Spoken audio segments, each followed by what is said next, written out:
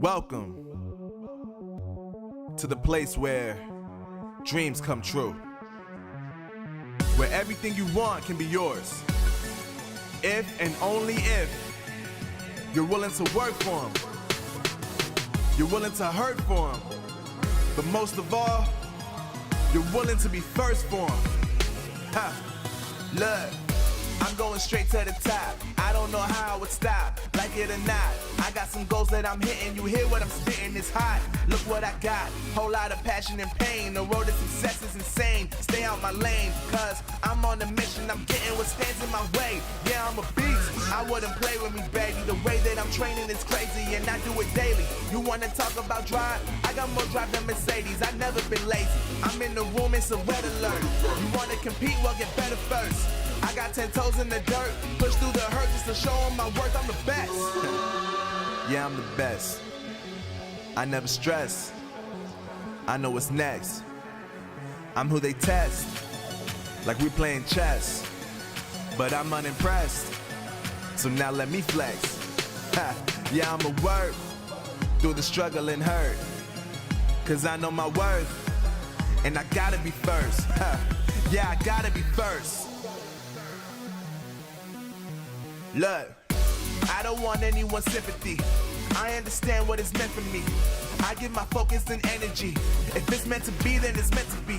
But mentally, I'm undefeated. They hear that and say I'm conceited, like there's no reason. Like I don't beat them and come back again just to teach them that when you work under pressure, you reach higher measures. They'll try and bring you down, but you cannot let them, and only get better and focus on cheddar. Eye on the prize and you'll become a legend. Like, when I'm in the room, it's a red alert. You wanna compete? Well, get better first. I got 10 toes in the dirt, push through the hurt just to show them my worth. I'm the best. Yeah, I'm the best. I never stress. I know what's next. I'm who they test, like we playing chess. But I'm unimpressed, so now let me flex. Yeah, I'ma work through the struggle and hurt, cause I know my worth, and I gotta be first. Yeah, I gotta be first. They don't know what's gotten into me, how'd I turn pain into energy. Through all the struggle and hurt, remember my worth, and that's why I gotta be first.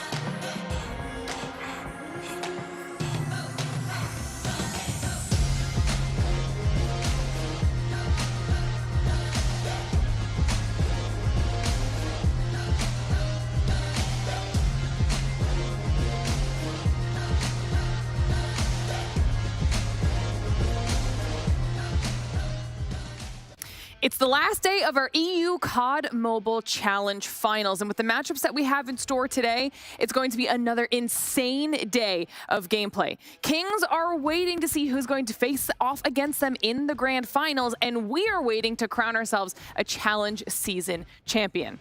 You ready to find out who that's going to be? Well, let's do it. Ladies and gentlemen, this is the Snapdragon Pro Series.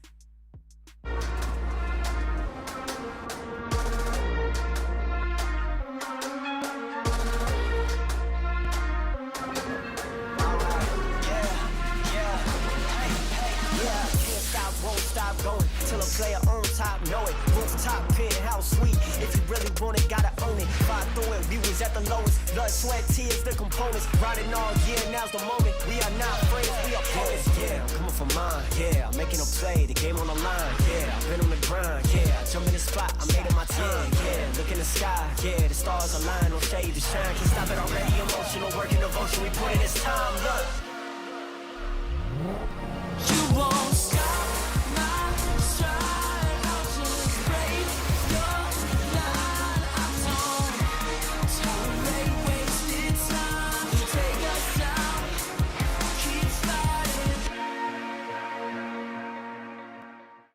The Snapdragon Pro Series powered by Samsung Galaxy is brought to you by Snapdragon Elite Gaming, Samsung Galaxy S23 Ultra, and Monster Energy.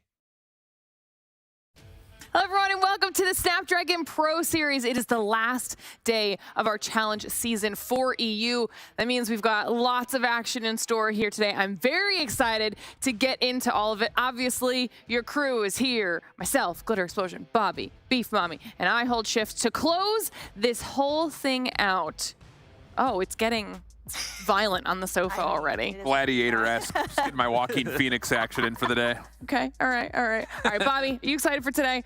I am. We have been in Poland watching COD Mobile for a long time. We finally get to crown a champion for Europe. So obviously we got to wait a little bit longer for North America, but this has been a long time in the making, and I think everybody watching is more than excited to see who the champion is going to be because Europe has been completely chaotic and unpredictable. I'm expecting the same today. More intense today. I mean, yesterday everything was topsy-turvy. People are already memeing our pictures with the 3-0, 3-2. I'm looking at you, Neil. But I think it's going to be the same case today. We did have our predictions, but I think it'll be thrown out the window by the end of the day. Top two teams from groups, only one of them even have a chance to make it to stage 5, which is wild to say out loud. Exclusive, they still have a lot to prove, I think, after yesterday, but the final 3 teams that are fighting for that last spot for stage 5, all of them have earned a chance to battle for it. Yeah, it's going to be a really good day like we're all saying, so you need to make sure you're here for every single second of it. If you can't be, and if you haven't done so already, obviously make sure you're following along with us on social media. I don't know how you haven't done that already. I've reminded you every single show, but if you haven't, Twitter, Instagram, Facebook, all of our live streams, hang out there so you can stay up to date on everything Snapdragon Pro Series related. And if you haven't done so yet as well, Discord, okay? Discord.gg/Snapdragon Pro Series. Join there, hang out with the community, talk all things COD Mobile, and of course, stay up to date on all things Snapdragon Pro Series as well. Now that you've got that done, you know what we're not doing today, Bobby? Oh. I don't have to break down the format? We are not doing the format because we're pretty much really sad. done. We're in the lower bracket portion of our challenge finals, so you don't get to tell people about Ranked with Friends any longer. Heartbroken.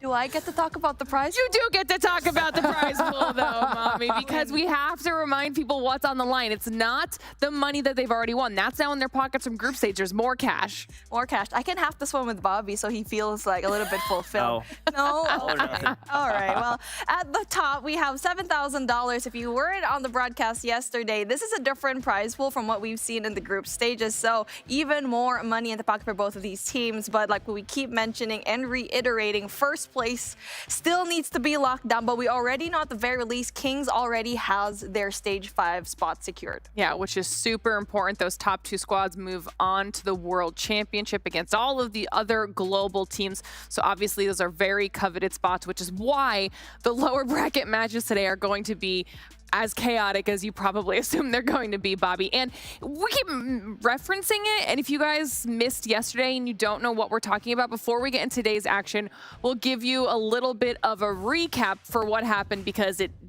it needs one shift, okay? Walk us through the first match.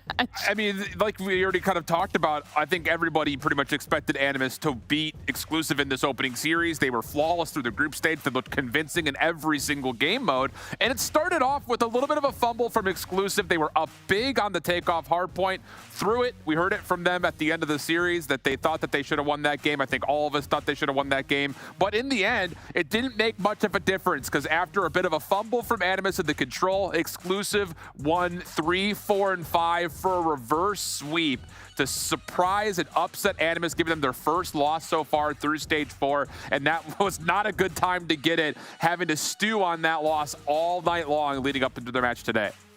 Yeah.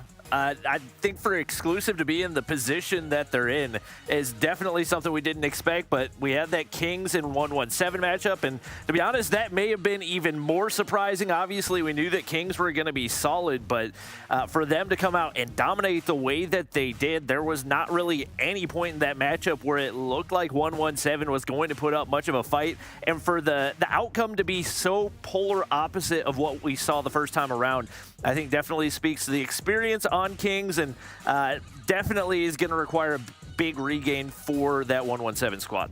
Yeah, I mean, taking a look at what they just performed here in Arsenal Hardpoint, they just showed us a master class, but we did get a response from Exclusive. They were down bad on the defensive side here in Slums S&D, but like what we keep mentioning, this team is just so good when it comes on the attacking side. 24 rounds of search and destroy, but where they fumbled is obviously in that control game. It was a still clean effort coming in from Kings. Yeah, it just became the Kings show once we were done with that very first match. I mean, 2 3-0s out of them to find themselves in that grand final, now awaiting the second team that they will be facing off against. Like we keep talking about, it's going to be Animus and 117, our top 2 teams from this season, now facing off in the lower bracket to try and keep their hopes alive of making it through to the grand final. Whoever wins will move through, have to face off against Exclusive, and then whoever wins that match will have to move through and face off against Kings. So if it does end up being somebody from that very first lower bracket match shift, this is a long day of competition for them. Especially considering that this first matchup has the potential to be a very long first series. So it's not just the fact that you may have to play 3 games today, it's you're going to have to play through probably a very lengthy best of 5 to start, and then you have to remember that grand finals is a best of 7. So there are a lot of things in the air here when it comes down to that team starting in lower bracket 1, not just having to qualify, but to take the lion's share of that prize pool at the end of the day. It's going to take a grueler, I think, to get through it from start to finish. Yeah, definitely a situation where experience in these types of competitions is a must if you're able to make it through that type of a slog. But we keep talking about that first match. Let's start breaking it down a little bit because I'm very excited to get into the action here today. Match number 1, you saw it on the schedule. It's going to be a fantastic way to kick off the day. Animus versus 117. Bobby, do you even know what to expect after yesterday? I don't think anybody can confidently say that they know what to expect at this point. I think a lot of us expected we would get a 1 versus 2 seed. This is not the position where we expected that matchup to happen, though. So I think really the biggest regain is going to have to happen for 117. I think if you're Animus, looking back at the way you played yesterday, yes, there's some things that you can fix up, but there were multiple points where the match was at least winnable, and that was not the case for 117. Very uncharacteristic performances for pretty much everybody on their squad, and it's going to take a serious mental adjustment for them to be able to bounce back. All right, well, we'll start deep diving the rosters a little bit here, Mommy. We'll start with Animus. Talk to me about this team. I mean, this team is definitely a shocker, the fact that they had not a good job when it comes to performing in that control round. It really is that overutilizing all of their score streaks at the very bad round. So I'm really expecting that everyone else in this team will kind of polish up in those mistakes and not let that kind of snowball out of control, especially with that reverse sweep. What we're thinking about is how they're going to be regaining their mental energy for this game, because it was pretty grueling what they experienced yesterday. I think the other thing about this team from yesterday, we talked about a lot about Animus in their last couple of games in the group stage. They played tough opponents and they beat them. But who was big in those performances? Boot was. Yep. However, yesterday only dropped a 0.67 in the hard point. That has to be different here today, because even though 117 did kind of get smacked around by Kings, Boot has to be here for Animus, I think, to have a chance today. All All right, we'll have to see if Boot's able to pick it up. But then on the flip side, obviously, we still have 117 Shift, who on their team needs to really step up to the plate. Yeah, 117, it's, again, like Bobby mentioned, I think in the fashion of which they lost, you look at them and say, what the heck went wrong? There, I think, is a little bit of kind of aloe over the wound, though, when it comes down to the fact that we all gave a ton of credit to how Kings played yesterday. But that said, we expected a much tougher fight for 117 coming out of that matchup, and we did not get it. And I think the respawn in particular was not really strong for anyone across the board. Saturn's played fine, but nobody else in Hardpoint dropped over a 1.0. So they were flat out just getting outslayed, which we have not had a chance to ever say that about this 117 team. So the whole squad has to just have a whole new mentality coming into today. All right, well, hopefully both of these teams have been able to give themselves a little bit of a reset before we head into this competition. We also have some stats that we can talk about here for both of our teams, give them a little bit of a comparison and see what happened last time they were able to face off here. Bobby, what jumps out at you? I mean, obviously, Animus getting the win is the biggest thing that you point to, but the Control, once again, heading into the playoffs, 117 had never lost a Control map. So for them to lose it in the convincing fashion they did, I think was definitely a surprise. You got to have eyes on Lucky, who dropped a .33 on that Control map, which is the lowest respawn KD we've seen on the entire weekend. So he's one of those young players, and that's something that we tend to see be a factor. These young players in the earlier stages of Stage 4, even in past years, tend to do very, very well, but once the pressure gets on you, it adds a whole new element that a lot of them are not necessarily used to. So hopefully he has players around him that can help him to bounce back, because that's got to be a mode where they have got to be at their absolute best. Yeah, and then we also have some head-to-head stats that we can talk about as well for these two teams here, Mommy.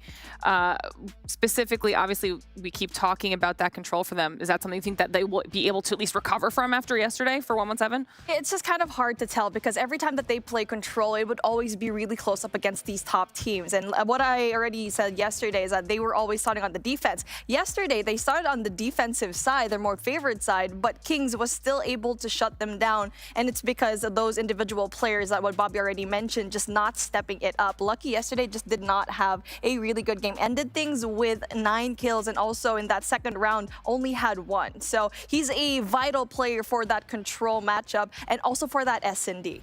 And then, Shift, do you have anything to say on the number? Yeah, I think the other factor here, and kind of just using Bfami's comment as a segue, 117 has only won against the top 4 teams in Search when they play exclusive. They dropped both of them against Animus last time. Granted, they were both 7-4, so it's not the worst scoreline ever, but they also dropped the Search and Destroy to Kings. So it's one of those situations where I need to see 117 not just kind of polish up their respawn.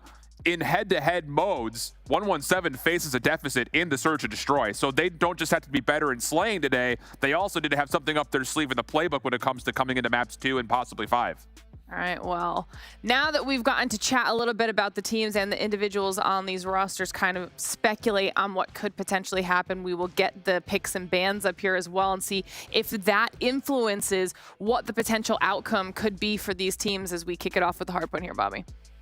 Yeah, I think the Takeoff is a good spot for Animus to be, just given the fact that they had that solid regain against exclusive. They've got to come out a lot hotter than they did yesterday, because that was not a pretty start for them.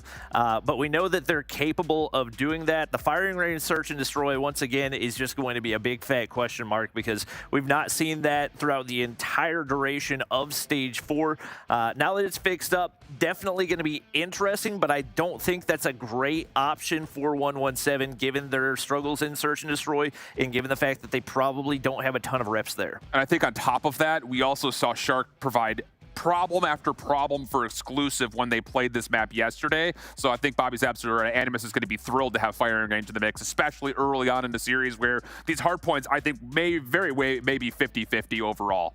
Mommy? Absolutely agree. The hard points will be a question mark, because both of these teams are pretty good, especially looking at that summit, since no one's had mentioned it yet. They're very good in this map. The first time that they played us was in Stage 3 a long time ago, but it was Animus that was able to get the better of them. But we've seen time and time again, that's why it's important to kind of note that 117 has been working on their summit gameplay every single time that they bring it out. So I'm really excited to see the rematch here if we get into that map number 4. Wow. Ooh, all right. Well, we've got the control pick coming through as well. You guys don't get to talk about it until later because I'm going to let you guys go get set up. But Bobby, I want to hear your thoughts on the standoff. If the numbers are correct, I don't think that 117 has played it at all. They are correct. That's interesting. And Animus have only played it one time. So that's not one that I expected to see at all.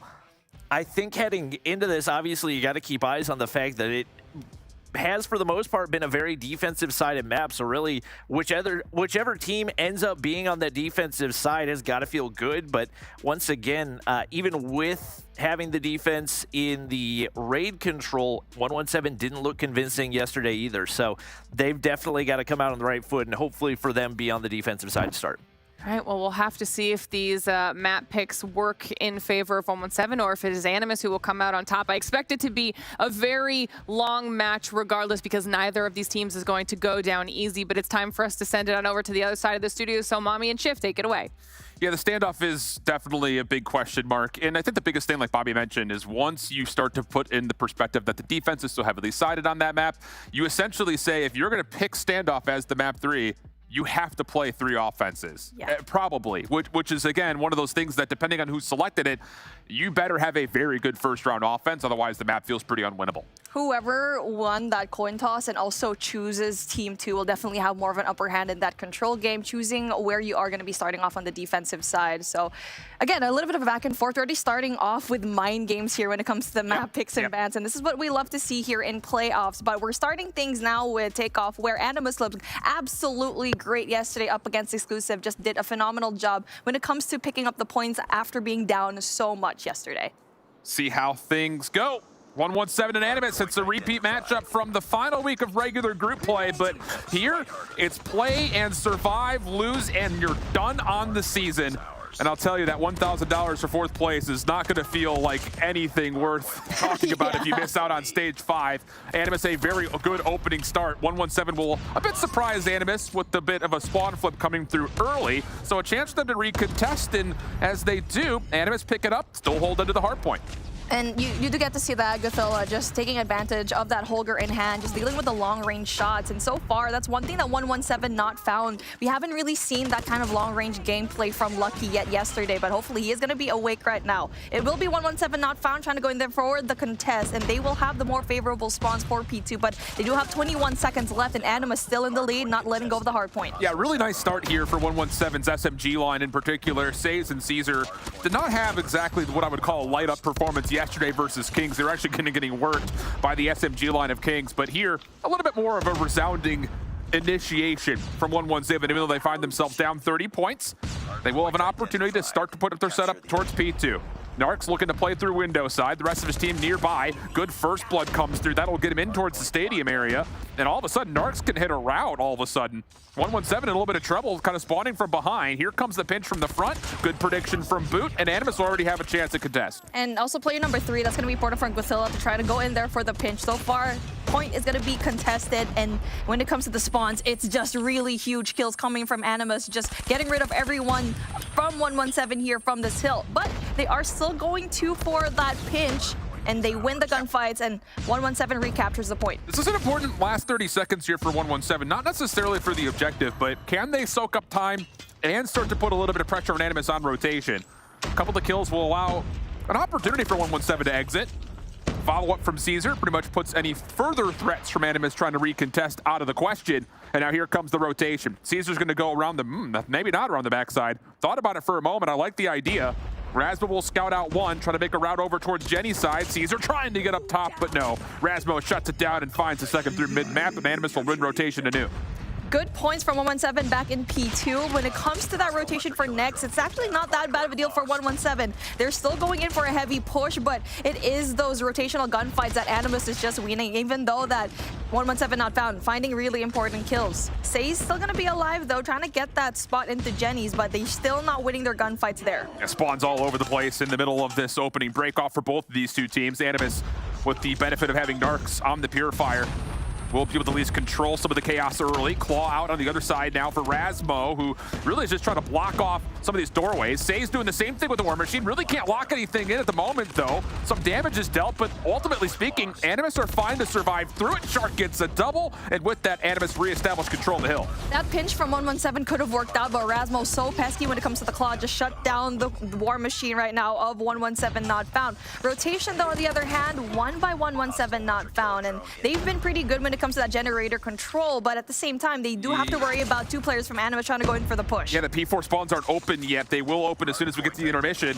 So even though 117 took the early rotation back, they don't actually have the numbers to hold as Animus were able to get the follow-up. Shark is lighting things up early once again, and now has the Sparrow out with a little bit of support from Guathilla's Annihilator. Only getting a single kill, though, doesn't really lead to 117 feeling too bad about the opportunity to break on through.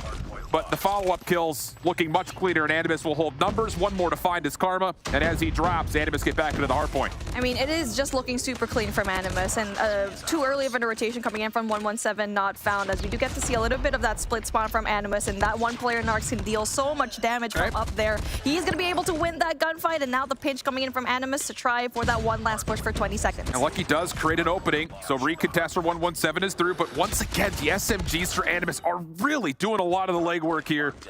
117 is trying to stay alive on the hard point, but now Razmo gets involved. He's got Narcs running with him.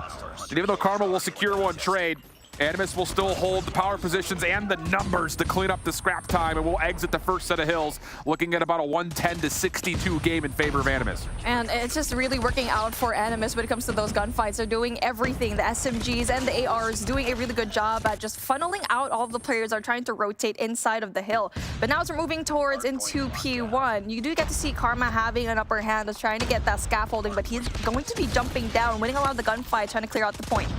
Shark just trying to float. 117. Okay, this will work out. Boot does pull a pretty aggressive War Machine here, hoping for something.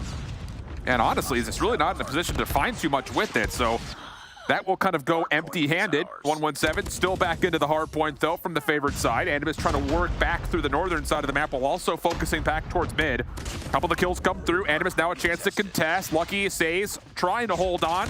Shark has a couple of low health pulls in front of him, but Says stays tucked in a corner. And with that, 117 will hold on to the hard point, and now we've got essentially a neutral game. 15 points just to take for them, and for Animus, they do have a hold of spawns for next as they are trying to contest. So still not bad for Animus, even though that 117 not found. They basically found a lot of points there in P1. Otherwise, a really contested point, but it is still going to be Animus going in for the more favored spot, where we do get to see 117 have that previous set of rotations. And 117 will have to fight this from window side. You'll have a little bit of a late hit here from Caesar spawning out. Pred Missile makes life a little bit easier around the back. Animus only have 3 members alive. Guathilla does well through mid-map to clear out some of the presence, and then also a nade from Narcs clears out the hit from the front. Oh my goodness, that's a 3v5 hold for Animus, and they've done it without really giving up anything. War Machine now out for Says. 117 trying to find a way to break back through, but Says is, again, not finding enough with this. He's throwing some desperate shots from the other side of the map, and yeah, he's found kills, but it hasn't changed the influence of what's actually happening out of the hard point itself. Animus are still soaking up time. Finally, there's a bit of a contest, but Animus are in a position with the proximal spawns to recontest until Caesar puts it out of the question with a Sparrow for 3. Narcs was the biggest playmaker for Animus. Not only did he get those kills when it comes to the nade, but the moment that Says brought out that Preddy to take out the spawns, he was able to readjust, go in there, and everyone else spawned right beside him, and it could have been an easy 117 not found spawn flip. As the rotation now going for next, we do get to see 117 bring out another Preddy, getting that information down. It is still going to be contested, though. Still no map control from both of these teams. Though no one knows that Says, keep your eye on number 1 in blue. Says at the top side of the map is just trying to finesse his life a little while longer. He does get eventually traded out. Karma with the Annihilator from the front. He's trying to get in towards mid-map, but again, Animus just holds so much control. Razmo's just absolutely flooding these doorways with the Claw. Shark follows up with the Sparrow, and 117 attempt to break. Doesn't even really get off the ground. Saturn's attempting to try to change that up, but the Purifier doesn't really find too much, and Animus continue to still be soaking up hardpoint time. I mean, it really is just Animus knowing very well that 117 is spawning on the bottom right side of the map. You can see that every time that they're spawning on top of that right side, they're just looking towards the bottom of the map, knowing very well that it could be a heavy hit. They're getting a lot of the points, and even though that 117 has the Jenny spawn, they're still trying to go in for that early rotation. It's just not working out for them. They have to play for exits here. I mean, you've had too many members for 117 back off, and look at the exit. Animus just walk right through. Caesar doesn't see any of this. Now the hardpoint spawns will start to change as we get into the intermission. It's going to be split spawns for 117, but Animus winning gunfights over the top of the new hill means that all you have to do is clear out Caesar, and you're going to have Jenny spawns all of a sudden. Another fumble by 117 on the timing of this rotation to 4. It really is not being able to stop that rotation from Jenny from 117, even though they were kind of set up. Caesar not able to find those kills, but we do get to see that Saturn getting that double kill. Might be able to flush out that one last player. Okay, 117, trophy system keeps him safe with the Pred missile. You've got Lucky with the claw out. He'll do well to clear off any remaining Animus members inside the hard point, and then possibly follow up behind this. This is a nice effort here for 117. They desperately need this last 23 seconds. Split spawns for Animus, but Nades will try to make safe the front-sided hit. Narc slipping in from the back. Smoke allowing him a chance to get in, but gets completely burned by Saturns. And now that Say starts to feel the pressure, he'll call the War Machine and alleviate any further hits from the front. And again, 117 do what they need to do to stay in the conversation, but they're still fighting themselves down 50 points. Yeah, they're using their operators as a lifeline when it comes to breaking and holding the point, and it really is a good usage, but they stop when it comes to that momentum and needs to finally get back into the driver's seat and be the people who are actually going in there for more of that rotational gunfights. And now as we're going in for that P1, Animus going to be right there, and we do get to see that one player, that's Narcs, being in a really good spot. Yeah, this score line, every second for Animus is a bad second for 117.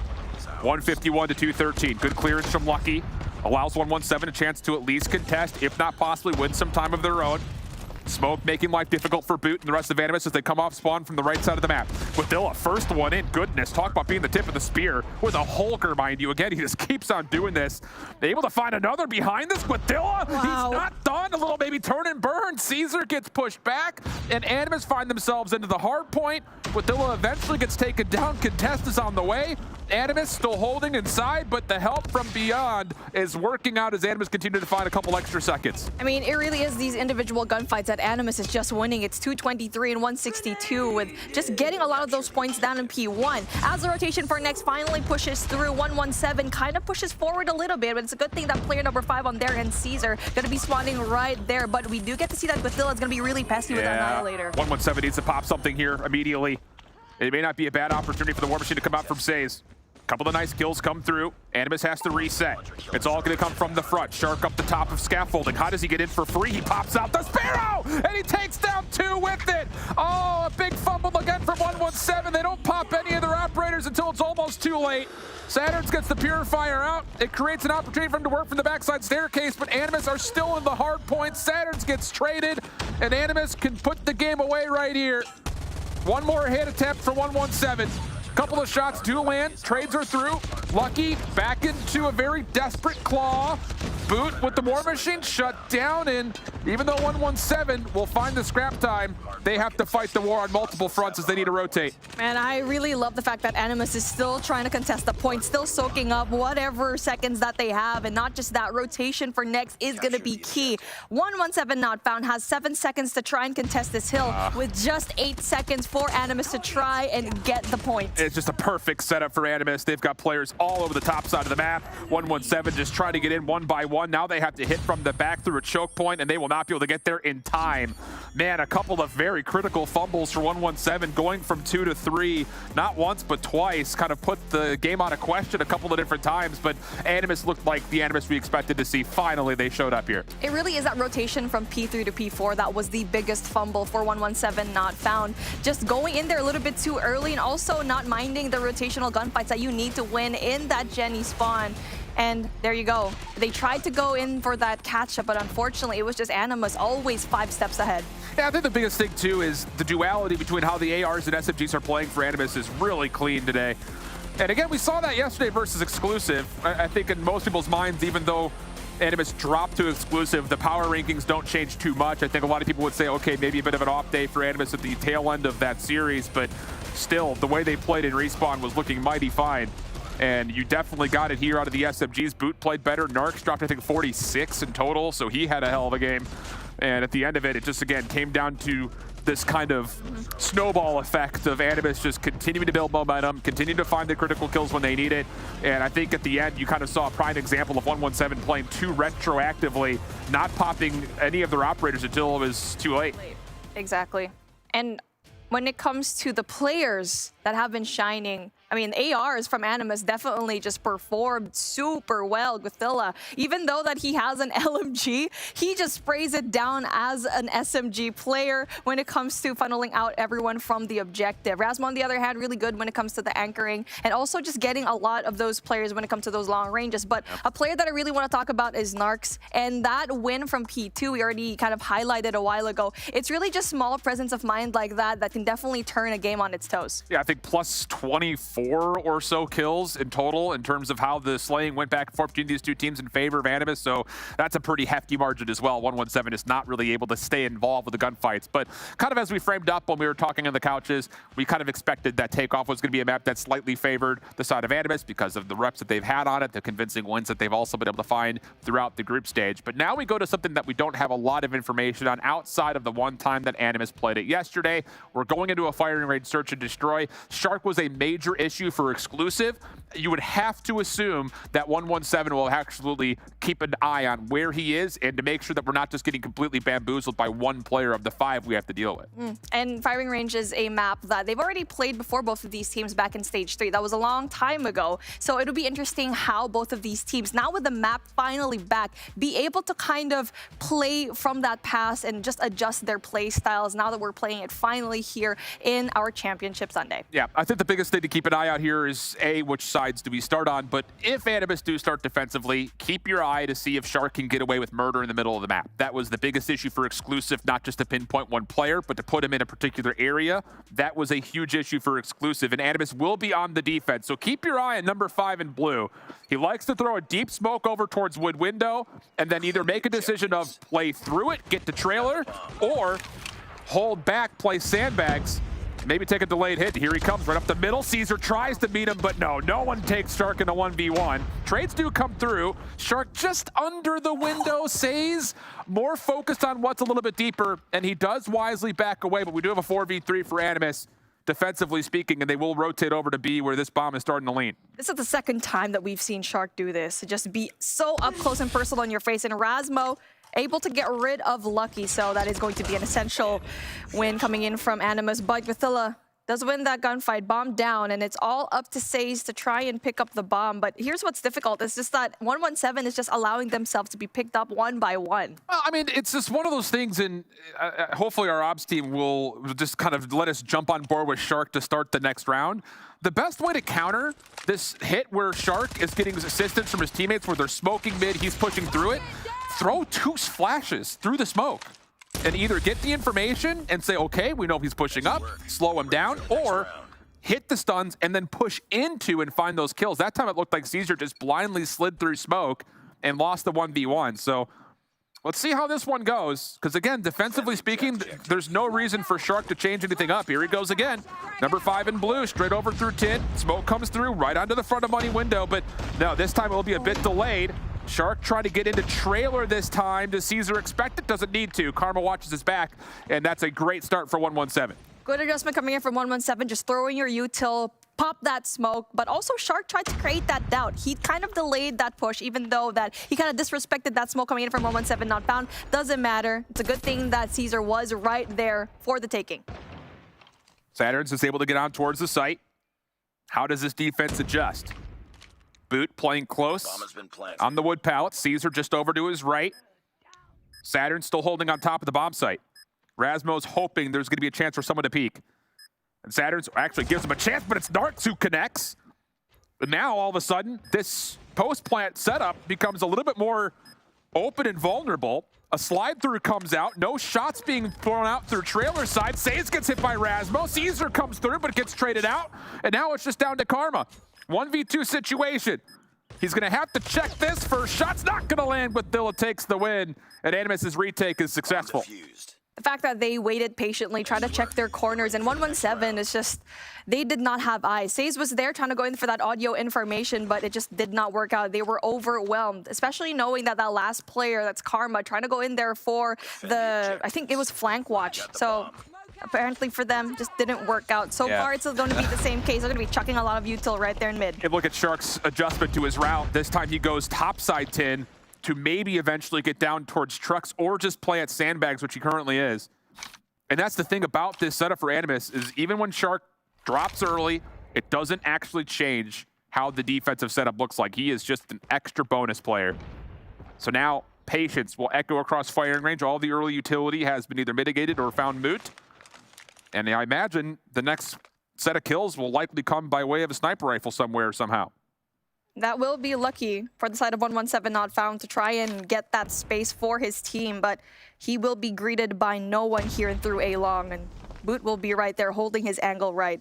Still a stalemate though, but you already know that when Animus gets a little bit of information that it'll be a fast push on that right side through American. This is all about 117. What do you do now that you've stopped the initial engagement through mid? You've used a lot of your utility to just stop Shark.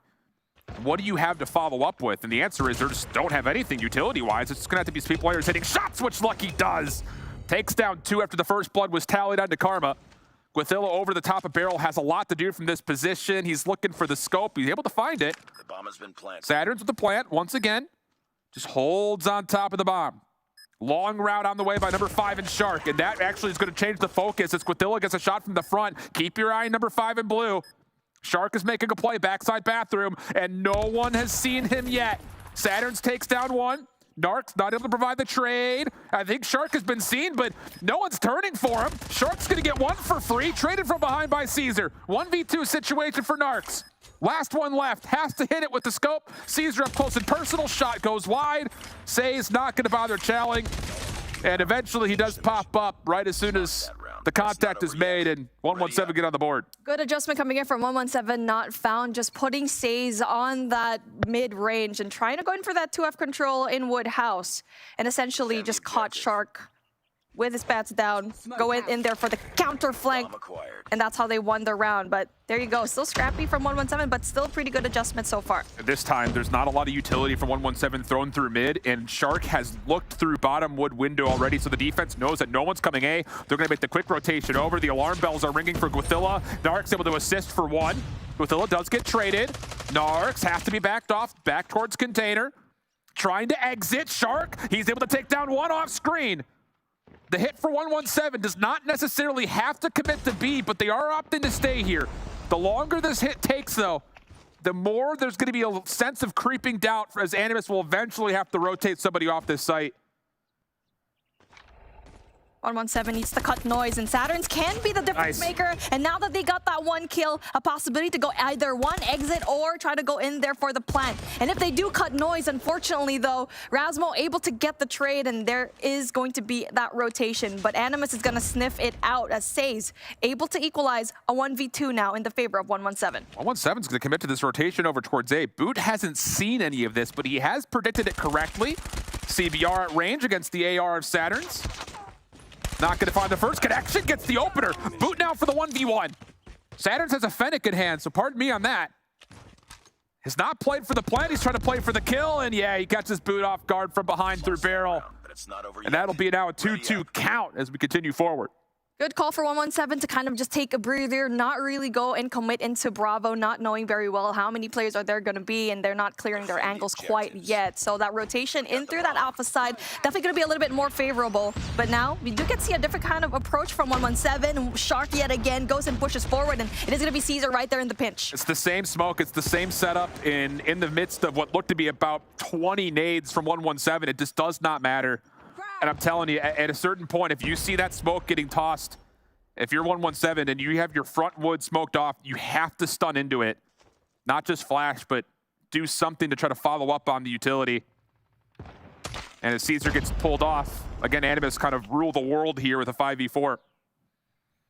This is just a good defensive setup from Animus, and Boot definitely going to be dealing some damage. He will have eyes on that left side by Bathroom. will probably give that first information just in case it will be that A hit. But it looks like it's going to be Bravo. Gothilla going to be the first point of contact here in Bravo. And that bomb carrier is going to be in a really big trouble, speaking of. Yeah, that's all Gothilla needed to do was just to get one. 117 now in a world of hurt. They've got no map to play with really whatsoever. You don't know if anyone's pushed through A, which Boot has. You don't know where Shark is, which is, again, always a lurking issue when he's alive. And someone's going to have to do something unbelievable for 117, or on the other side, make a critical error if you're Animus. With only 35 seconds on the clock, I imagine the comms right here for Animus are, nobody move. Just wait for them to make the play. And as Karma starts to sneak forward, Boot in the corner, we'll get the read that, yep, one player is here. Razma will take care of two from long range. And the hunt is on for Says. And it doesn't take long to take him down. 3-2 Animus, one more to play in the half. There's one thing that we kind of said yesterday while casting that Animus an exclusive game. Animus just does not give anything away, and 117 had no information whatsoever, even though they would have some sort of, information given in those 1v1s. You always know that Animus is always going to reposition themselves, and now the same case coming in from Shark, going in through mid, and that smoke definitely going to be right there, but he will be welcomed as Woodhouse is going to be wide open. This is interesting. Animus are going to allow, or probably 117 are going to allow Animus to get into Wood, but the problem is Razmo is teeing off through the backside of trailer. Didn't get to see any of it, but he got 4 of the 5 quickly. And that'll be a 4-2 half. And the recipe for success again for Animus is if Shark stays alive, they win the round. He got 4 kills there. I saw 3 on the board. My goodness, he is crazy when it comes to that smoke. And so far, it is Lucky that is kind of struggling to get those opening picks that 117 desperately needed. Smoked. It's going to be mid. Caesar going to be right there for that defense this time around. You see how different it is, though? Like, when Caesar gets into trailer, not by the route of mid, look at the extra focus that 117 have to put on mid. They've got number 4 in Karma watching the cross very tight through the front of Wood, and it allows Animus a lot of free space because of it. So Shark, again, gets the quick plant, and he'll just hold on top of the bomb site because there's no reason to move. And 117 are in complete handcuffs right now. That kill from Saturns is fine, but you've got 30 seconds to make a play towards the actual bomb itself. Razmo and Lucky will trade. Shark is still just kind of doing his own thing on top of the bomb. Follow up here as Says tries to get in, and Shark just gets to work. I'm telling you, this is not a multi-dimensional setup. It is just Shark is going to do the exact same stuff he did yesterday, and 117 did not do their homework. I love Animus's, the setup there post-plant. You had Gothilla to try and cut off that rotation from mid, just in case 117 wanted to do that, because they would have no choice after a fast plant. There's no way that there's going to be a rotation in through jungle, in through spawn. That would just take too much time, so instead took their eyes in through mid. And now the smoke popping off for Animus, and now they're going to be going in there aggressively. Karma does get one, but you do have Shark pushing aggressively through. Nice attention from Lucky. Trades come out on both sides. We end up in a very early 2v3. Bomb still in hand for Gothilla. He was the dedicated carrier as Shark was looking to make a play right through mid. And I'm telling you, I think they've made the exact same read that we've been calling out here. If 117 aren't going to put anyone through mid, we're going to smoke it, we're going to nade it, we're going to run through it and force you to make an adjustment. The only bit of good news here for 117 is that they were able to initially, but Razmo still has the hot hand. And he will clear things into a 2v2 with a chance for the bomb to get planted. Now that rotation from player number 2, that is Saturns, needs to make a quick hit, but then an amazing god nade from Karma stops the plant. And now Razmo is going to be up for a pinch as the information given to Saturns, and they finally play off that nade super well. But this is one thing that we're seeing from 117 is that heroics on their side when it comes to this S&D game. 5-3 the tally. And these rounds that 117 are winning are still feeling extremely taxing. Different setup this time for Animus. Early focus down towards the jungle path, while Razmo gets to work over towards A. Gothilla's the bomb carrier, so expect to see Shark be the first one to open up space. Shots up top over towards Tin, not quite able to land. And we will be empty from opening first bloods this time. Razmo, though, knows very well that there's at least one player from 117, spots the trophy, gets rid of it. So that's one player, but so far it is going to be Animus not knowing where everyone else is in the map apart from Tin and Trailer.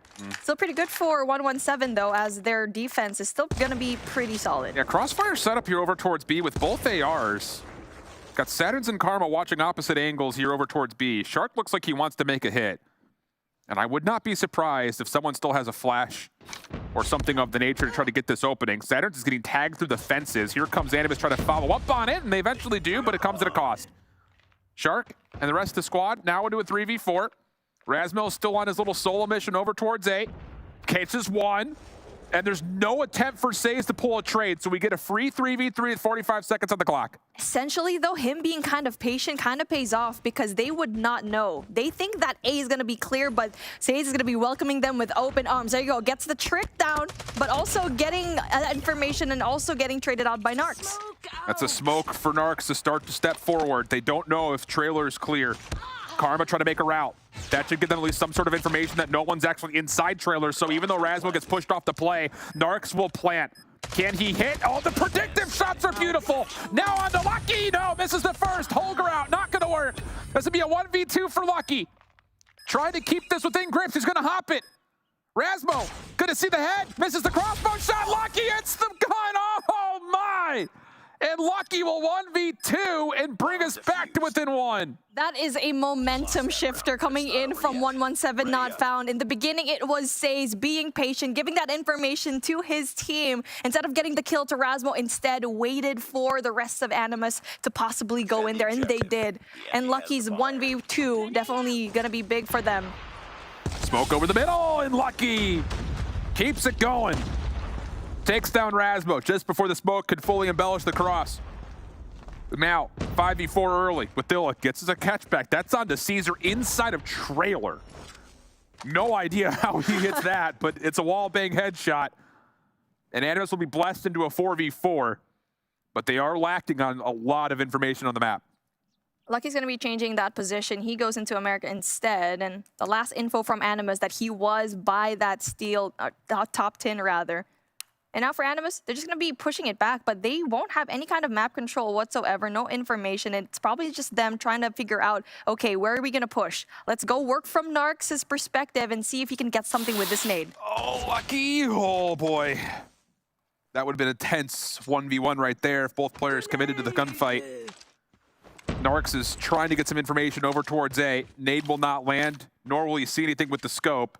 Little jump peek over towards B from Saturn's perspective. He doesn't really see much, but may have caught something because he's already on the way back. Wait, are they thinking this is going to be an A hit? Yes. They've got completely bamboozled. Narcs' nade just was a distraction, and now they're pushing it. They need to go and find a way to go in there quickly before player number 4, Karma, will relay that information to 117 that it was a fake all this time. Karma has to get a read on this and keep his life. He cannot drop. He will hear the bomb being planted. 117 trying to flash their way back in. Shark counters. Saturns takes down one, but Shark, yeah, he gets his trade, backs away. And we have a 3v3. Boot still playing inside a closet. Karma up close and personal. Here come the rest of 117 on the retake attempt. Once again, Shark on the outside, Boot on the other. They'll both collect kills. Karma, 1v3 opportunity. He gets the second. To the 1v1 with Shark to get us to a tie game. He's on the hunt. Here comes the play. Karma getting danced with. Shark still on the run. And he just tucks himself into a corner. And Animus get to map point. Man, that was such a good attacking side from Animus. And 117 just played into the game, and the puppet master being Animus with those strings attached. Let's see, what kind of look will Animus do in this side of the map? A 1-1-2 split coming in from 117 not found, and for Animus will bring up a barrage of players on through A.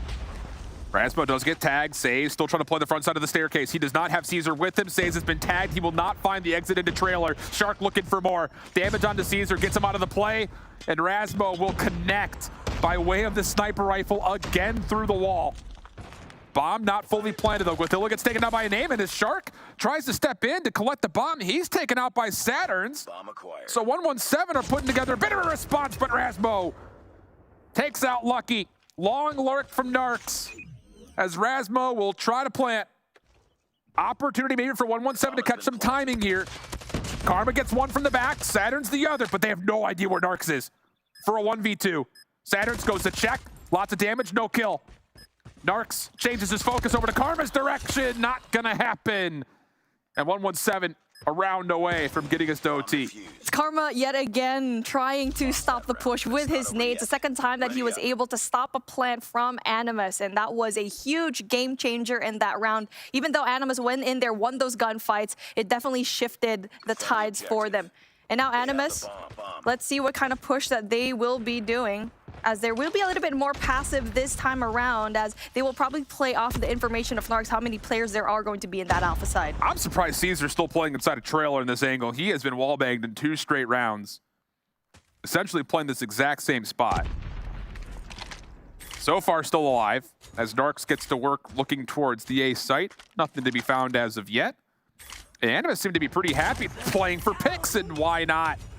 Lucky gets taken down. And now early numbers again for Animus as the 117 defense has to move around.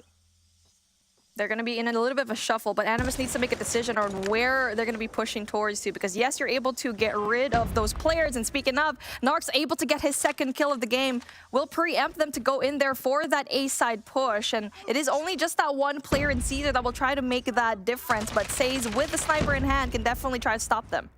Karma drops over towards B. Then 117, like you mentioned, we're just going to have a hero somewhere. Caesar, backside trailer, catches a look at Boot, but it's not a good look. Bomb planted in the same moment. Caesar allowed to get the regen off. Rasmo, crossbow, misses the first shot. Now to the sniper rifle, and actually they're allowing Caesar to isolate, but what a shot from Rasmo. Now it's just down to Says. He's been seen, and there is just no world where he pulls off this 1v5. So Animus very likely will take the search, and with that shot from Rasmo, they will. He gets to 19 in a 7-5 affair, and Animus go up in the series 2-0. What an impressive showing from Animus, man. I mean, they showed it in the beginning of the rounds, playing with Shark, but at the very end, he wasn't even much of a person to worry about, especially on the attacking side. It was Rasmo creating those opening picks, just stopping the push, and Lucky just having a difficult time. Eventually, he did get those kills, but he was always in the same spot, 10, and eventually he'd be snuffed out. It's just the fact of the matter is, we're in the second straight day of watching Animus on this map, and the same problems are occurring not just for exclusive in day 1, but also here for 117 in day 2. On the defensive side, there's no answer for Shark. The rounds that there are, 117 were able to put together wins. And then when we swap over to the offensive side, 117 was just giving up the middle of the map, and that allowed Animus just to get to work playing for sniper picks.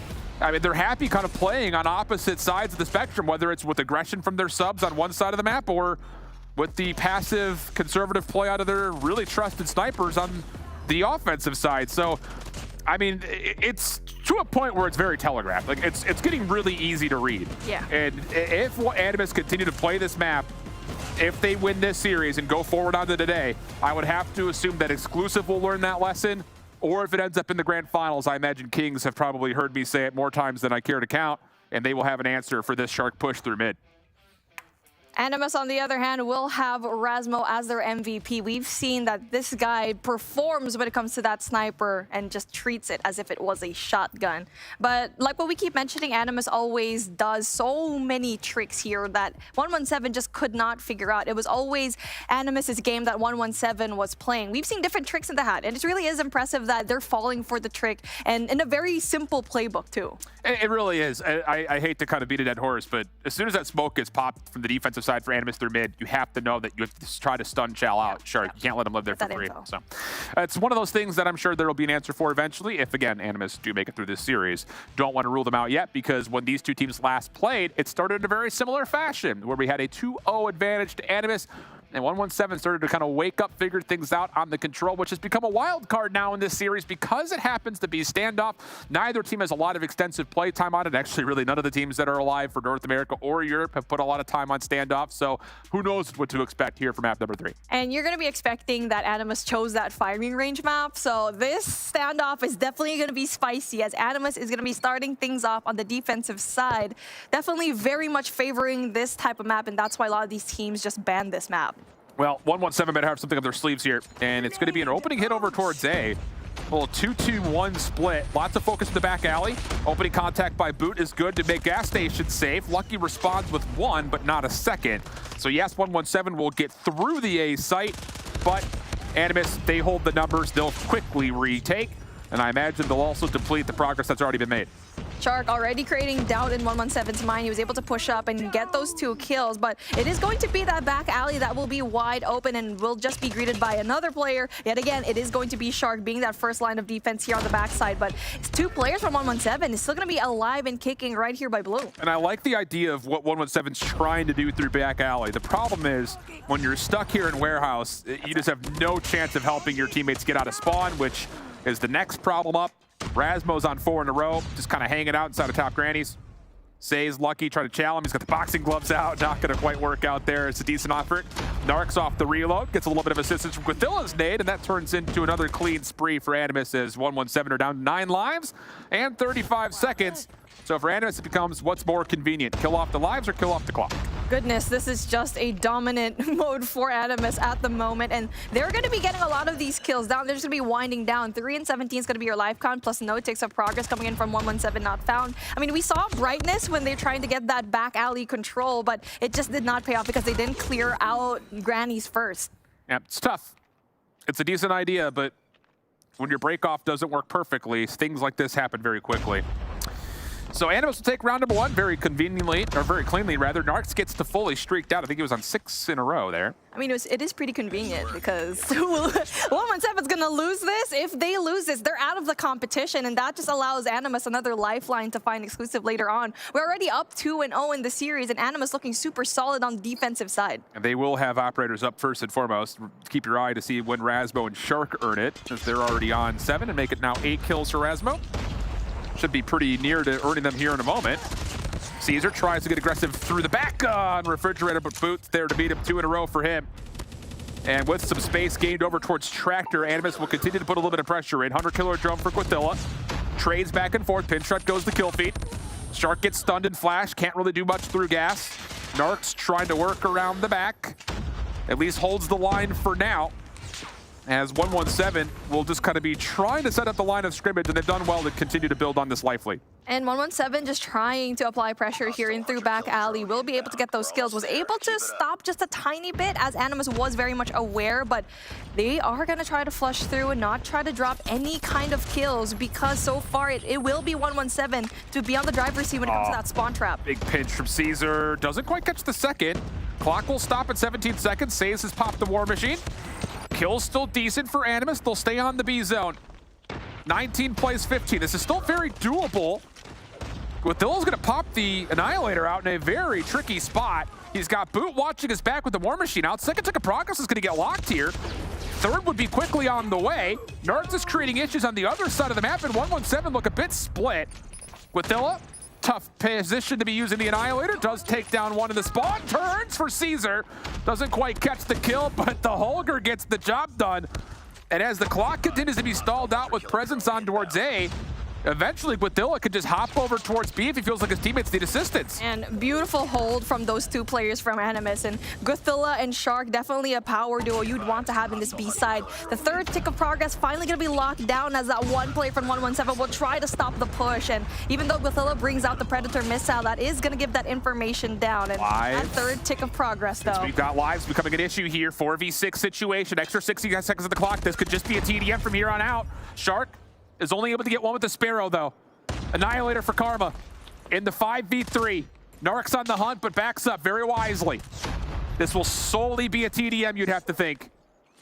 And 117 just have to trust that their setup is good enough to force Animus to have to play for the zone. Don't give anything away. Play in pairs. Make sure you're getting your trades. On towards A they go. Boot gets 1. Stays alive through mid-map. He's still trying to fight back against Says. Karma trying to get here to help. He takes down 1 down middle of the load. Says gets the second, leaving things down to Narcs, who could not finish off Lucky. And 117 will hang on defensively. And even though that B flag was going to be let go, it is still 117 trying to win those gunfights in through that mid-courtyard area. So that definitely is going to be a phenomenal job for them as they almost lost the round.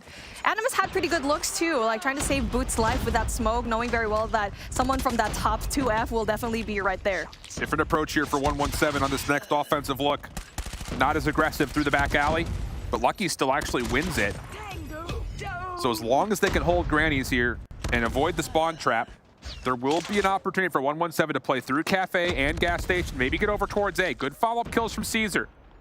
an opportunity to start making your play now is all of a sudden you've got one member in Caesar looking to kind of control through Hotel. Nice chow, gets away, and Caesar's on a bit of a rampage. 3 in a row, Sparrow at the ready. And Caesar is just so good when it comes to handling all of the gunfights here in through Hotel. So he probably will get one more. And speaking of, he's just on a rampage.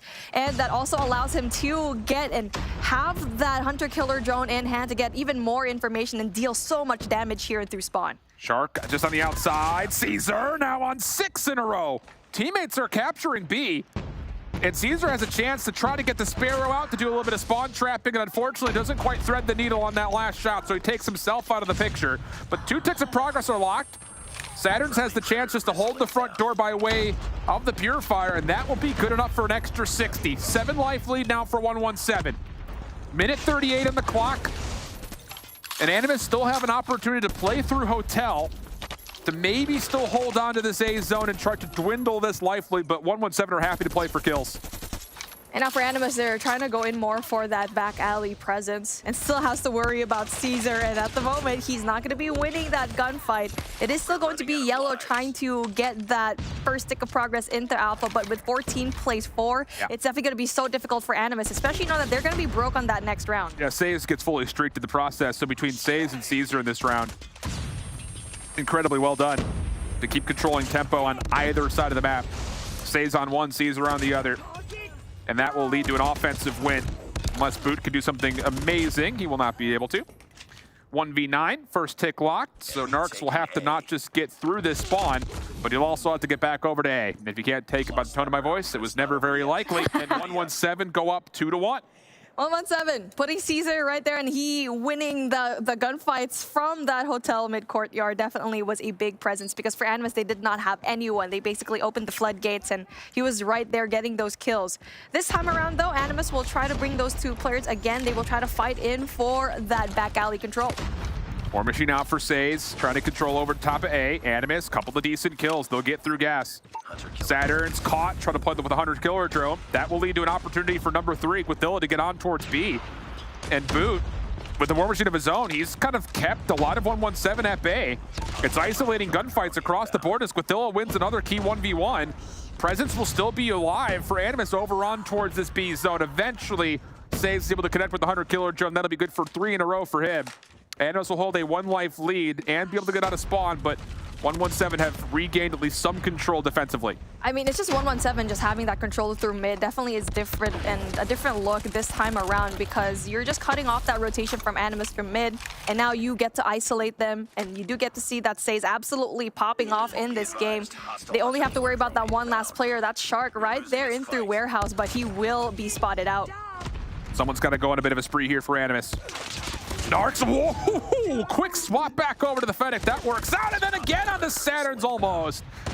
But at that range, the AR wins the battle. Says shifts the tides even more in favor of 117 with the Pred missile. Boot, backside fridge.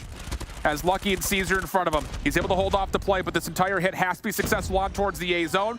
Purifier for Narcs only gets 1. He does trade out Saturn's Purifier though in the same moment, but a 13v4 not looking good. And 117, who have been so darn good in control, do it on essentially a brand new map.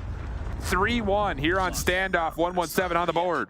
Getting PTSD, man. This is looking a little bit too similar from yesterday, but I mean, it wasn't, I feel like it was pretty close yesterday. It was just like a little mistake that Animus had, but this one was like the whole way through 117 was just so darn good. They're playing mid so well, and also just trying to go in there for those fights, knowing very well that Shark will win those 1v1s, and so instead, they try to funnel out 3 players up against him. Yeah, it really went well, I think, just with Caesar getting the space to play in Hotel. Says playing on the opposite side through the A-bomb site, and just no one could out-trade him. That was definitely the key difference maker without question. Even though Animus' first offense in round 2 did look pretty darn good. I mean, you got a full capture on B. They got a tick and a half worth of progress at A, but not enough to turn things their direction. So 117 on the board. Great map from Says and Caesar overall. And like we mentioned, kind of the top up this broadcast, that's what we needed to see, because neither player really played all that well yesterday versus Kings. In fact, the only player to get over a 1.0 KD in respawn was Saturn. So the fact that the SMGs have shown up today is big for 117's prospects to try to bring the series back. Yeah, I mean, like a while ago when we were looking at who is going to be the players that will spearhead 117 to victory. And we're looking at Lucky, we're looking at Says, because not only did they do a great job here in control, it is always their numbers that will be good. They have the best kind of statistics when it comes to control. That's Lucky. And Says, on the other hand, we've seen him pop off in that S&D, especially up against Kings, winning that round for his team. And it really is those moments like that where players do step up, is where Animus, we saw them falter yesterday in the same kind of fashion. And now the conversation turns into a summit hardpoint for map number 4, where, of course, again, we expect to put a lot of showcase onto the SMGs in particular. It was a 9-point game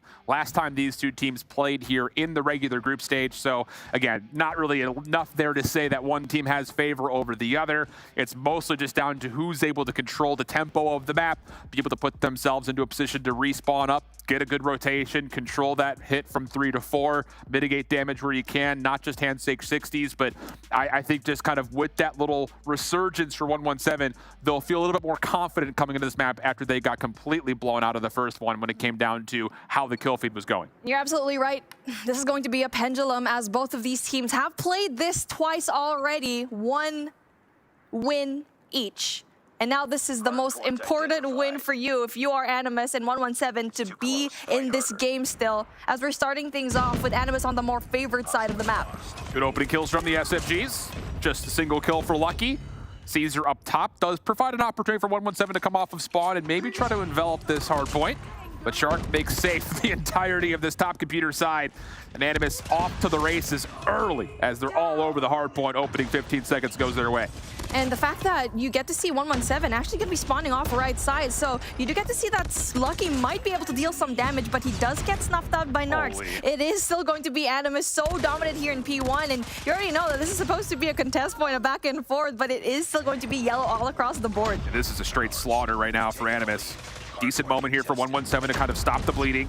Godzilla gets shut down. Saturn's shotgun in hand can actually get some work done now all of a sudden, holding into these bottom PC sides, but Shark, Narcs both start to play forward. Good trades coming out. Lucky trying to stay in contest space. Boot from the high ground, able to work his way in for a triple. But Animus will secure the scrap and have numbers as they rotate over to Catwalk. And now we do get to see that 117 will have the more favorable side, as that rotation from P2 to P3 going to be good. But it's a matter of, will Animus be able to flip that in this mid P2, as Shark still getting those kills down. And as we're looking at them through the fly-through, Saturn's is going to be right there with the R9 in hand. He's the best person to have when it comes to that control. But it doesn't matter, because Godzilla will shred with the LMG. Couple of trades back and forth. 117 trying to work their way back in. Still holding on to control over towards this green side. Shark, just, again, you don't think he's feeling himself right now? He is ego-challing everything and usually coming out on top, as Animus don't just play for the hard point. They've also got some pressure on rotation. In particular, Rasmo is trying to get backside forklift. And with these kills coming from the front, 117 are a bit staggered. Rasmo does get traded out, but Animus's focus is continuing to be multifaceted. Scrap time looks good for them, as 117 are again going to kind of turn tail and run towards the back. Good clearance on towards Shark, but they're going to have a problem in the lingering fashion of Godzilla playing over towards Silo side. Oh my goodness, tries to slip through Says. Nearly gets the better of him with the movement, but 117 will deal with a lot of this, and they're going to have numbers as the hard point opens up the next 3 seconds. And here's the thing, though. It took 3 players to try and get rid of Rasmo and just leaving that P2 side, just leaving Animus a lot of the scrap point, but in return, they will have the spawn advantage, as Animus still trying to get that spawn right here through Silo, and eventually those Says' War Machine will be able to stop the push. So good utilization of their operators. A little bit of breathing room, but it's not over yet. Animus still trying to play around the back. Godzilla gets red playing through Jenny's. He's going to be taken out of the picture, so now it comes down to what Shark can do from the front. Nothing being popped yet in terms of operators for Animus. They're trying to do this the old-fashioned way. Trades favor 117, and that is a beautiful moment of recovery, as 117 don't just hang on to the hard point. They will take the lead and actually see Animus back up, setting themselves up for P4. They're giving up on the hill. Beautiful operator usage coming in from 117, and Animus is just going to have such a difficult time. 117 now going to be on the lead. And now for everyone else from 117, we'll have to wait for their team to go in for the rotation. And Animus not winning a lot of those gunfights when it comes to those rotational gunfights. Well, Shark should still spawn up in place here. Hardpoint about to open. Shark does get into place, but Animus are in trouble. Karma pops the Annihilator, tries to clear out the back. Shark, boot, getting to work. They're holding on to this. Pistol out, Shark. Oh, what a hero moment. He gets 3 of the 5. 117 are still spawning relatively close, though. And Saturn's with the Purifier out. He's going to get onto the Hardpoint. Animus need to find a way to clear him out of this position. You do have operators at the ready, but no one's using any yet. Narcs is jumping, getting a lot of burn damage done. He clears out a lot, but Rasmo's Claw still leads to a chance for Animus to break from the front, but no, unsuccessful. 117 now reinforcing as Shark tries to do it himself. Not gonna happen, and 117 take a huge lead. Just like that, the tables have turned, and Animus not having a hold of those spawns. Even though they did have a lot of those operators to try and go in for the entry, it just did not work out for them. It really just proves that someone like Saturns can deal so much damage in the close ranges. We'll exit this rotation at more than double the points here in the favor of 117. 126 to 63. Battle for new. Largely coming around the outside of the Hardpoint. Animus, decent setup. Guathilla getting to work. 3 in a row for Guathilla, make it on 4 total this life. Looking for more of it. He's got assistance from Rasmo. And again, Guathilla does not know the meaning of an anchor AR. He just gets it done with the Holger in close quarters. I mean, if you have Rasmo to go and anchor with your kilo, without a kilo, yes, it definitely is not hard for him to try and flush out everyone else from the point. But we do get to see 117 kind of recover a tiny bit as they're winning a majority of the gunfights, finally having a touch here in P1. But it is still going to be a heavily contested point as Animus still doing a great job at keeping the 117 players at bay. And at the moment, we need to see play number 1, Narcs, just win a lot of the gunfights here into the top side L. Saves comes off his next respawn with a couple. He's going to pop the War Machine here. There's only 15 seconds to fight for. Put a pin in that. That was an interesting call to say the least, and it does get punished as Animus will clean up the scrap time. And what was a 63 to 126 game is now all of a sudden the blink of an eye, only a margin of 27 points, heading over to P2. Hell of a job by Animus to get back into the game. Tread Missile called in for Guathilla. Saturn's making a mess of the Hardpoint with the R9, but Shark just slides right through him. And with that, Animus will have a chance with numbers to try to get some time here on too early. My goodness, 117 tried to go in there for the early setup for spawn. They had 2 players there, but Guathilla able to sneak around and win that one gunfight near Silo, and that actually prompted Shark to spawn right next to him. Pretty trying to kind of clear it out as Guathilla yet again being the biggest playmaker so far here for Animus. Animus will have numbers, trying to recontest. 117 still in the Hardpoint. Decent damage coming through, but shotguns, nades, both finding kills. Shark trying to finish things off, not able to. Just down to Rasmo, and no. Caesar slides through, finds himself a double, making 3. Boop trying to follow up off of his own flash. And Animus will do well to try to contest, but keep your eye on the minimap. 117, hard focus on taking the long scenic route to get over to the backside of P3. Tight engagements going on both sides, but it's Caesar and Says again who find the kills. And 117 should be in a position to at worst block spawns, if not win them with a couple of more gunfight wins. Yeah, I mean, it really is Animus just spawning right there and through mid-street. That's player number 2 that'll try to get those kills down, and Boot able to get those kills, but unfortunately, Lucky is able to trade him out. So it is still 117, and they found so much points here a while ago in the first set of rotations, and Animus have no operators to play with to try and clear out the spot, but just as I said that, Rasmo able to take out 1. Karma just watching this back snow alley. Gets a couple with the Annihilator. Caesar follows up with the same angle. Sparrow in hand. Saturn's eventually loses out and the rest of his Purifier, but 117 are still doing a really nice job of making sure Animus do not have a solid look at this Hardpoint. Guathilla, backside snow, gets 1. Hit from the front, ultimately not successful as Says and Lucky clean things up. Last one to try to touch would be Boot. Not gonna happen, and 117 are gonna get a full 20 seconds of scrap. This is gonna feel like deja vu all over again as Animus are quick to rotate back, but they have to hold. I mean, it really is just 117 doing for the early rotations, winning those gunfights into spawn, and also player number 3, that's Guathilla, even though that they anchored down the spawn. Yeah, everyone else is still spawning off into the left side. Spawns aren't open yet, and the third Hardpoint's still active, so this is all going the way of 117.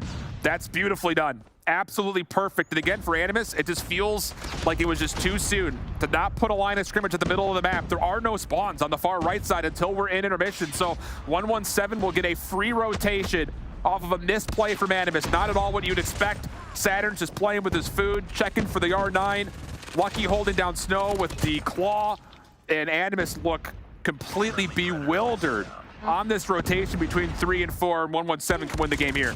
Objective almost complete. It is just solid map control from 117 not found, and it just the lack of rotational gunfights that Animus kind of loses on the P4 side of things. And like what you mentioned already, it's like the hardpoint hasn't even opened up yet. They're going to be in position, but if they're going to be losing the gunfights every single time, it will be difficult to finally recover right now with 133 and 244. It's just so difficult, as Caesar will be that last person for 117 not found as they win this hardpoint. A lifeline on their end, but it really is looking like this reverse sweep is just bound to happen. It's a replay from what we saw yesterday. It's just not a map that you would assume Animus would drop the ball. Like that, in that manner, yeah. Like, I hate to make it sound so simple, but these teams are the most experienced we have probably in Europe, maybe with the exception of Kings.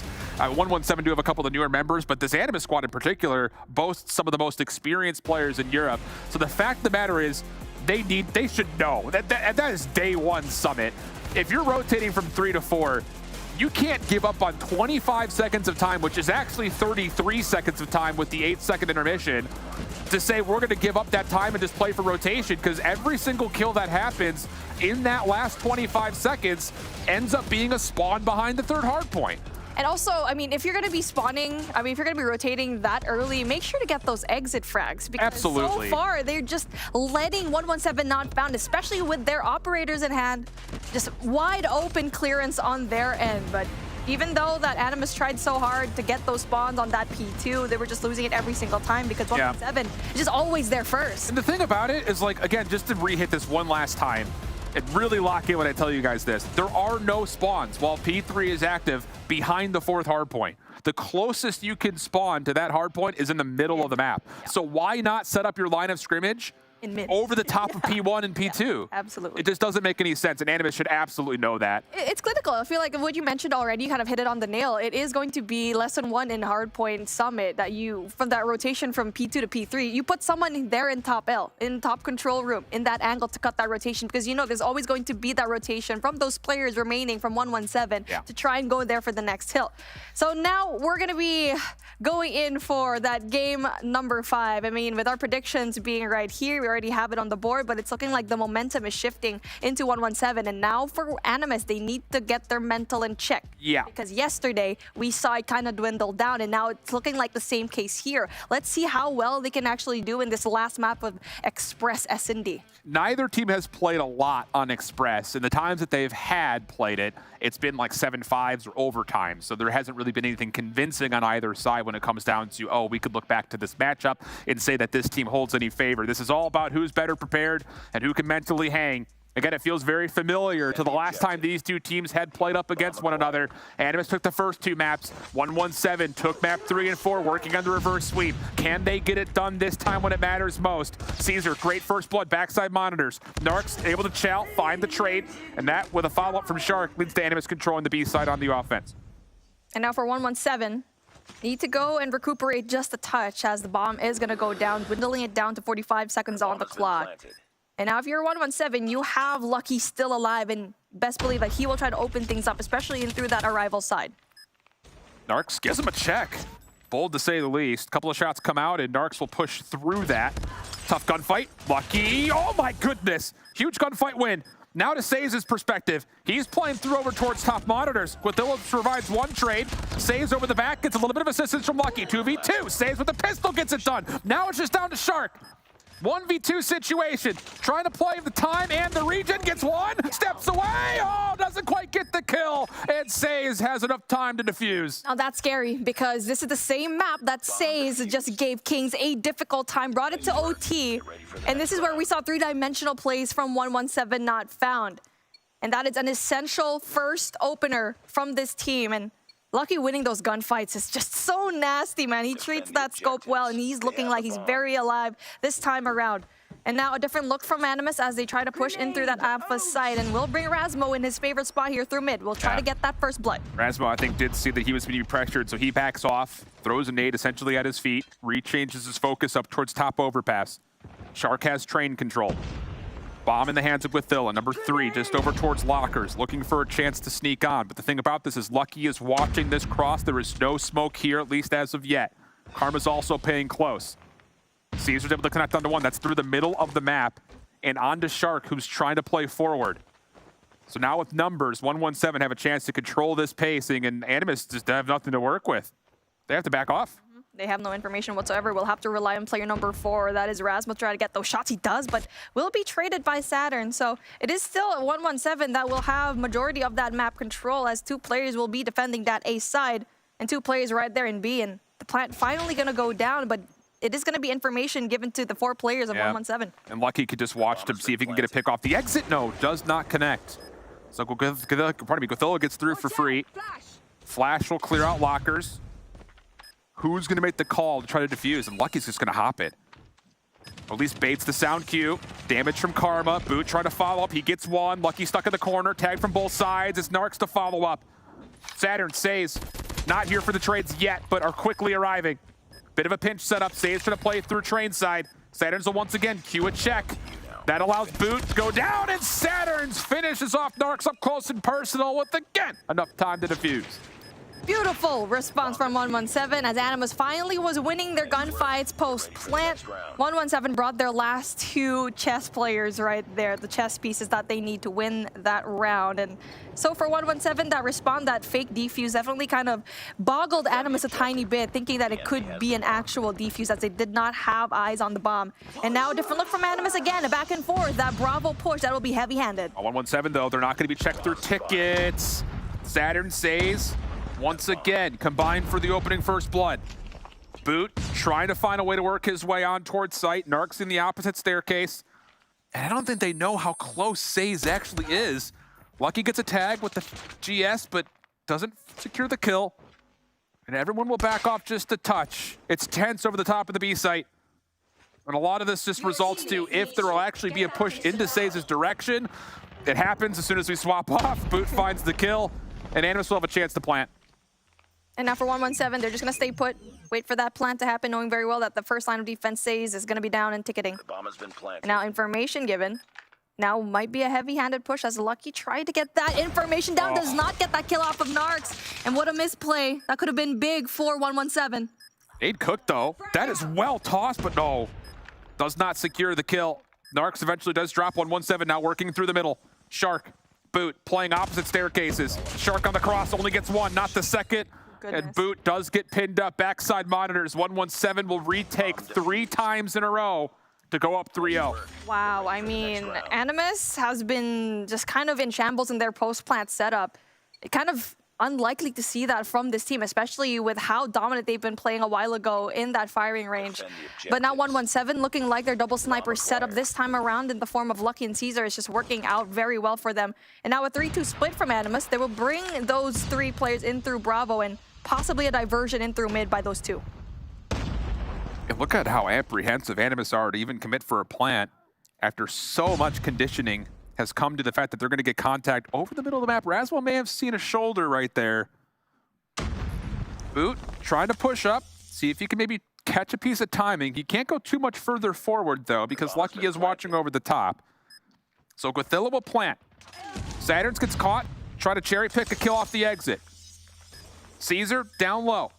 Double stack in towards mid steps. That's what 117 are working with to try to get this retake going in a 5v4. Up close, and probably the first contact will come by way of Shark. He gets one, he wants more, he gets more. Says to provide a trade on the other side, but Animus now have absolutely every piece of information they need as far as where this retake is coming from, and they deal with it perfectly. Animus get on the board. They hold their angles really well, and 117 being passive that round did not pay off this time around. And like what you mentioned already, they actually conditioned Animus really well to be so careful here by ticketing booth, but also at the same time, that just allowed Animus to just provide so much angles already for that post-plant defense. And now it will be a 4-man push coming in from Alpha, but Caesar gets a nasty scope off of Rasmo. Rasmo's not gonna like that we caught that in 4K.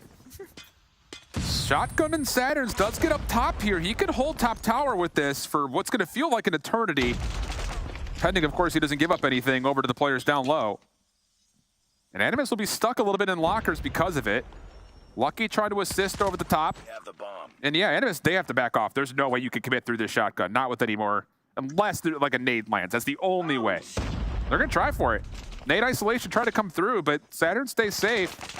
And Animus have to give this up. I mean, they're just allowing a lot of the space from 117 to be taken up by the SaZe player right there, trying to go in there for the scope, and essentially Animus is trapped. Unless they find a way to go in through the train tracks, but SaZe will definitely go and see it. And this is a matter of time with how much can they play off of that information. They will double chow Saturns, and they've just been tunnel visioning here through Saturns, man. Snow angle. And this is just taking too long. Still trying to play through it, though. I mean, I guess if we're trying to play the other side of the story here, Animus do know that they should be able to isolate somebody if they could do it cleanly. The timing isn't working out, and Saturn's is doing this perfectly. Just keep baiting them along. 30 seconds on the clock. Rotation on the way. They have avoided SaZe for now, although that's not going to happen for the bomb carrier. Shark will run right into the waiting arms of SaZe. No worries. Bomb down. And 117 will surely get to 4 here. Beautifully played by 117, just being so patient right there. It was the first time in this S&D that we truly saw that 117 played it with patience. As Caesar finally puts down the last nail in the coffin here to end this round. 117 not found. Up 3 already in the series, as Animus just having such a difficult time on the attacking side. And good look from 117, and now Saturn's actually going to change that weapon of choice, and this is the 3-dimensional play that we like to see. 5-man hit through info. Caesar trying to hang on to his life. Push comes through. He gets a hit marker onto Shark. Oh, if he would have gone 1-for-1, that would have been incredible, but Lucky does pick him up, finding a trade through the middle of the map. You still have Saturn's playing up close and personal on B. Nades coming on in. Saturns does not get tagged by that, so his position is still concealed for the most part, although I think maybe Boot caught maybe a leg. Trophy goes down. Animus not going to be able to actually get a read. I thought for sure Boot maybe saw him. It looked like there were some shots that were coming into Ticket, but now Saturns is completely concealed. Lucky takes down one on the cross-through overpass. Saturns makes his move. He gets one, not the second. Trades for Animus decent, but numbers still reside with 117. Rasmo for the 1v2, no bomb to play with yet, but it looks like he very well may be able to collect this. Now SaZe and Lucky, 2 players that have been doing a phenomenal job here, will be met by Rasmo, but they will not know where he's going to be.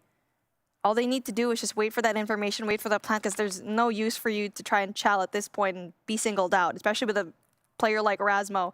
As he goes in through mid, in through ticketing, he's going to go through the overpass and will be met by the scope of Lucky. Yeah. Okay. Ready for the next round. Well. Yeah. I mean, at this point, for Animus, they should have just checked ticketing booth every single round if they want to go for that Bravo, because SaZe was always there, Saturn's was there. He saw those plays cross over into the overpass, and that just gave Lucky the opening that they needed. To be fair, they do toss a lot of nades, but Saturn's getting boosted on the desk. He doesn't get hit by it. So we swap the sides. Rasmo is able to collect first blood. Bomb in hand for Saturns. Rasmo still getting to work over the backside of monitors. Oh, what a shot from Rasmo. And as he connects for 3 in the round, it's just down to Saturns to try to do something through mid. Not able to do too much. Karma now for a 1v4. And he will be completely overwhelmed. Animus get to their second round. There you go. Looking like on the defensive side, they're looking a little bit comfortable here, and slowly but surely will finally get their first round win. And now for 117, okay, that Bravo side did not work out, and let's see if that alpha push is going to ensue, as finally we are going to see that alpha push. A full stack coming in through mid, but it looks like it is going to be a mid to B instead. Yeah. Thing about this is there's smoke through mid, and that could actually lead to Shark kind of getting maybe the upper hand, the timing, but not going to happen. 117 come out 2 for 1. Trade from Guathilla keeps us in a 3v3, and Rasmo, he catches Saturn's trying to get aggressive with the bomb. And that now leads to 117 being a little bit of a tricky spot here. Not a lot of information if anyone's pushed into mid. They don't know if anyone's on their flank. They don't know exactly if Rasmo's still holding this angle. And this just comes down to, do they catch any blessed timing to find some information? This just goes so good from Animus. I mean, they're having all lanes covered. They have that one player, they have Narcs on the departure side, and they also have Rasmo right here on the attacking side. And now for mid, you also have Guathilla in their eyes there, and they finally retrieve the bomb, and 117 not found. will be able to go in there for the plant instead, but that also allows Narcs to quietly go through. Yeah, as soon as Saze starts taking shots with the pistol at range, he knows that he's got an opportunity to take away more space. Little peek, he gets one, steps away, no trade in the way. Just down to Karma, 1v3. Does have the bomb, but he's running out of time. He's looking to maybe try to isolate over towards Rasmos' direction, at least where he previously was. Rasmos changed to go topside overpass. Timing's going to be everything here. Karma decides to slip underneath. This isn't going to work out well for him. Narcs up top, Rasmo at range. Someone should hit, and Rasmo will. Great round from Animus. Slowly but surely, they're finally finding their footing. And that mid to B from 117 not found is just did not work out for them, especially since the bomb carrier just over-aggressed a little bit too much. That was the difference. Exactly, and they had to play around the bomb, and that just took so much time already. Well, this time, 117 will head over towards A. Heavy hit. This will be a pretty aggressive setup for both sides. Animus looking to play through lockers. Mathilda provides an opening trade. Saturns does get tower control, but Animus are still in a pretty decent spot to try to stay aggressive on towards the A site, but as Saze takes down Guathilla, the rest of the defenders will have to respect the space taken. And Shark is trying to try to trap a late rotation. I mean, 117 are counting their numbers well. They know that there's going to be another player over, but they saw Shark. He just tries to cover his exit. Long rotation for 117. They're still committing to this B play, and as they take down Shark, now they could really have a pick of the litter. Beggars will be choosers in this situation for 117. And 117 will be opting to leave a player right there, that's Saze, to try to cut off that rotation from the remaining Animus player that they're expecting possibly here. And they're going to be not met at the moment as they just slowly go away from each other. And it is Rasmo's way to try and get that first pick off that will possibly try to equalize, but unfortunately Saturn's going to be right there. And there you go. I mean, 6-3 is going to be your scoreline, and one round away from Animus to say goodbye in their dreams of possibly getting into stage 5. The first time that Narcs would not make an EU Grand Finals as well. That would be a huge surprise to be DFR'd. Can they hang on? Find a way to get to OT. Guathilla tagged up very heavily on the early setup, and yep, delayed nades will work out. First blood is good. Animus still trying to play aggressively along the flank. Lucky gets a read on the one, gets the hit marker onto the second pistol out. He does it himself. Now it's just down to Narcs and Shark. Narcs takes away space from one, but does get traded. Shark stops the bomb plant, slips through into lockers. Does get tagged on the way through. The hunt is on. Caesar collects the bomb, does not get taken down through mid-trade, and one last flash will mean 117 will have a chance to plant. Shark would have to 1v3 to keep Animus alive. The bomb has been planted. At this point, he needs to find a way to get a longer ranged weapon, but there's just no time on his hands, especially with Fennec and 3 players, but he is in a really good position to try and get at least one, but Animus is just, exactly, 117 is in a really good spot. Nope, not gonna happen. Lucky takes him out from the side, and 117 will surprise as Animus drop. Oh boy, how has this happened? I am absolutely speechless. It really was that standoff map that, oh my goodness, not again. The second time in a row that Animus was reverse swept. And that's not going to be pretty, but congratulations to 117 to have another timeline to possibly get into that second spot that Europe has. Wow. I mean, it's just one of those series, again, that just feels like for Animus, it's hard to put a finger on what goes wrong.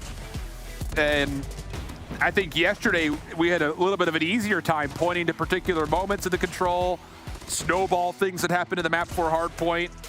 But here, it just felt like as soon as they got through the firing range, nothing was going their way. A convincing standoff control, a very convincing summit Hardpoint, which again is just like, how does Animus not know how to play that map better at this stage after they had got that many reps on it? And they just got absolutely beat up in the last 3 maps. It really is that Summit game that just was the biggest question mark, and you already said it. The fact that Rasmo is usually so good at anchoring down those P2 spawns and not just going in for those rotational gunfights. Glitter, this is... I mean, we knew it was going to go the distance, but 117 just getting the better of Animus again in a reverse sweep fashion. Yeah, and you know, we were kind of wondering who would be able to bounce back after their performances from yesterday, which team would be able to get a mental reset and fix the mistakes that they were making. It's the reverse sweeps, Bobby. I mean, that was an impressive performance. Yeah, it seems like, and there's no question Animus is a phenomenal team. Oh, yeah. It seems like once the first thing starts to go wrong, it snowballs so quickly. And I think you look back at the control, they opened that up, if I remember correctly, with an offensive round win, which seemed like it should have been the proper start for them to have a chance at locking things down at a 3-0. But once that started to snowball out of control, it then led into the Summit. They got absolutely smacked there, could not find a single break on any of the spawns, and the momentum absolutely carried there in the Search and Destroy. And now we'll have our first ever European Grand Final without Narcs. Somebody who like casted him back in 2020 whenever Kings won. It's definitely a sad day. You had said that yesterday too.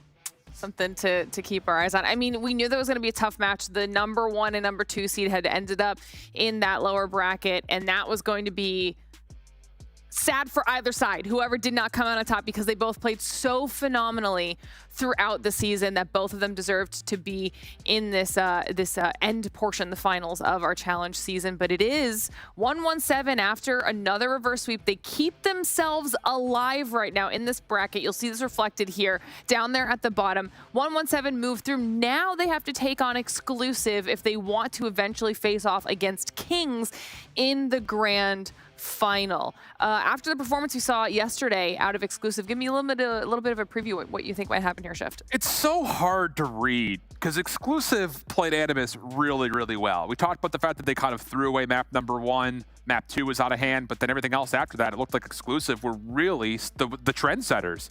But then they play up against Kings, and they don't even look like shades of what they looked like throughout even the regular group stage. So kind of the same mentality and mantra that we said for Animus and 117. They had to be able to bounce back and show who they really are. Same narrative will fall into Exclusive here because 117 are playing pretty clean. All right, well, it's going to be very exciting. Before we get into that, we actually should have an interview, if I'm not mistaken. I think we have Lucky standing by ready to chat with us. All right. First of all, congratulations. Another reverse sweep coming out. How are you guys feeling right now? Yeah, we're feeling great. We're feeling amazing, you know? It's awesome. I mean, God, there's too many questions to ask. Bobby, I'm going to let you go, and I'll finish off with one. First thing I'm definitely curious about is the standoff getting thrown into the map pool. Obviously, that's not something that you guys or Animus had many reps on at all in the group stages. I'm curious if that was you guys deciding to throw that in there, or if Animus tried to sneak it in and you guys just had a good counter for it. No, we've been practiced that map a lot, so when we knew that was the map pool, we were really happy, you know. But yesterday map pool, it was a little bit difficult for us, so today it was good maps. So I think Standoff was a really good option for us. It helped us a lot. Good job when it comes to finally pulling it up at the best moment possible, Lucky, because I know yesterday you had not the best games right now, but for today, you were able to pull it through. Like, what happened to you mentally after that loss yesterday? That 0-3 must have hurt. It hurt, you know, but you cannot drag it to the games of today. It's just one day. A bad day could have a bad day, and they played really good, you know. Sometimes it happens, and they deserved it more than us. They played really good, so GG's for them. You guys got Exclusive coming up immediately afterwards here. Not a lot of time to kind of reset, talk about things. Where do you feel like through this series you kind of established some maybe new pros or strengths going into that matchup coming up next versus Exclusive? I think we feel good, you know. For Exclusive, we've been playing them a lot lately, so I think we can beat them, you know. Well, like every team, you know, but even I don't know what to say, you know. I just want to start playing, you know. Fair. Okay. Take off the nerves. Then and obviously I won the rematch against Kings, you know. So Okay, I was gonna ask about the Kings rematch, but also you're right. I don't want to keep you here too much longer because you guys do need to get set up for your next match. So any last thoughts before I let you go? Thoughts on next match? Oh, I think it's gonna be a close one, but we're gonna be able to get it. You know, we feel confident today. All right, I love it. Well, Lucky, thank you for jumping on and chatting. Obviously, good luck in the next match. Thanks a lot. All right, I keep forgetting. I don't know how, but I forgot that they were gonna have to go straight back into it. So now they're gonna get a little bit of prep time heading into the next match. You excited for this? Oh, yeah, absolutely. And heading into this, I think I and a lot of people expected to see Animus, so that matchup with Exclusive and 117 is not one that we've seen in a while. Obviously, Exclusive have made improvements, but I think the big factor right now is going to be the momentum. And right now, the current setup that we have for how this bracket's going to play out gives so much advantage to the teams coming out of the lower bracket because they're getting lots and lots of reps to get warmed up, and especially going to a grand finals, if they make it there, they'll be going up against a Kings team that's going to be at cold without anything, especially as far as the official bracket goes. So they might have scrims, whatever that is, but 117 definitely have a huge opportunity ahead of themselves. I know you had that theory from yesterday, too, Shift. I wonder if we get a chance to ask, I want to see if it holds true about the scrims. Yeah, I mean, that could be something. That's something I kind of pull out of the multiplayer side is like a team that's sitting in the advantage of being in the winner's bracket can kind of pick who they practice up against on the day of. Obviously, we had a lot of conversations about EU not really getting full scrim time at all leading in the last week and a half, but that could be an element that comes into play later down the road.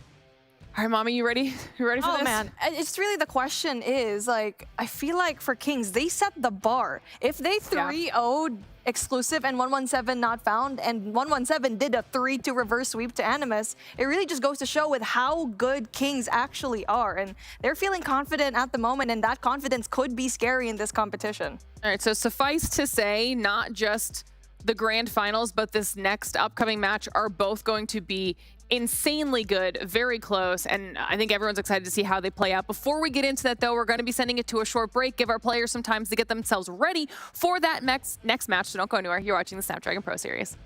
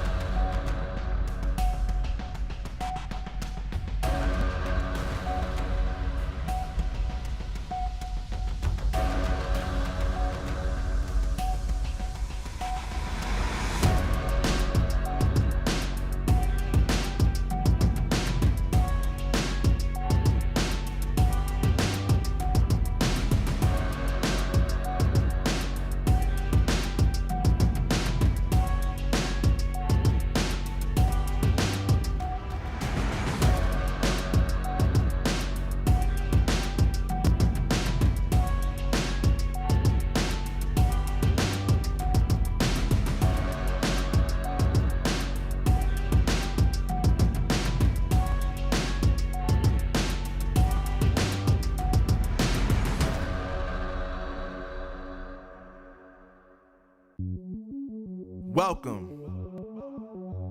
to the place where dreams come true. Where everything you want can be yours.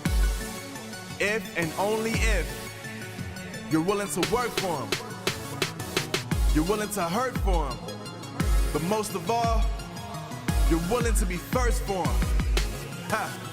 Look, I'm going straight to the top. I don't know how I would stop, like it or not. I got some goals that I'm hitting. You hear what I'm spitting, it's hot. Look what I got, whole lot of passion and pain. The road to success is insane. Stay out my lane, cause I'm on a mission. I'm getting what stands in my way. Yeah, I'm a beast, I wouldn't play with me, baby. The way that I'm training is crazy and I do it daily. You wanna talk about drive? I got more drive than Mercedes. I've never been lazy.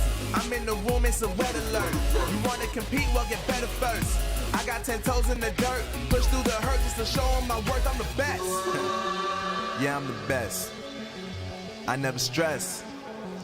I know what's next. I'm who they test, like we playing chess. But I'm unimpressed, so now let me flex. Ha, yeah, I'ma work through the struggle and hurt, cause I know my worth, and I gotta be first. Ha, yeah, I gotta be first. Look, I don't want anyone's sympathy. I understand what it's meant for me. I give my focus and energy. If it's meant to be, then it's meant to be. But mentally, I'm undefeated. They hear that and say I'm conceited. Like there's no reason. Like I don't beat them and come back again just to teach them that when you work under pressure, you reach higher measures. They'll try and bring you down, but you cannot let them, and only get better and focus on cheddar. Eye on the prize and you'll become a legend. Like, when I'm in the room, it's a red alert. You wanna compete? Well, get better first. I got 10 toes in the dirt, push through the hurt just to show them my worth. I'm the best. Yeah, I'm the best. I never stress. I know what's next.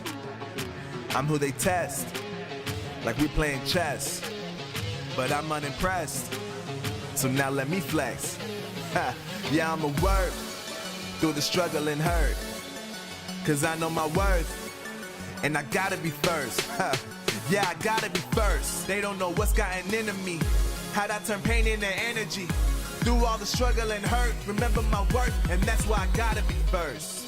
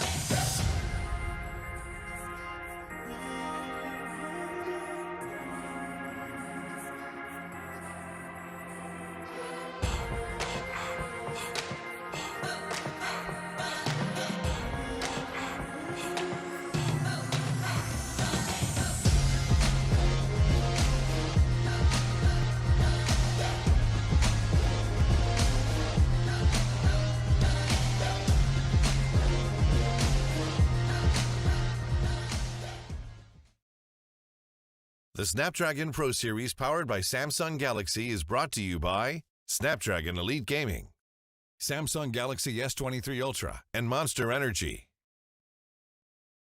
All right, everybody, welcome back to the Snapdragon Pro Series. We got our break in, and now it is time to continue on through our lower bracket to make our way through to the grand finals of our challenge season here for EU. You can see on the screen behind us the next match right around the corner. Exclusive versus 117. Exclusive having dropped down yesterday in the second portion of our upper bracket. 117 having just won in a reverse sweep and now trying to continue that fight through. This is going to be an epic matchup. Oh, there goes our prediction right there, right? I mean, I feel like we already mentioned it before when we were having our break, right? How are we going to do our predictions, right? I feel like I want to start it off. I think that 117 will have that momentum, but I think if they find some sort of mistake from 117, they are a momentum-based team. They reverse swept. Both of these teams reverse swept Animus. So I think Exclusive might have to win this, I think 1-2-5. If they bring it to a game number 5, I think they'll take the win. Jumping straight into it. I am here for it. I'm going to ask the same thing of you guys, but not before we start talking about the teams. Okay. I would also like to see the maps too, because yeah, okay. I'm not saying I'm just the one that's doing this blindly. We'll give you all the info, and then I'll ask you how you're feeling about the matchup. We'll start with Exclusive's roster here, Bobby. Talk to me a little bit about the players. I mean, it's a team that shocked everybody yesterday, taking down Animus.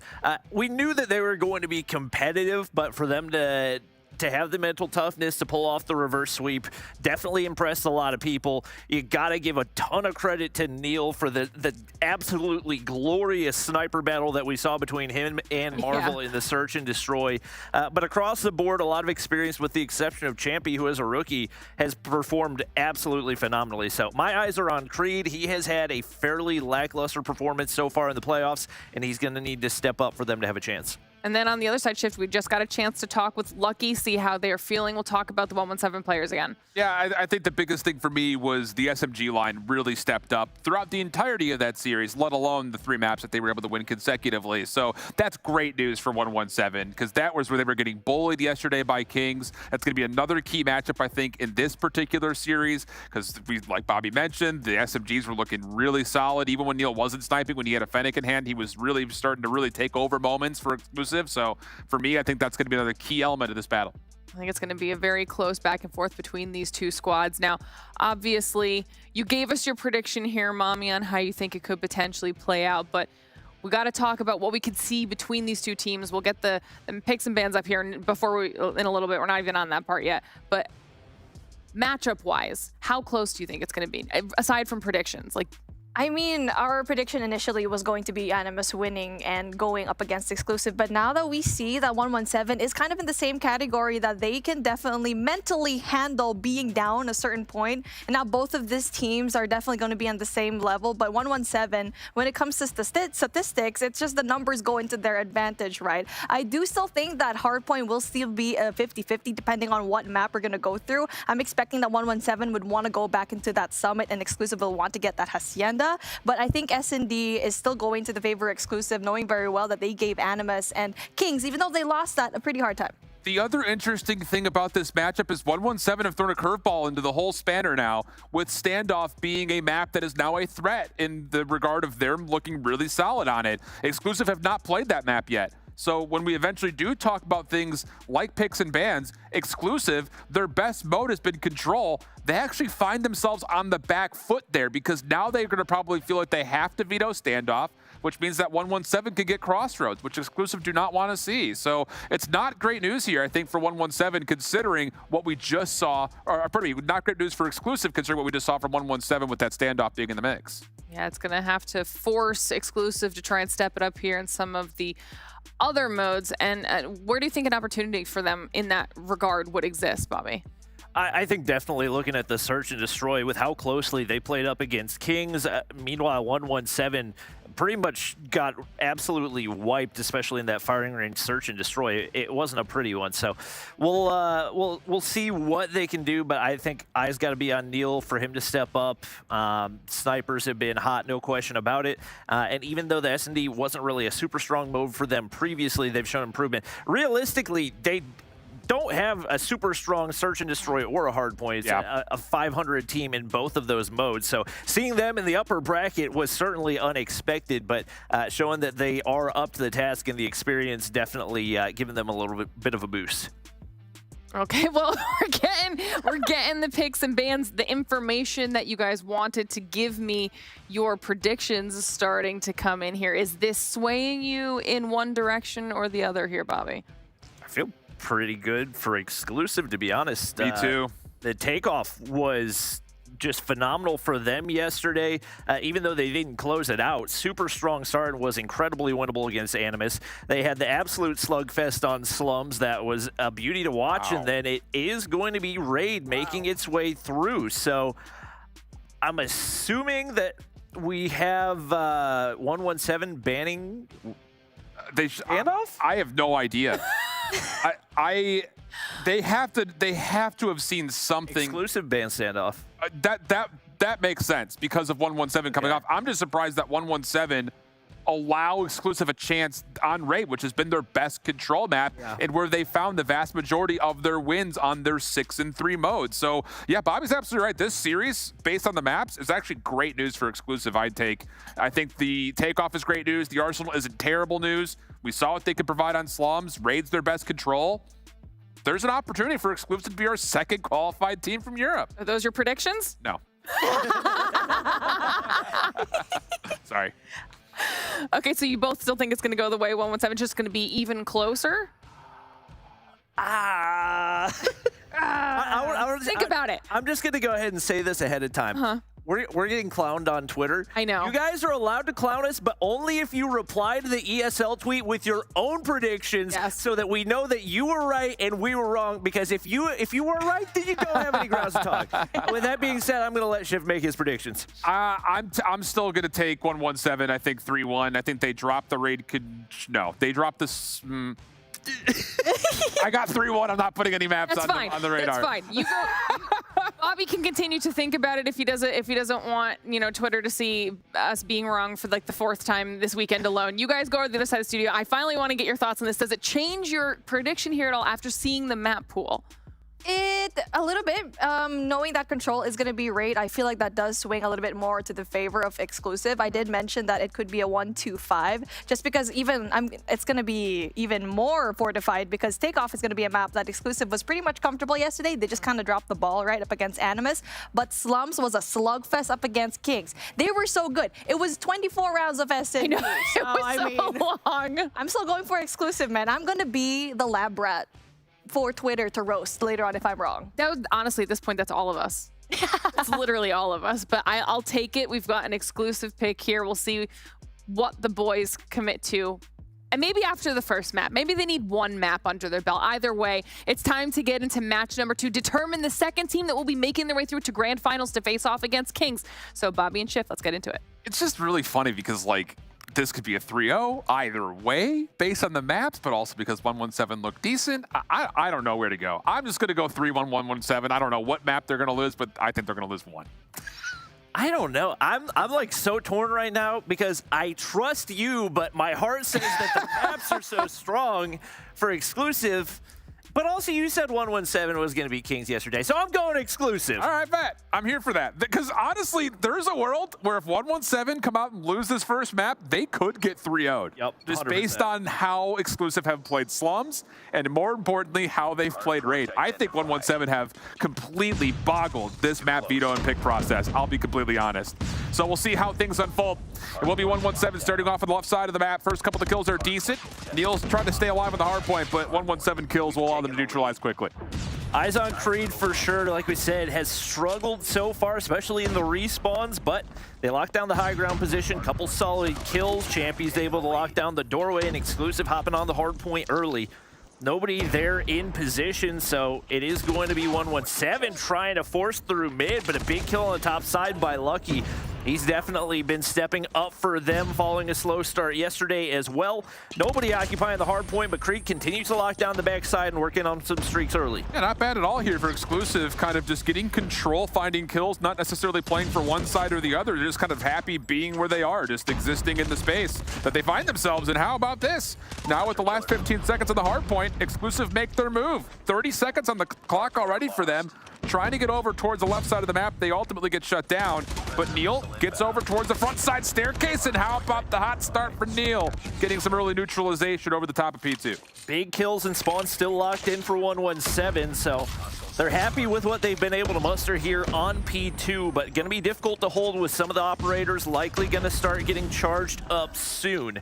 They hold the line for the time being. Nades do connect, and it's been all yellow in the feed since this rotation on over. Creed finally going to find one more. He's sitting on 7 right now, make it 8. Wow. And trying to cycle those streaks is Exclusive. Finally going to find some kills to at least afford them an opportunity to get some contest time. And Veer needs to step up here. He needs to get into this position, frontside stadium, try to pull off these reinforcements to let his SMGs have a chance to make some magic happen over the top of the hard point. That's exactly what unfolds. Caesar turned away. Balance from the front, good for a handful. Neil following up, but as the trades continue to go back and forth, the status is hard point is still largely in contest. Champy trying to cancel the reload, but no. Caesar will turn the tides, and 117 will get the scrap time of about 15 seconds. Veer opts not to go for the kill, instead going to make sure they lock down that map control on the far side, and he's able to get the kill to clear things out. That'll get him some high ground positioning to watch those crosses as well. And right now, you got an AR holding down the hard point. Champy arrives to reinforce, but he gets shut down, and now Creed has to hold the line. Sparrow doesn't connect for any shots onto Lucky. 0 value found, and very reminiscent of the Sparrow that we saw out of him yesterday that went completely to waste. I don't know what's happening inside the hard point, but somehow Exclusive come out on top. Is that like a almost execution on accident because he was looking for the beatdown? I have no idea what that little pause and hesitation was, but Exclusive get the benefit of somehow finding a couple of kills. Neil really gaining space now with the claw, and Exclusive are off to the races on Takeoff. 23 seconds to fight for. 117 have to essentially chalk this and rotate, and they do have at least a couple of forward members to play for exits, so there's a chance that they could really pack a punch here, but Exclusive have done more than enough in winning this third hard point and growing a huge lead. Well, it's been a party at the disco for Neil so far. 11 kills on the board for him, and he is moving and grooving. Gonna lock in another there. Looking to find some streaks for himself, and it's full control for Exclusive once again. Creed knows there's going to be at least one player spawning out. They're going to be left guessing. Saturn's breaks through the front side. It looks like it's going to be enough for a full break right here, as Exclusive just do not have the reinforcements in position. And a big kill right there, but once again, you got to break through the Annihilator of Karma. Neil takes him down, but a lot of these operators starting to get activated for 117 as they're trying to lock in a big chunk here. Decent trades overall, though. Exclusive will still have a chance to contest in the face of what has been 4 operators now for 117 on this hard point. Neil clearing out 1 from deep, tries to get the trophy in, but Caesar still connects before he could do so. That turns into 2 kills for Caesar, and likely the majority of this scrap time. Balance getting to work through mid-map, trying to create an opportunity for Exclusive to give this one more try to break, but Caesar holding on with time. He's got a little bit of assistance on a Lucky as well, and that will be largely 117 getting the majority of this back 30 seconds. A little bit of extra time here for Exclusive in the back 10, but largely speaking, 117 do a pretty decent job of trying to chip away at the lead a little bit. Nobody really struggling big time for either team. Obviously, a bit of a more solid start than we would expect for the SMGs on a map like Takeoff, but Neil and Balance playing a crucial role so far for Exclusive players on, but they got to get that high ground locked in. Creed has been so solid for them so far, but not going to be able to win that one on to Caesar, and that's going to pay dividends for 117 as they maintain that stadium control. Neil needs one more bullet, and the hipfire connects from there. 3 in the feed is Exclusive, locked down the hard point once again. Exclusive are going to get a read that all of 117 have spawned over towards the P2 side of the map, so they should get a really good opportunity to get the ARs up and running. Veer locking down one side of the map, Balance, and with a little bit of assistance over the top, kind of doing the other. And as Champy gets scaffold control, Exclusive have a chance to actually flip the spawns around here if they choose to. A couple of kills for 117, keep the status relatively neutral. Exclusive do get pushed off the hard point for now. A couple of bounce back kills for 117, allow them a chance not just to neutralize, but earn a little bit of key time of their own. But here comes the play for the flip. Neil working alongside Champy, a couple of kills around, and that should move spawns, and yeah, it does. Number 3 in yellow spawns all the way out in Bufu. Unfortunately, not going to be able to keep his life, so the rest of the reinforcements going to be there for 117, but Creed cuts off one on a 5 spree right now and has an opportunity to earn another Pred. Spots out Karma below. Balance, I'm not sure where those War Machine shots are supposed to be going, but they're not connecting, and 117 are able to get back onto the hard point because of it. Right now, Spawn still locked in, although only one player on the objective. Very tough task to keep that locked in. Exclusive able to break through and full streaks for Creed. He flips those spawns out with 35 seconds.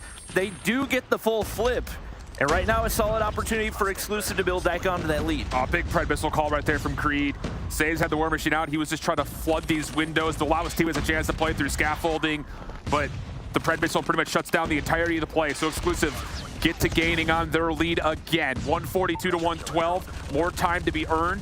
And Neil seems to want it. Claw in hand for him, trying to shut down any potential last play for 117, who will give it up and rotate over to New. Couple of good exit kills from Saves will make this more comfortable. And now it's just down to can 117 hold this perfect setup that they currently have in their hands. Well, Creed saw the KD stats and decided he was going to turn up. Now on 27 right now. Couple of Pred streaks that have earned them some big value. But Champion from the top side looking to break through. Solid nades for 117. Caesar's going to find the rest there as well. With him getting hopped up to the top side, Lucky winning the gunfights on the inside of the objective. They do a phenomenal job, but somehow Exclusive find a way to respond. They break through anyway, and now it's them in the high ground position, and it's going to force 117 to break through, and Neil continues to be an absolute menace on the objective. Yeah, I really don't love that spot from Saturn. He's trying to play on top of P4 to contest Jenny's, because he's not actually blocking spawns. He's just looking for kills, and Exclusive just run right through. So 117 do not get the hold that they desperately needed. The deficit stays right around the 50-point mark, 15 seconds to fight for. Exclusive are not giving up on this time, and why would you? Veer up top to hit fireworks against the SMG of Says, and now with a little bit more awareness on 117's positions, Exclusive are off to the races, winning kills on rotation until Saturn's pops the Purifier, and Caesar follows up with a well-timed Sparrow. That will give 117 a rotation, but again, they have to hold this. Yep, and they're opting to invest all the operators once again. 3 operators out at the same time. I understand you want to get that positioning, but so much more value that could be found spreading those out a little bit more. We'll see if Exclusive can make them pay because of it. Couple players looking to pinch right here, and only one player left on the inside of the objective, but Caesar wins the gunfight anyway. Saturns is there from the top side to reinforce close spawns for Exclusive, but will they be able to find the gunfight kills? It looks like off the start, no. And Says has done just God's work over towards the left side of this hit. He went on 5 in a row, 3 straight, and it made Exclusive's hit that much softer. Creed up top, a couple of tradeaway kills, but 117 still hold a chance to contest. Balance really wants the scrap time. He pops the War Machine, only gets 2 with it, but Exclusive use that as a chance to overwhelm, and the scrap time will go their way. It'll be about a 40-point gap as we rotate over towards P1 once again. And with 117 getting a couple of big exit kills, Karma can actually get a couple more, but whoa! Neil just slides forward and smokes him, giving Exclusive a chance to at least contest this time. And Creed gonna get hopped to that top P2 position once again. Prime time for him to pick up those rotation kills, but right now the battle on the objective is the crucial one, and Neil not gonna be able to stay alive, so Caesar should be able to get on the objective. He actually opts to push through to the opposite side, but he shuts down Creed. Make it balance as well, even though they don't pick up the objective time. Big time plays being made by him, but 117 have got to find a way to capitalize, and right now, not doing anything with the kills they're finding. They do at least control some space around this hill, though. Exclusive off their respawn from the right side of the map have done well to get on and immediately contest. Smoke making life difficult for Saturns. Veer just kind of playing a corner.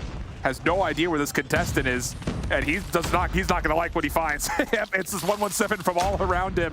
So 117 will get the scrap time. They'll hold on to the preferred side with the proximal spawn set up for P2. But his Exclusive find a couple of kills. A chance for them to control Stadium. Big win, yep, from Karma on the bottom side of this. Exclusive will still spawn window, though, and now a chance for them to push on forward as Says gets shut down from the War Machine. Claw is out for Exclusive, trying to hold. And it seems like the early rotation goes to the side of 117 every time. It's really the gunfights on the objective that are keeping Exclusive in this, and somehow they find a way to break through once again, even with 117 having strong side. Neil wins another one on the inside of the objective. Saturn's looking to push up. Champy pushed out, Purifier in hand, and he's able to keep his life, which is crucial. But Caesar there to contest, slides the corner, and that should be the kill, although he won't keep his life. Right now, nobody on the objective. Exclusive have built that lead back to 20, but can't really seem to expand on it. Yeah, Balance. Oh, he would have been the last opportunity to try to change the status of this hill. But 117 are looking decent. They will commit a couple of members to try to rotate over. Neil will be in their way, and Exclusive will, even beyond that, break with only a couple of players here on the old scrap time. Balance trying for something fancy, but does get shut down. Karma, Annihilator out for 117 on this rotation, trying to shut down the middle of the map. He's going to have a lot of angles he has to worry about. And he's actually going to opt to take this into the tight space of the hardpoint itself. Neil gets the shutdown. Exclusive will win rotation for now, but 117 are spawning relatively close behind. They have a chance to contest this. Lucky gets a double. Champy trying to hang on, and Balance saves his life with the War Machine. They continue to spawn close, though, so right now 117 continues to have an opportunity, but Balance with that War Machine out makes the read onto one. No opportunity for 117 to break in. Caesar with the last attempt. Sparrow's out. He's able to find two right there, and they at least find the contest. Champy, you've got a gun. Use it. He's not going to be able to find the kill right there, but Exclusive get the better of the gunfights anyway, and nobody in position to contest. 117 shut down, and Exclusive take map one. Yeah, I still have to go back to the simple fact of the matter of this Exclusive team on this map. One of the things we noted a lot when they played up against Kings was Kings is not a bad Takeoff team, and they said, we don't want to give Exclusive their best map. 117 must have some boogeyman in their closet that they don't want to play a certain hard point, and when you allow Exclusive to get on the Takeoff, things like this happen. Masterful performance, and a lot of it coming by way of breaking the 117 setups that at moments in time you stop the action, take a screenshot, you say, this is perfect, this is exactly what you want. If you're 117, just could not quite hang on, and in the midst of a game where Exclusive were flat out outslaying them, it just feels like a big mystery that 117 weren't able to keep this one tighter throughout the beginning of this game. Yeah, and realistically, 117 were playing more fundamentally sound hardpoint. Like their rotations, they were being won every single time. They knew their game plan as well, locking in close to full 60s on all the P4s, but I think a couple mistakes started to snowball, and I think especially that super heavy operator investment just on one hardpoint and not spreading it out at all definitely cost them and allowed the lead to maintain in the position that it was for Exclusive, whereas if they had used that a little bit differently, maybe could have closed the gap. I agree. And when we see the final scoreboard here in a moment, I will challenge all of you at home to just look at the differential between the top of the leaderboard for Exclusive and the bottom, because everybody was sharing the load. Flat out. I mean, I think everyone definitely got over 30 kills on one side, and I think everyone nearly finished at 40 evenly. So, I mean, for Exclusive, that is a brilliant way to start. And yeah, you look at it 38, 39, 36, 41, 38. Like, that is as even as it gets when it comes to slaying presence. And it shows you the impact that the SMGs had on the objective, because every single one of the SMGs went negative and they sit at the top of the leaderboard. So just making the most of those engagements. And we said that Creed needed to step up if Exclusive was going to have a chance at this one. I would say 41 and 28, probably stepping up to a pretty significant standard. Yeah, I mean, that's just a masterclass when it comes down to, again, between him and Veer both. I mean, just locking things down, giving their SMGs a lot of freedom to say, hey, don't worry about this, or hey, I got a kill through this lane. It's all yours. Green light special. Go, go, go. So huge opening start for Exclusive. Didn't mention this, but I think just looking at the map pool, not only did they build in a really good map set for them, but coming out and taking map one puts a ton of pressure on this 117 team, who has not particularly been great when it comes to their search and destroy against other top teams. And you're going to a Slums where you got plenty of experience yesterday if you're Exclusive. So let's see what they have to kind of maybe get themselves out of the mud and maybe take over a bit earlier than they did yesterday. Yeah, the one thing I will say is the starting side going to play a big factor here. Is we saw Exclusive just get absolutely rolled. I believe it was when they were on defense, if I'm correct. Yes, it was an all-attacking affair. And so them starting on offense initially is definitely a great sign for them as well. And obviously all eyes on Neil dropping, what, 24, 25 in that search and destroy yesterday. 117 do just get some freedom to move right into Statue, though, and with a follow-up nade from Sage over towards the garage path, that will allow numbers to also kind of echo across Slums early for 117. It's going to cause a lot of issues here for Exclusive. They're going to have to force a play, and Creed tried to. Shut down by the Holger of Karma, and with that, 117, you figure there's no way they drop this 5v3. Yep, especially with Neil dropping right there. Only Veer and Balance left to make anything happen, and now 117 can take whatever route that they want to make their way up to the bomb site. Caesar takes down Balance and left all down to Veer. 1v5, a great player, but I don't think he's a 1v5 versus exclusive great type of player. I don't think those exist. So he's slides corner, and there's caught in a reload. I think he had 7 out of 8 total bullets. Proper time for a reload, I'd say. You never know. No, that's just, again, one thing we didn't really take a lot of time to mention on yesterday. Neither Exclusive nor Kings really felt like they wanted to get mid-map. So 117 have already kind of turned that tempo around, getting a lot of aggression through Brickside. This time, Champy here to meet it. Stuns come out delayed, and how about it? A perfect response for Exclusive, getting the first 2 kills. Right now, 117 players looking to make their way through mid, but Neil reads it. He's going to be able to find 2 right there, just like that. It's Saturn's looking to find the 1v5. Is able to take down Neil, but the bomb's going to go down here. A couple different guns to work with. If he can find an opening, Pick might be able to make something happen, but the fleek doesn't connect. And with that, the information should be given to Exclusive, and they can sit back and wait for him to push into the setup. Creed should be able to find him on the wrap right there. I don't know how neither of them is dead quite yet, but them being spotted out, that I would assume the kill's going to come through. There it is. Just a little bit delayed. Took some time. Just keeping us with bated breath for a little while longer. But 2 convincing rounds back together. And I love that, you know, when it comes to the macro chess game. Exclusive get a read saying 117 have fully forced their way through bricks on their opening defense. Let's throw some delayed nades. Let's get some flashes and stuns out there. Make sure that the frags take care of the trophy. Flashes come through. And once again, the same thing comes out. And oh my goodness. This time it's 117 who say, we'll stay flashed. We'll just kind of hold our position deep towards stairs. And instead of one team walking away with a major advantage, we get opening trades in an early 4v4. Well, it looked like Balance was going to be stuck on an island, but all the 117 players opt to retreat back into spawn. The bomb gets pushed up. And it looks like Creed should be able to get it down right here, as they don't seem to have any idea, but Saturn's hits the wrap through mid and should be able to find 1 at least. He does that. Balance is able to find 1 at the same time. Big gunfight coming up for Caesar, but he can't make the most of it right there. Neil can't connect, though, with the pistol in hand. And now a 2v2 with 27 on the clock. Balance has maybe just barely survived through all the chaos, though. No one actually was able to scout him out. Long-range shots from Saturn. Oh, how clean is that? Key gunfight coming through at the end. Balance nearly able to find the statue heady, but Saturn's beats him to the punch. And 117 take a very back and forth tug of war round rather. Looking completely opposite from what we saw in that Kings matchup. Obviously, 117 doing a good job of making sure Neil can't quite have that same impact and not allowing those same angles that we saw him playing last time around. It was a lot of defensive kills, especially in the overtime, but Balance gets aggressive right here. There's nobody to be found. And it's Champy wrapping the corner to find the kill right there. Now 2 on the board, and it looks like the Exclusive players should be able to regen, but a big nade out of Lucky does drop Creed, and the bomb goes down over on B. 117 threw like 3 trophy systems at Brick Stairs, and I don't think they threw many nades of their own, which is why that delayed nade ends up connecting. The unfortunate thing is they gave away a lot of space, and that will lead to an Exclusive plant. 3v3 retake going to be required for 117. They're going to go graveyard side.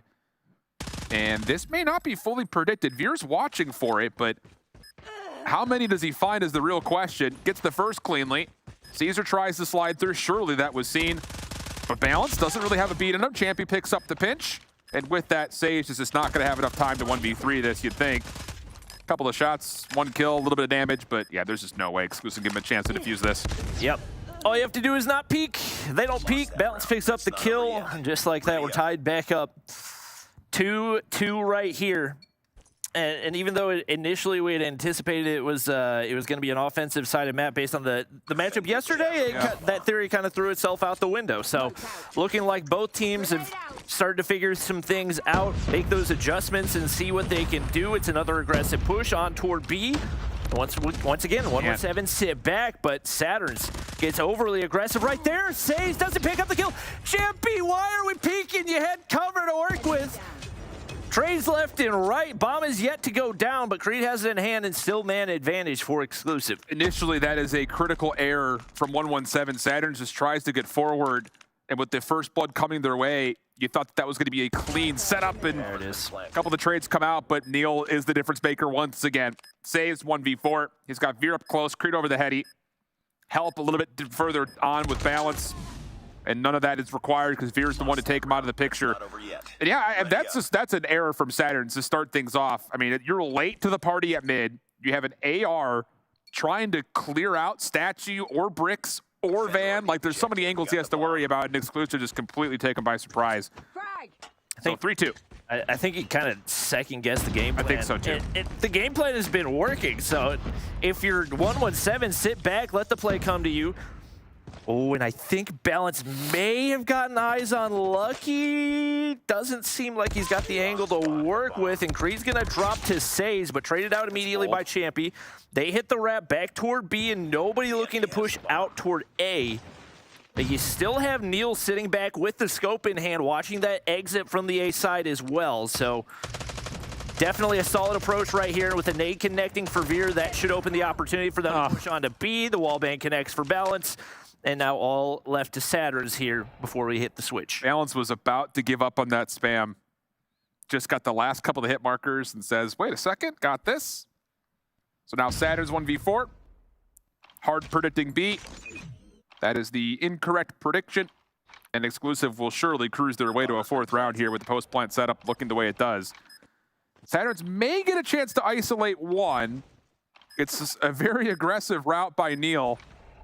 But if you could get a read on this, maybe there's a chance. Champy over the top of the dumpster. That is a tough gunfight, and Veer's there to finish him off. Clean from Exclusive, 4-2 and a half. Not over yet. Ready up. Well, we switch sides here. Exclusive in exactly the spot that they would like to be.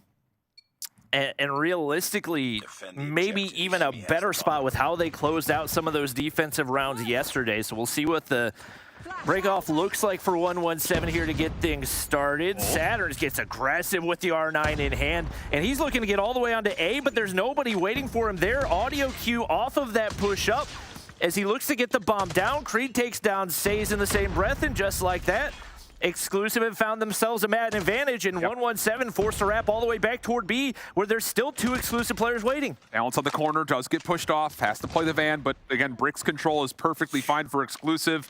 That is a really solid read. I don't know who makes the initial call as far as this is not a B hit. It's coming over towards A, but you can kind of see the nade trails. Two late nades came over the top over towards this A site, which ultimately forced Saturns off on top of the fact that he loses Says. So Exclusive, a perfect response again. And all they have to do is just not get picked by Saturns, you'd think, to cruise their way into a fifth round. Not the main sniper that we really expect either. I believe picked up I think so, yeah. The snipe from his teammate Lucky. And not going to find an angle for the kill there either. So once again, Balance gets the information, backs up. Saturns does find a pick on to kneel it, but Veer going to make Karma pay. And just like that, two players remain for 117. Balance hits a nice flank, and that'll be an easy two-piece for him. Now a 5-2 lead for Exclusive as they look like they may well be on their way to a 2-0 lead. That would be... At one point, I did say Exclusive could 3-0 the series. Yeah. All right, Mr. Right in the fence. It's very comfortable in the middle of this fence, all right? I frequent that vacation spot pretty often. What a gunfight from Balance! The Fennec? Saturn's just got absolutely spit on. Oh my goodness! Are you kidding me? What a heat check from Balance. I assume there had to be a nade that connected there. I don't think it's physically possible for that SMG to kill that fast, but another kill comes through as Neil continues to be a menace on Slums. And right now, he continues to create space for the SMGs to work balance. Time and time again, finds those openings to hit flanks. He's got 9 kills on the board. And 117 once again forced back into spawn. I'm curious whether or not they will realize that they have not picked up the bomb yet. The interesting thing about this, we saw it on the overhead over the top of B. Exclusive still have 2 trophies that are down at B, which leads you to believe that 117 have no idea what they want to do offensively here in terms of controlling space early. If both trophies are still on the ground, come on. Definitely a lot of trust that they're trying to get opening picks with their sniper rifles, but it's not happened. And if Balance is winning SMG gunfights versus ARs at that range, 117 have to adjust, and they need to adjust immediately because this round is pretty much out of hand. Yep, they finally are back to pick up the bomb with 30 seconds remaining. 2 players alive right here. And this is about as easy as can be for Exclusive. Sit in your positions, wait for them to overextend or give away an audio cue. And Caesar just hasn't had the best luck on this map. Does find one onto Champy, but Balance gets the info right there. Nice little slide peek. Not going to be enough for the double kill, though. It looks like he's going to be able to get the bomb down, but Exclusive should have the read right here. And just like that, Neil in position to pick up the kill. Some body shots to go with it. And the defuse should go through here as Exclusive looking pretty confident heading into round 9. This is the exclusive we saw against Animus yesterday, not the exclusive we saw versus Kings. They look really good. And the work that they've done to kind of keep themselves more well-rounded on both sides of the bomb here on Slums is very markedly noted. Because, I mean, if you're getting away with absolute murder with these trophy systems staying alive through the opening spree, that it just goes to show they've got a good setup on their hands. Champy trades out initially, 117. Do come on top for a 2-for-1. Bomb still in hand as well for Caesar. Has an R9, and I believe he just picked up a Fennec as well. Fear tested. Backside Cafe has to sneak out, and Caesar will be allowed to plant. Should be able to spot him underneath, but can't connect for the wall bang onto the bomb right there. With 2 players down already, a little bit of a tougher retake for Exclusive. And to be honest, we haven't seen all that many plants so far out of 117. So question marks about what the retake will look like. But Neil connects as Saze is just staring off into no man's land. Veer's able to get pushed up, can't find the kill, but gets the information on the Lucky's location. So many opportunities, but they can't make anything out of it. Whiffs on whiffs. And it was a winnable round, but don't find a way to make them pay. And 117 keep their hopes alive. Yeah, really good for 117 just to come out on top of the opening trades and then make the call to commit for an early plant. If they were to have sat around and been caught in that moment of indecision, there's definitely a world where Exclusive could have gotten the sniper rifle into play for Veer. Just could not quite land it, as you mentioned.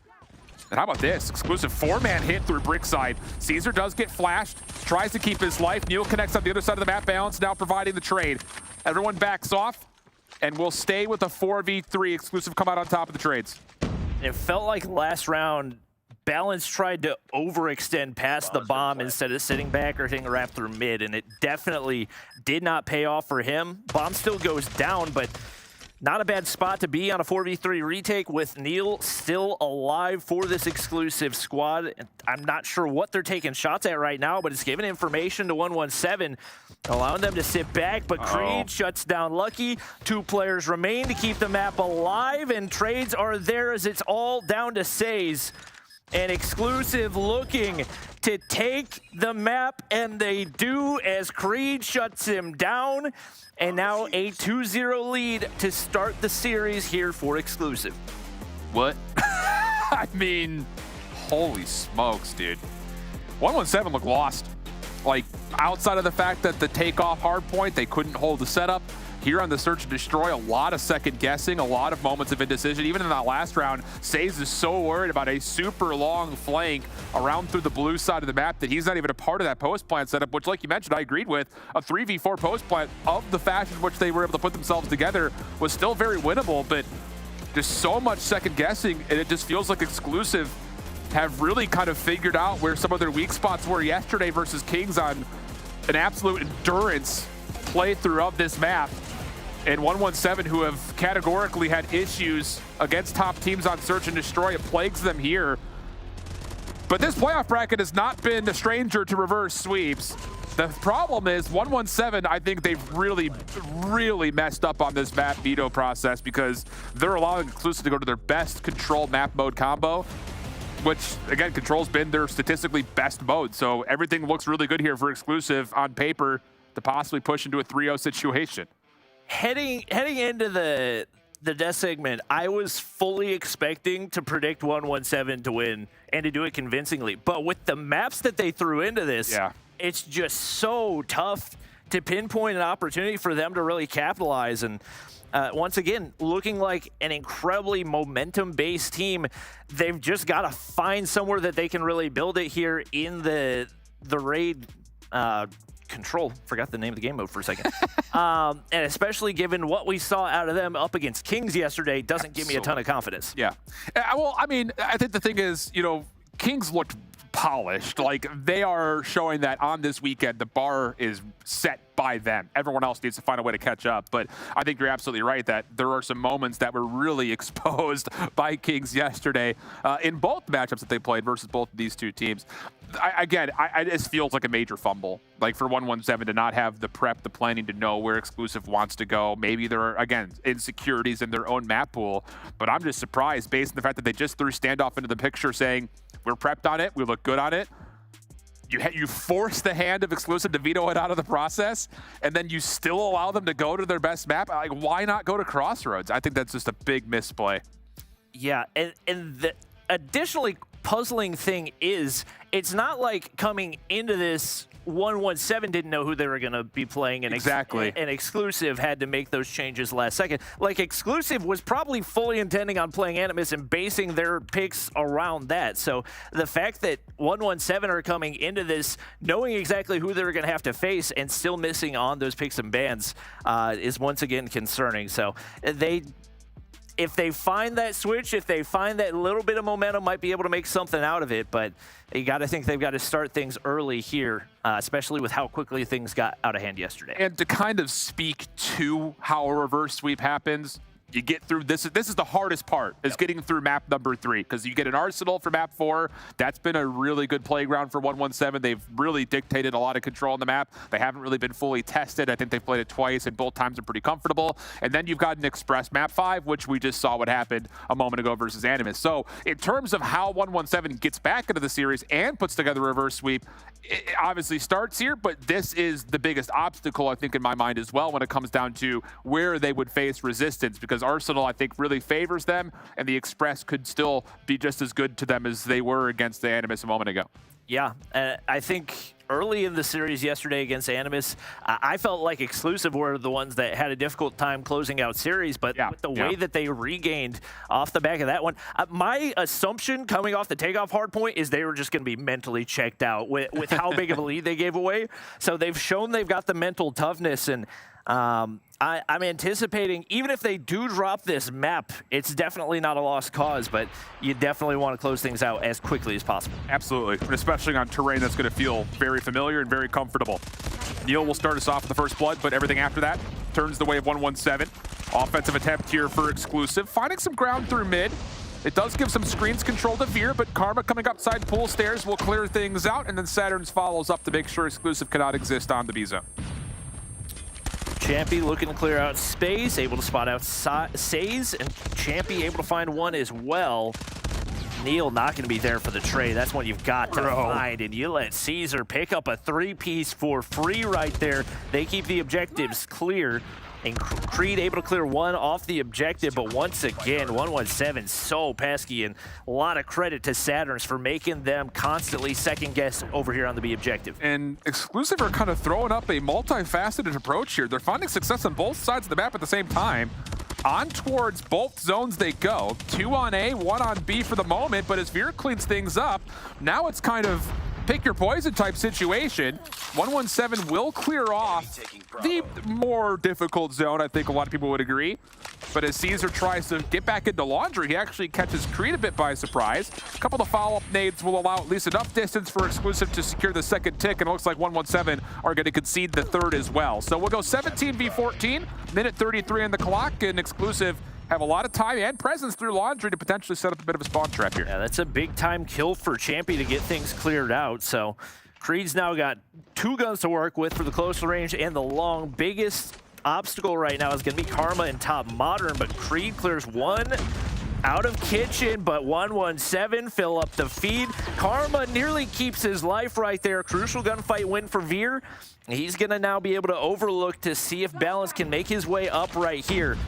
Trophies start to go down, smokes across as well, and that's going to open an opportunity with Veer taking down Saturns. That should allow Champion to the objective. Yeah, this is the right read for exclusive. You get rid of the AR top window, just get onto the zone and watch your pinch through pool stairs. There shouldn't be a reason that anyone gets surprised by this hit from Lucky.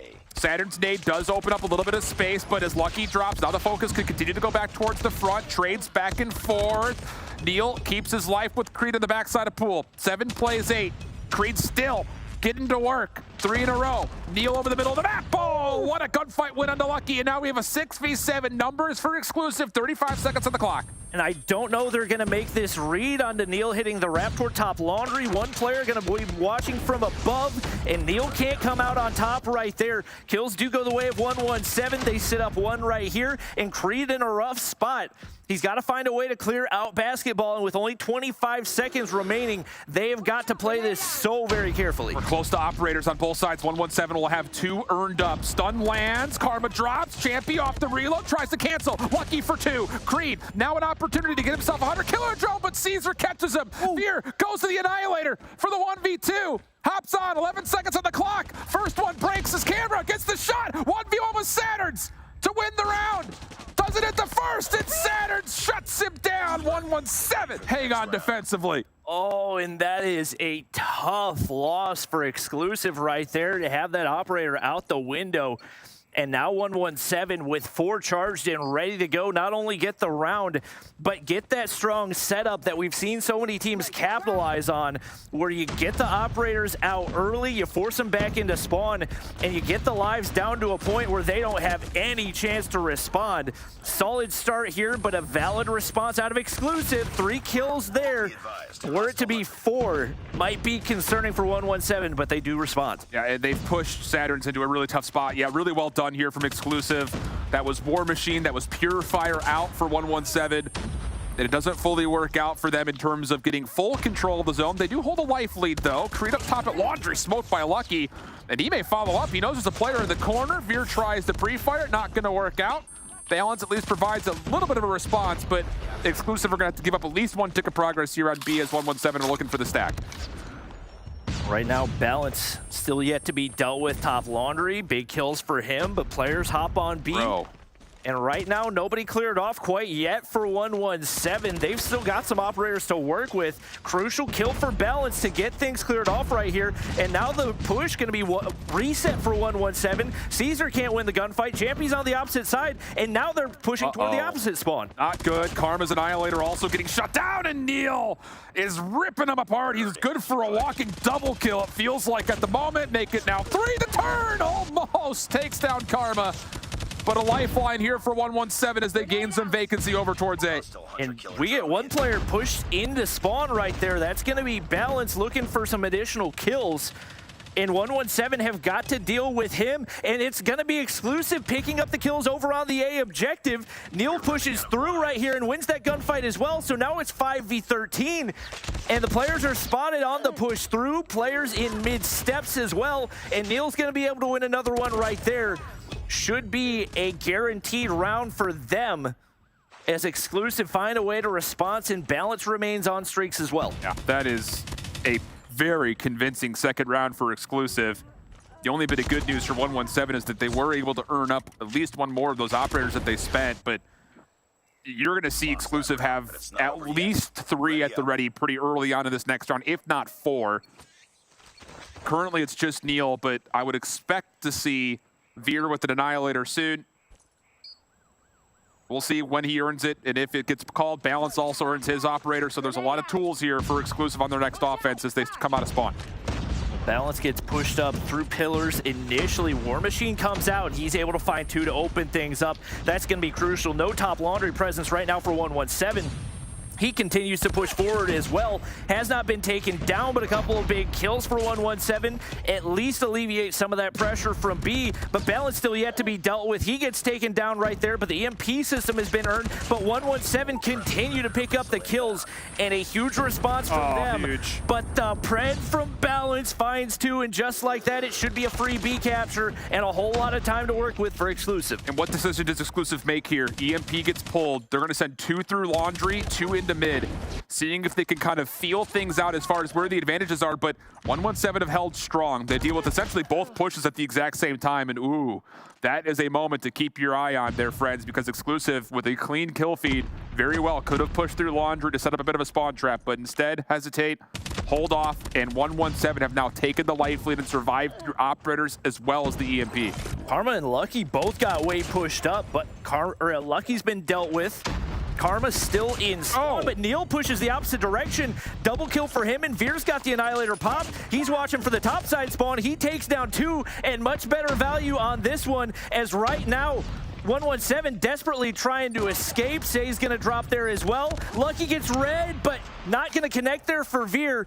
Hope is still alive, but they gotta get this objective cleared. 1 ticket progression already through. Lucky's got the claw out, trying to clear off these angles. Neil shuts him down. What a huge play. He backs up into the smoke, but there, Saturns and Caesar are able to overwhelm him. Second ticket of progress still being worked on with a member on. Champion clears out money window. Says provides 1 trade, but 117 still hanging on. Saturns now defensively has the Purifier out, and he will clear out the A zone, but not before. Exclusive get a second tick. We've got an 8v9, and 117, they're using operators here, and if Exclusive get the read, they should just wait for them to expire, but instead, Neil pushes forward, and Saturns is able to earn a Pred missile because of it.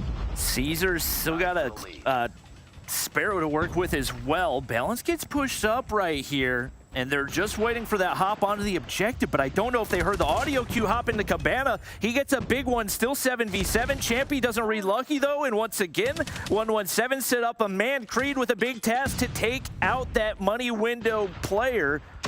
And right now, they're keeping the lives, and because they captured that first objective so early, still 50 seconds to work with, and they find that 1 kill to open up the push through. Creed uses the Sparrow right here. Nice they're going to stack it, but the Pred from Saturn's hits. Wait, but they're still on. Hold on. Champy's able to stay alive through it. He hopped off for a second, but makes the commitment to jumping right back on as soon as the Pred takes out his 2 teammates. And the stack you call ends up working out. I think 117 thought, hey, we got 2, we should be good. And they lost track of the 3rd. Oh, what a key moment. And what a bit of heads-up play from Champy to jump on, finish the progress, and gain Exclusive the edge. 2-1 up now onto the defense. Caesar first blood. Lucky shut down, but 117 have Karma with an Annihilator out, looking to make some early progress on A. Veer pushed back off the utility, sent through money window, but Champy hits the flank right here, and comms seem non-existent for 117. Nobody's there to respond. Balance gonna waste the War Machine right there, but Exclusive continue to pick up the kills. And now only Say's left to be dealt with, and the info is there, so Champy finds the kill. And Karma gonna work that poolside heady, but once again, a strong start for Exclusive. This is a bit of a miscue here. Exclusive did not have the vacancy to play as far forward defensively as they wanted to, and now 117 with a couple of the trade back kills have even the life count, and they're looking to get a second tick progress here on A while also threatening the B zone. Second tick at A is locked. Balance on the retake. Shut down by Lucky. Last player defensively would have been Champy, but as he drops, this looks to be an extra 60 seconds more likely than not. And Exclusive are looking for exit kills by the look of it, getting in towards Kitchen. They do have Veer pushed really far forward, up top by Art, really close to an Annihilator. And Exclusive do hold the numbers, but 117 are looking to play around the back by the look of it. And this is all about the push for 117. It looks like they're going to flood full towards spawn. Wait, second guessing it a little bit. That's what they're going to do, though. Creed able to spot down 1 and should be able to relay the information. That's where everybody's coming from for 117. So you see the adjustments right there. And 3 players make their way to top Laundry, but Champy might be able to sneak his way through. Spots out Lucky, but a little bit of an early shot. Connects for the kill anyway and gets things cleared out to maintain this position right now for Exclusive. Ooh, spawn kills better. That's what we currently have on our screens. Caesar getting the work done on one side. Champy clears out 2. Oh, goodness. Now Exclusive hold a bit of an edge. You've got Balance over towards Garage, playing behind 117. Karma trying to do the same on the other side. Champion from the front. Pure fire out, clears a couple of kills. And all of a sudden, exclusive. I have win condition built to 3-0-1-1-7 if they can hold on to this life lead. And Champion gets all the way pushed through. Will he find the kill onto Caesar? He stays alive, 1 HP. Balance can't find the kill, but he's still got to be dealt with and continuing to give information for his team. It's going to be the better of the trades going the way of exclusive once again. And Champy, Hunter Killer finds a double. Spawn trap has been set. It's 11v4 and exclusive. The 4 seed have set themselves up to make their way into the grand finals and have locked themselves in a spot at stage 5. What has happened? Where was this exclusive team versus Raid? Or Raid versus Kings on Raid in particular. Oh my goodness. What do you say? Our 3 and our 4 seed have qualified from Europe. What the heck? To stage 5. Oh my gosh. That's the only words I can find right now. Is that I mean, come on. What happened to my pen? I just dropped it. Oh my! I heard that. Gosh, I mean, why even predict anything anymore? Why have group stages? You know, the bottom seed's gonna win anyway. Anything is possible here in Europe. And exclusive. Obviously, it was the front side of the map pool that was gonna give them the most opportunity, and you got to give them so much credit for making the most of it. You said it perfectly. And honestly speaking, not only did exclusive play like they did yesterday versus Animus here in this matchup, but 117 completely fumbled this veto process. You have to be better prepared than that. There's no other way about it. I mean, at worst, you write down the vetoes versus the potential 2 opponents you're going to have. Like, you don't have to talk about it in the intermission. You should have done the planning ahead of time, and 117 have dropped the ball in exclusive, picked it up, ran it home for a touchdown or a try or whatever they say in Europe with ball references, soccer goals and things. I don't know. I'm just... All right. I'll take it away from you for a second, okay? Because we're taking a look at the bracket here. Obviously, you can see exclusive 3-0-1-1-7 in that lower bracket final, moving their way through to the grand final. And you will notice that Kings have a 1 next to their name. That is because whichever team made their way through on the upper portion of the bracket did get a 1-map advantage when it came to that grand final, which will be a best of 7. So we still have lots of gameplay in store, but that is now the lay of the land after the weekend is coming up on the culmination of the entire challenge season, Mommy. Oh my gosh. I already know the answer. Can you just tell me your thoughts? I mean, okay, we thought in the beginning, right, that Kings definitely was a top tier team, but they kind of fumbled at the very end of the stage 4 group stage, but they basically had such a great time yesterday and they're finally showing up. But exclusive is definitely something that flew under the radar in the whole challenge season, but they definitely brought it yesterday. It wasn't enough to prove that, okay, they're super strong, right? But it just goes to show how 1 day of progress, map selection, that could definitely bring them into this 3-0. I mean, we kind of like said already early on is that it really depends on the map veto process, and 117 already really dropped the ball like what Shift said. All right, well, I feel like we have lots of questions, and maybe we can get some answers here because if I'm not mistaken, we've got Veer standing by with an interview to chat with us before the grand finals. First of all, thank you for taking the time to talk before you go into the next match. How is the squad feeling right now? I can't lie, the squad's feeling really like hyped. Like, to be fair, that's what we expected playing them. We saw them play Animus and they looked really shaky there. And after the first 2 wins, we were like, yeah, these guys, they're not gonna shoot straight anymore, and it really just paid off. Veer, you guys just secured the last spot for Europe. And we already said in the beginning of this whole thing, in stage 4, how's the revenge tour happening for you and your team? It must feel good, man. I can't lie, it's been happening great since I pretty much had 1 year without doing anything, and I'm proud of my team. To be fair, they done madness. I'm gonna be real. I didn't do too much today, so, but yeah. I'm really proud of my team. What can I say? Yeah, you absolutely deserve to be. I think heading into the matchup, obviously one of the big talking points was the fact that you guys basically got the best first 3 maps you could have possibly asked for, especially based off the way that you've been playing those heading into it. Were you guys feeling extra confident once you saw those first few maps sneak through? I can't lie, I'm pretty sure the reason why 117 lost is because they failed like throughout the whole veto system. Like all 5 maps we actually got to pick. Like they were all our best maps like they could possibly pick. So except the Arsenal from yesterday against King, that looked very shaky, but I'm pretty sure that did a very, very good preparation against for that. So. Veer, again, congratulations, my man. You guys are the second team to qualify from Europe, but there's still a European championship to play for.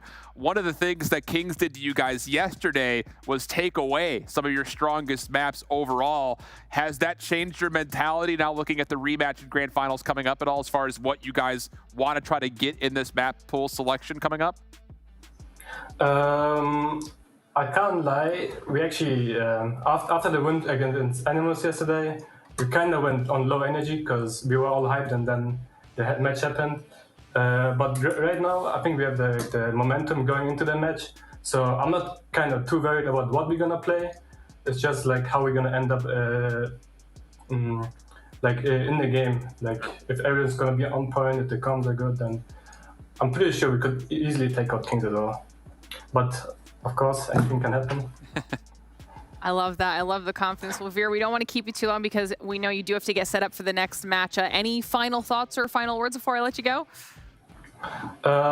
Thank you for my team, obviously. Thank you guys for having me right now. And shout out to the ESL team. They're doing a great job throughout the whole tournament. All right, well, thank you so much for jumping on and chatting. Good luck in the grand finals. This is going to be a great way to close this out. Thank you very much. Stay safe, guys. I can't believe he even agreed to jump on and chat to us before the grand finals. I did not expect that. I was waiting for production to be like, no, they just want to lock in. It was so quick. Right? I forgot my jacket. It was literally telling Glitter. Glitter, they're gonna end it in control. We gotta go. We were not prepared for that. I mean, and you heard him say it in the interview himself, though, Bobby. They feel really good with the momentum that they have now. And you mentioned that earlier on in the show. Kings could be cold, sitting there waiting to find out who they're playing against. So do you think that's going to work in Exclusive's favor? Oh, absolutely. I think especially coming off a 3-0, it's not something that expended a lot of your energy. You didn't have to come from the lower bracket. So right now, Exclusive are in the best pot that they could be. And Kings probably haven't had a whole lot of options for scrims because everybody that they were potentially going to scrim against has been playing for the entirety of the day. So I anticipate they're not going to make the same mistakes that 117 did in regards to the map bans and picks. That's not something that I anticipate being an issue, but we'll see if we have a little bit of a slow start and if they can find ways around it. I can't wait. I think this is going to be a great way to close out the challenge season. Grand finals are right around the corner, but you guys know the drill. We're going to give the teams a little bit of time to get themselves set up before we get into the epic finale of this entire season. So time for another short break. Don't go anywhere. We'll be right back. Welcome to the place where dreams come true, where everything you want can be yours. If and only if you're willing to work for them, you're willing to hurt for them, but most of all, you're willing to be first for them. Ha! Look, I'm going straight to the top. I don't know how I would stop, like it or not. I got some goals that I'm hitting. You hear what I'm spitting? It's hot. Look what I got. Whole lot of passion and pain. The road to success is insane. Stay out my lane, cause I'm on a mission. I'm getting what stands in my way. Yeah, I'm a beast. I wouldn't play with me, baby. The way that I'm training is crazy, and I do it daily. You wanna talk about drive? I got more drive than Mercedes. I've never been lazy. I'm in the room, it's a red alert. You wanna compete? Well, get better first. I got 10 toes in the dirt, push through the hurt just to show them my worth. I'm the best. Yeah, I'm the best. I never stress. I know what's next. I'm who they test, like we playing chess. But I'm unimpressed, so now let me flex. Ha. Yeah, I'ma work through the struggle and hurt, cause I know my worth, and I gotta be first. Ha. Yeah, I gotta be first. Look, I don't want anyone's sympathy. I understand what is meant for me. I give my focus and energy. If it's meant to be, then it's meant to be. But mentally, I'm undefeated. They hear that and say I'm conceited. Like there's no reason. Like I don't beat them and come back again just to teach them that when you work under pressure, you reach higher measures. They'll try and bring you down, but you cannot let them and only get better and focus on cheddar. Eye on the prize and you'll become a legend. Like, when I'm in the room, it's a red alert. You want to compete, well, get better first. I got 10 toes in the dirt. Push through the hurt just to show them my worth. I'm the best. Yeah, I'm the best. I never stress. I know what's next. I'm who they test. Like we playing chess. But I'm unimpressed. So now let me flex. Yeah, I'ma work through the struggle and hurt. Cause I know my worth. And I gotta be first. Yeah, I gotta be first. They don't know what's gotten into me. How'd I turn pain into energy? Through all the struggle and hurt, remember my worth, and that's why I gotta be first.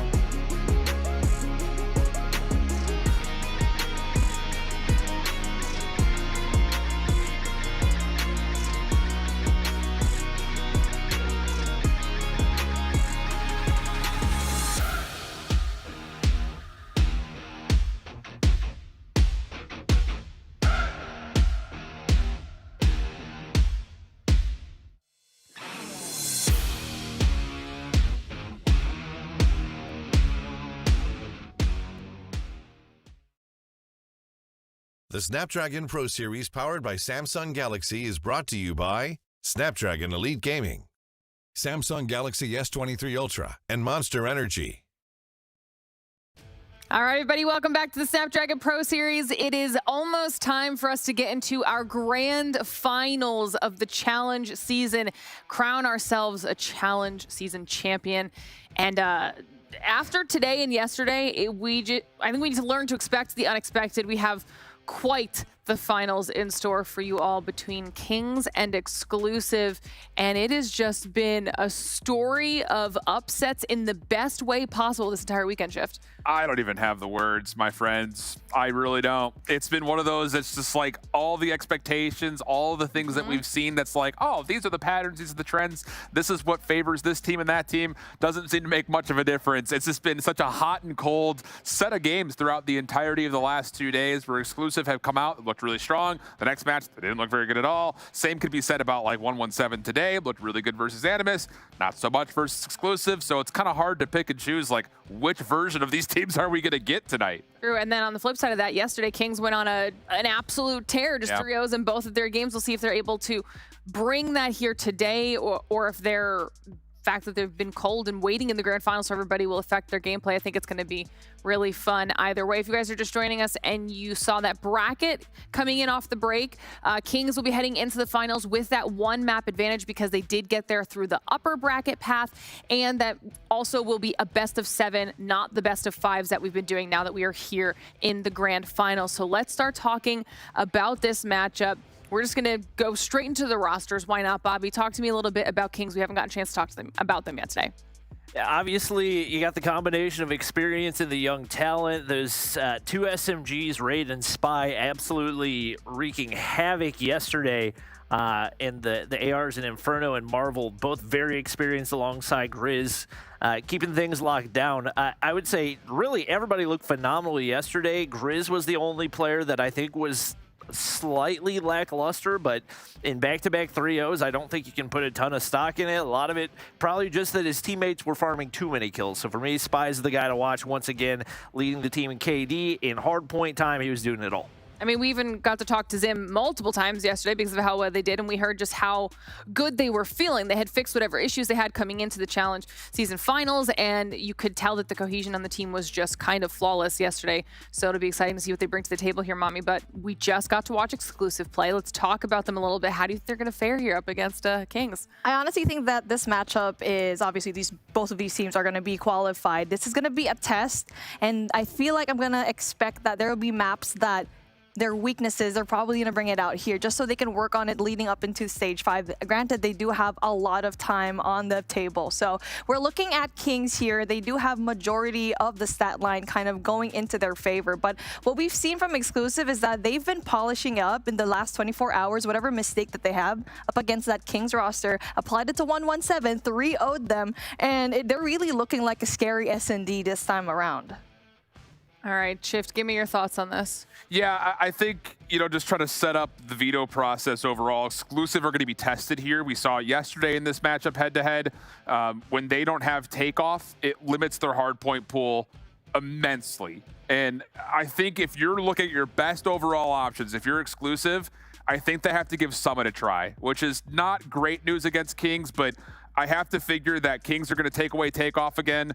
Exclusive will want to take over either Apocalypse or Arsenal, get that out of the pool, and I think your best selection is Summit Hardpoint. Let Kings take the opposite of either Arsenal or Apocalypse, and then I imagine that we'll probably get Slums again for the Search and Destroy, at least in some fashion. Although we actually don't get 3 S&Ds, I forget, because the one map advantage. So there's only 2 S&Ds. Yeah, so that changes things a little bit because Exclusive, I think their best option was to take a handful of Search and Destroys in this matchup, and I just remember that they have a 1 map advantage as Kings do. So there's only 2 S&Ds. That makes life even more difficult for Exclusive.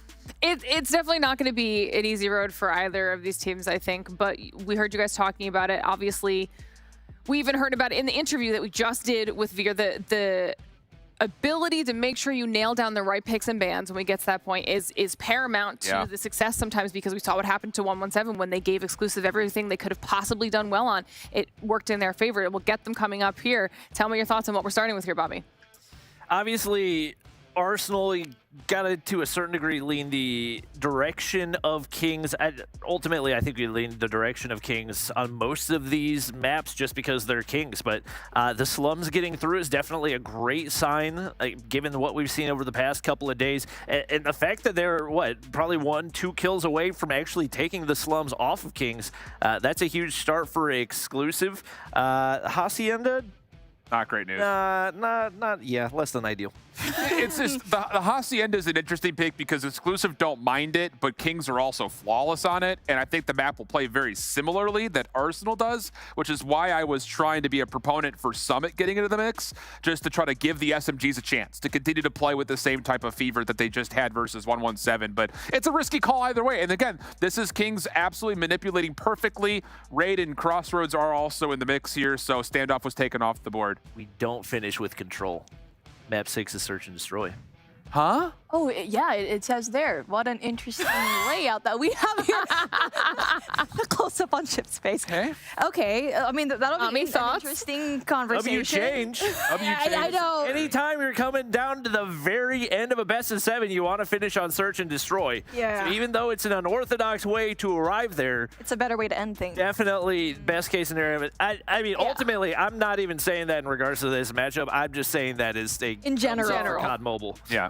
Good we love that. Thank you for that change. And the fact that it's going to be in Express, man, this is like a copy paste of what we kind of saw yesterday. I guess apart from the Crossroads, obviously, because we have 2 controls, but it is a copy paste. So it is going to be what we see from Exclusive, what kind of adjustments they're going to be making, especially since they were kind of bombarded yesterday by the Kings. All right, well, I'm going to let you guys head on over that way while I finish talking to Shift about how you think this whole thing is going to play out. You've got all of the picks and bans, all of the information. It's just not good news for Exclusive, flat out. I mean, their best lifeline is to be competitive in the Arsenal. Don't get overwhelmed early. You have to take the Slum Search. You have to beat Kings on raid control.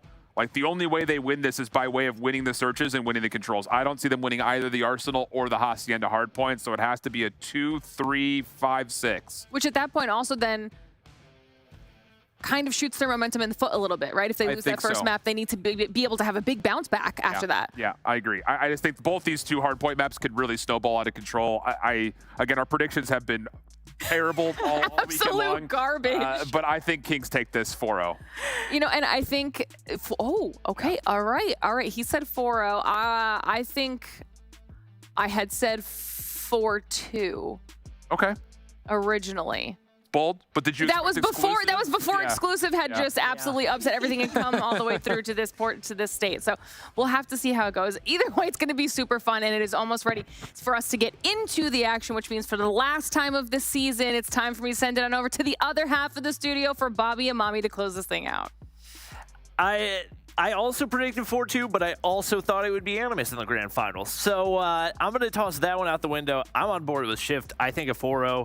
I don't even necessarily have an issue with the map picks for Exclusive because they have looked good on Hacienda. I'm not saying they look good enough to necessarily beat Kings, but they took down Animus twice in both the regular season and in the playoffs. So I know they're capable of winning on that map. It's just the Kings are in such prime form right now. They looked untouchable yesterday. And you throw on top of that the one mode that Exclusive kind of piggyback on to give themselves an advantage in the control. And it seems like Kings have pretty much perfectly polished up their raid control. So all that to be said, I felt like there wasn't any situation where, for me, the map picks were going to give any type of big-time advantage for Exclusive. I mean, for Kings, we really just keep saying it in this broadcast. They have set the standard for EU. The fact that you were able to do 3-0 twice yesterday really is a statement to possibly do the same thing here, is to not let Exclusive get more points. But again, this is going to be a test, since we did see a complete copy paste from the maps that we saw yesterday up against their game in that upper bracket final. The fact that, hey, we want to have the same thing here. The question is, will Exclusive really just have those adjustments made and possibly pull up a map from Kings? Yeah, I think they're absolutely capable. Once again, I think my eyes are on the Hacienda because I think they can surprise some people right there. I know that Kings have looked solid on that, but I think they've put in enough practice. They've gotten the reps in. So I'm excited to see what they're bringing to the table. They also have whatever amount of advantage you give them for the fact that Kings probably haven't been able to get a ton of scrims leading up to this, and they're coming off a 3-0 win. So they've got some momentum in regards to being ready for the game and also in their confidence heading into things as well. So obviously, you get 3-0'd yesterday, you forget about it, and you look to bounce back. And it seems like it's a different exclusive team. They have been practicing. It really does seem like it. To pull off what they did today, well, I mean, 117 kind of handed it when it comes to that map pick selection. You like to win, Sam. Man, I'm having that image in my head right now. They're just kneeling. But, I mean, speaking of, Neil has been a phenomenal player for exclusive, not only in the respawns, being a pesky rogue player on control. I feel like he could be the biggest difference later on when we do get into that raid control game. Yeah, and we've got Slums, Search, and Destroy in there as well. So, like, it's not like there's no avenues for exclusive to make something happen right here.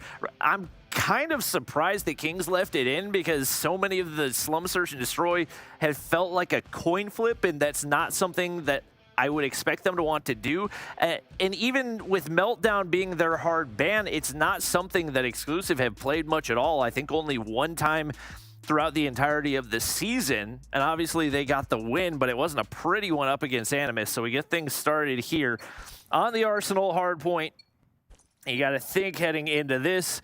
Obviously, eyes on the SMG to look to continue to fry for Kings.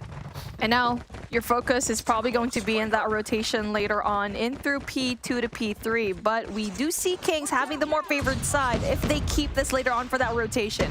And now King still getting a lot of those first opening picks, but it is exclusive going in there for the trades. Grizz gets aggressive off the start. Hasn't been traded yet either, and Spy going to be content to sit on this backside of the wall and let his teammates overlook. It's Raid picking up one, catches the flank, but can't find the kill there.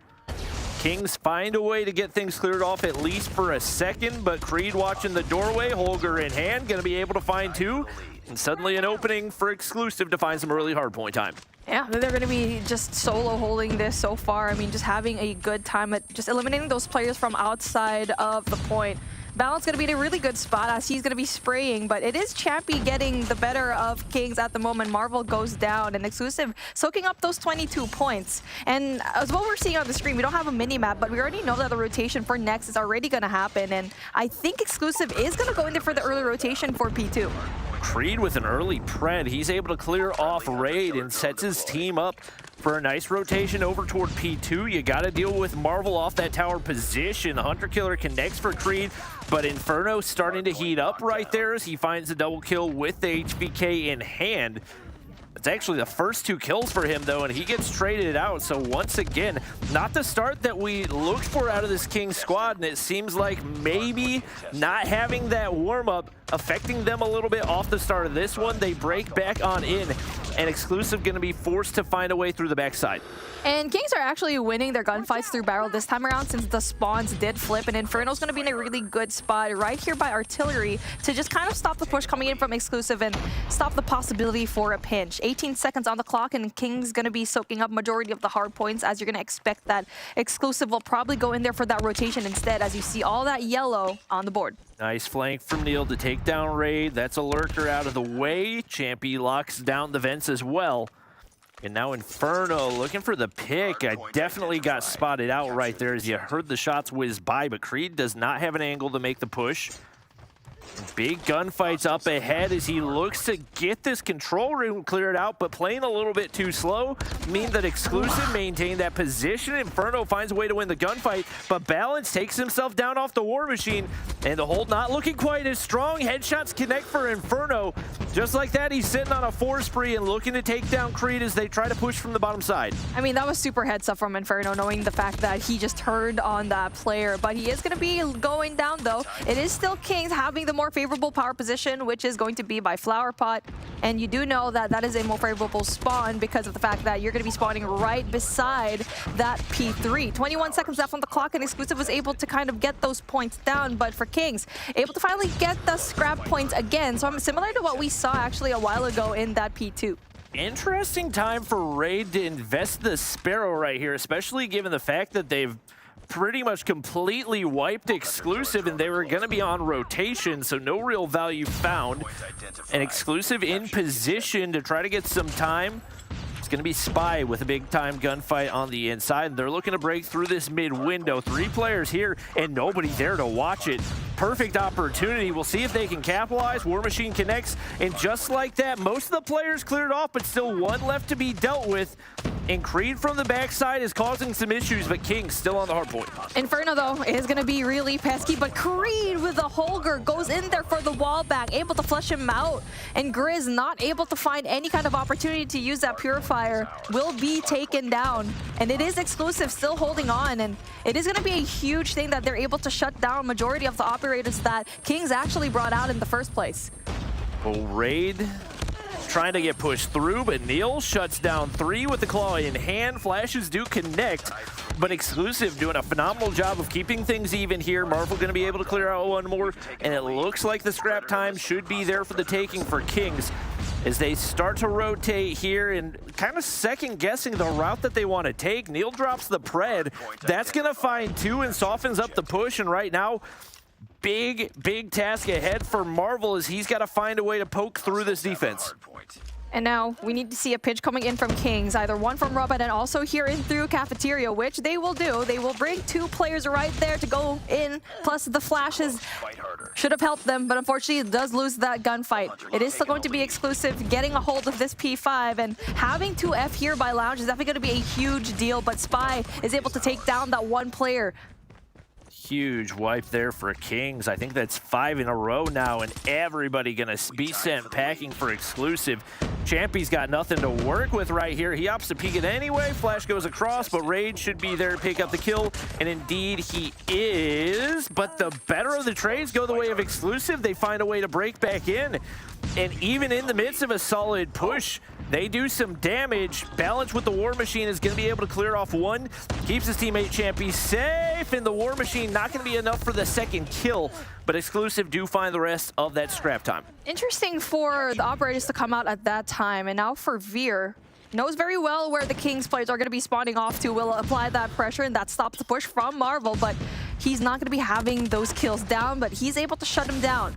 The Annihilator not going to be used to his advantage, as it is very difficult here in P1 since the tight corners is just going to not allow him to get those kills, but able to stop the push neither less. Right now, Exclusive sit up 10, but as expected, a heavily contested P1. Back and forth they go. Creed pops the Sparrow and able to find 1. And it looks like his teammates do the dirty work and clear off the objective too. So with Neil being taken down, the objectives cleared off for the time being, but they reinforce. And once again, Exclusive doing a great job of maintaining some semblance of a lead. Kings break back on through, and it has definitely been a back and forth affair. Champy seeing what he can afford on his own, but it's not going to be enough for a break as Kings look like they're going to be able to tie things up as we head over to P2 once again. It really is that battle for batteries that you need to have if you are Exclusive, and Kings so far has been doing so in the last set of rotations, and now it looks like the same case here as Creed will try to get that information down, try to cut that rotation, but he will get that beautiful double kill. Has to worry about 1 more, and Raid is very much aware that there's 1 player there, and he brings out the Sparrow right on time, and a possibility for him to actually just shut off the players there from Exclusive that'll try to go and enter the side, and it will be Exclusive having that backside spawn, and with Raid having the Sparrow, it will just create so much defense on King's end. Big value there for the operators. Marvel takes down 2 with the Annihilator as well. Kings get things cleared off, and with Ferno on the top side, they go all in as they look to get a full 60, and Exclusive now miles away, trying to make their way to the hard point. Inferno clears off 2 more, and with that push, that allows him to now rotate with 20 seconds. So not only are you getting the scrap time for what should be for free, you got Raid, who has earned a pred missile. 2 players rotated early for Exclusive, but if he wants to use it, should be able to get them the information. And this is not a safe rotation by any means for Exclusive right now, as Veer has got to find some of these cutoff kills, but that's going to be a pred dropping on the head of Balance. And just like that, the opening is there for Kings. Yeah, you mentioned it already. It's not going to be a safe rotation for Exclusive. You also have players like Grizz just holding on into those tight quarters and trying to catch Exclusive players off guard. And now we do get to see Kings finally having the more favored side. We'll probably go in there for the pinch. We'll be greeted by 2 players from Exclusive, but a beautiful game coming in from Balance as he tries to go in there for those kills with the War Machine, but not able to sustain. And just like that, Kings have broken in. Veer there to find a double kill, but Inferno has the last laugh. Not going to spot Balance through the flashbangs. They continue to go over top, and a couple kills go through for Exclusive. Hardpoint remains contested. Neil can't find the kill, but his teammates can. But the SMGs continue to pop off for Kings, and that's 3 in the feed as Champy tries to get pushed up. They get absolutely cooked, and right now, Balance, you have no time to make a push for 8 seconds of scrap. You gotta back up and try to alleviate some of this pressure for a Kings team that is now built a 50-point lead. I mean, it really is just Kings' utilization of their score streaks and operators from that rotation in through P3 to P3 definitely was the biggest difference for them. And now Exclusive goes in there for the early rotation, but Marvel and Inferno going to be getting those trades as well. Grizz times his operator perfectly as he stops the push from that right side spawn, but it will be so difficult for Exclusive now that they do have operators to play with if they choose to bring it out. And Grizz going to be a menace right here. I don't think saw the players hopping through window, but Raid gets the information. Hunter Killer goes across as well. Somehow they stay alive, but the Sparrow connects for Raid, and one final opportunity for a push for Exclusive as they're left spawning across the map. Grizz drops the Pred, and all down to Veer to try to find a push in. Creed with the Sparrow shut down.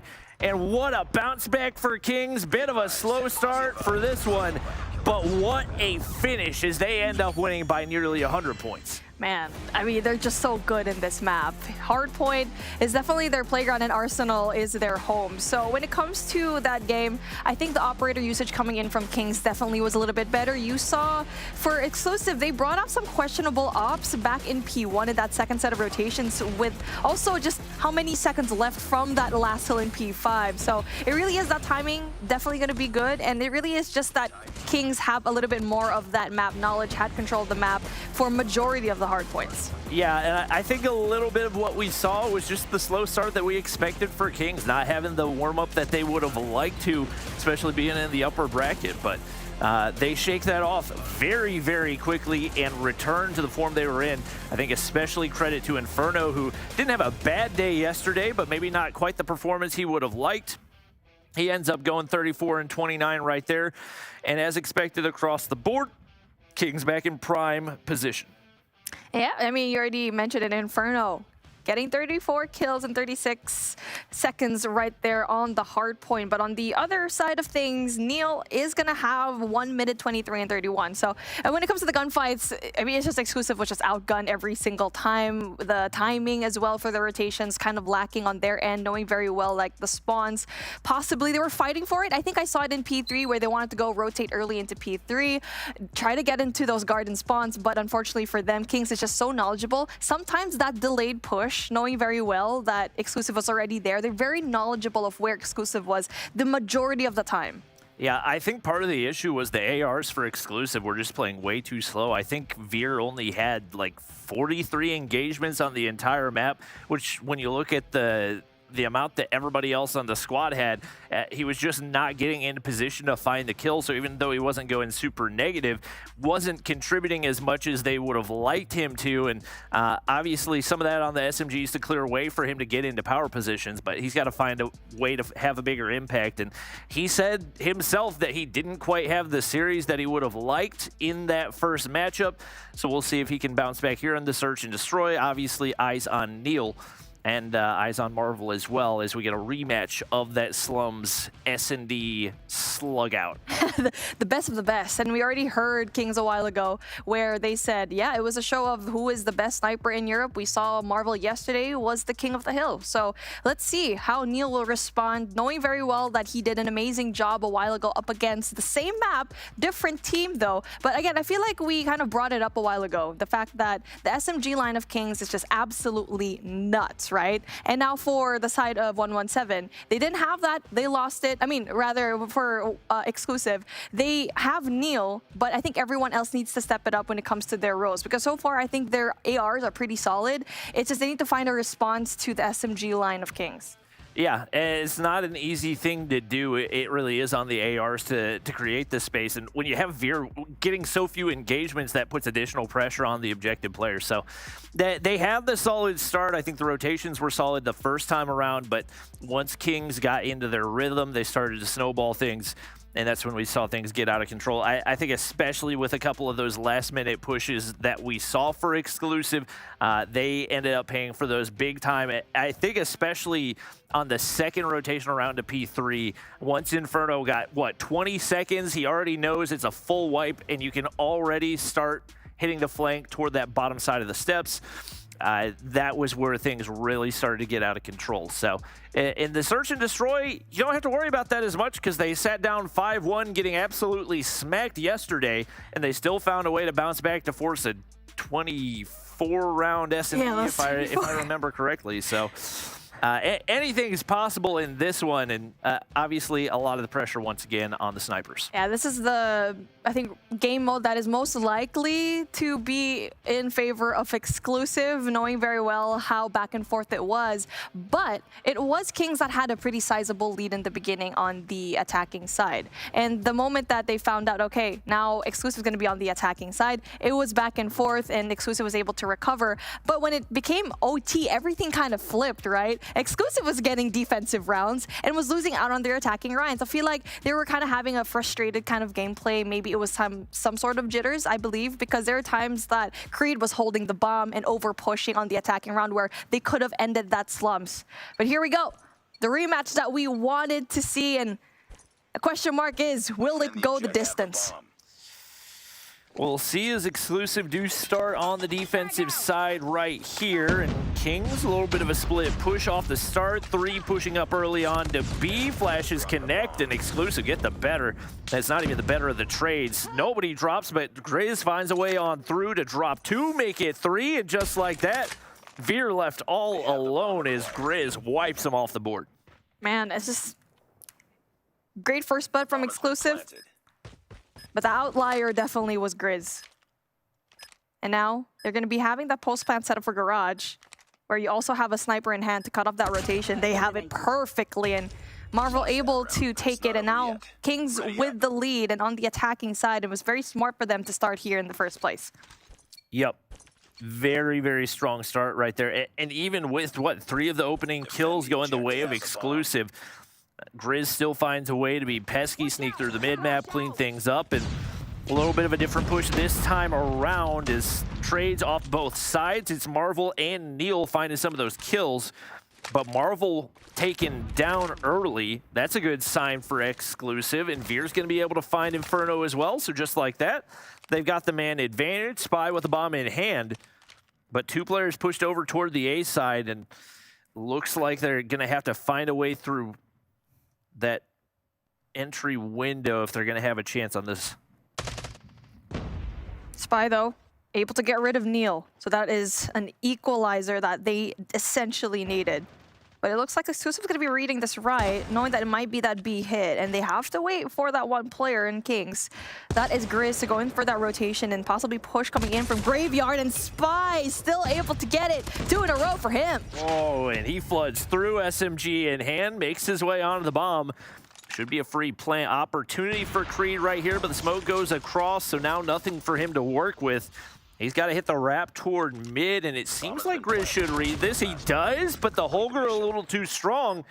And now a 1v1, 40 seconds to work with. Spy spots him out. Still has that sniper to work with. I'm not sure why we're pre-firing with a sniper. They're hit scanning COD Mobile, but you know what? You leave him guessing, and right now it's worked for him so far. Creed hops up and gets absolutely read by Spy, who's sitting on 4 kills through the first 2 rounds. Here we go. He was looking at the camera. He's like, yo, I'm ready for you. I'm strong. I got the muscles. All right, here we go. Kings, beautiful start. Able to kind of step back a little bit and try to position themselves in a more favorable side. And now we do get to see a different approach from exclusive this time around, having a more heavy hit into the mid side. Well, Creed finds his way, and they actually find 3 through that broken wall, but they pay for it big time as Marvel shuts down 2. Spy with another right there. And that push backfired in the worst way as Marvel was perfectly set up. Just like that, 2 players remain for exclusive. Balance looking to make his way through broken wall. He actually hits the wrap back toward mid, and still with 2 snipers in play.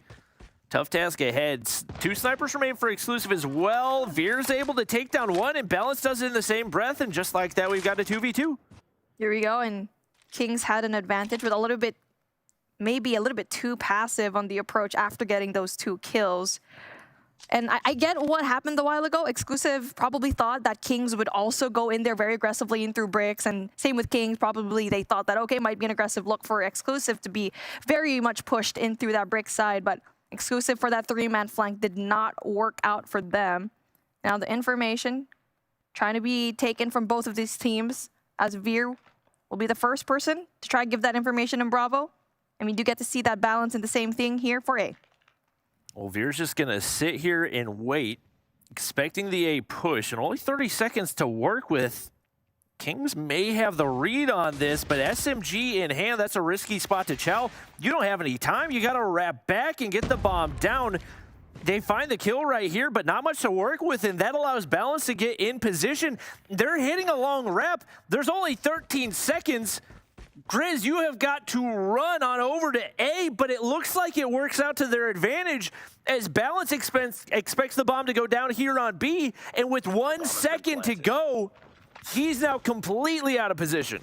Yeah, that could have been a really big dub for Balance if he played time, but I mean, it is a 50-50. He had no information apart from, you know, his teammate going down. And now he goes into the backside. He might be able to kind of just flush out. He is going to be patient, though. Beautiful trigger discipline from Balance. And as he brings it down to a 1v1, Raid has no choice. He's looking at the opposite direction. And Balance able to put a board, able to put that score for exclusive. Wow. What a play for Balance to be completely caught off guard on the plant there and still hit the flank. I think maybe a bit of a misplay for Kings as there was nobody watching the flank. And even once they figured it out, Raid seemed to have no idea where he needed to play and remained in a position where he could get spotted out. Exclusive find a way to make him pay. They keep things close here as it's going to be a little bit more of a passive approach once again. No first bloods, but Creed gets way pushed up with an R9 in hand. And he can very easily sit here until Kings decide to make the first move. There you go. It looks like the contact will be made by Spy. There you go. He gets the first blood, but they don't know that that one person's going to be right there as exclusive. Not able to get those trades down, and unfortunately for them, the positioning that they had, they were able to recover from the map, is just not going to be well. Grizz able to get rid of that one player and brings it down into a 1v5, an almost perfect round for Kings. Oh, I think Marvel should have seen Balance, but he's not going to find the kill anyway. Inferno's there to make him pay, and Kings extend the lead back out to 2 once again. A little bit of cat and mouse going on in this one, but Kings stay level-headed. 6 on the board for Balance, but it was really that 1v2 that got them 1 on the board. They've got to find a way to put themselves in better position and haven't really had a response for the passive approach that we've seen out of Kings. Even with Creed getting pushed up with a shotgun in hand, still ends up losing that opening gunfight, and that's one that they've got to have. Yeah, I mean, we've already seen the similar look from exclusive here, but apart from that, I mean, Neil is going to be instead trying to offer that help here in through that Bravo side, leaving Alpha open, but Balance able to pick things up. But we do get to see a pick from Inferno that will balance things out. So it is going to be a question of who will win this gunfight in that rotation, who's going to be that flank, and it looks like Champy will open things up, but it's still going to be a back and forth trade from both teams. Raid still tucked away. Dicey gunfight right there. He gets traded out. Exclusive bounce back.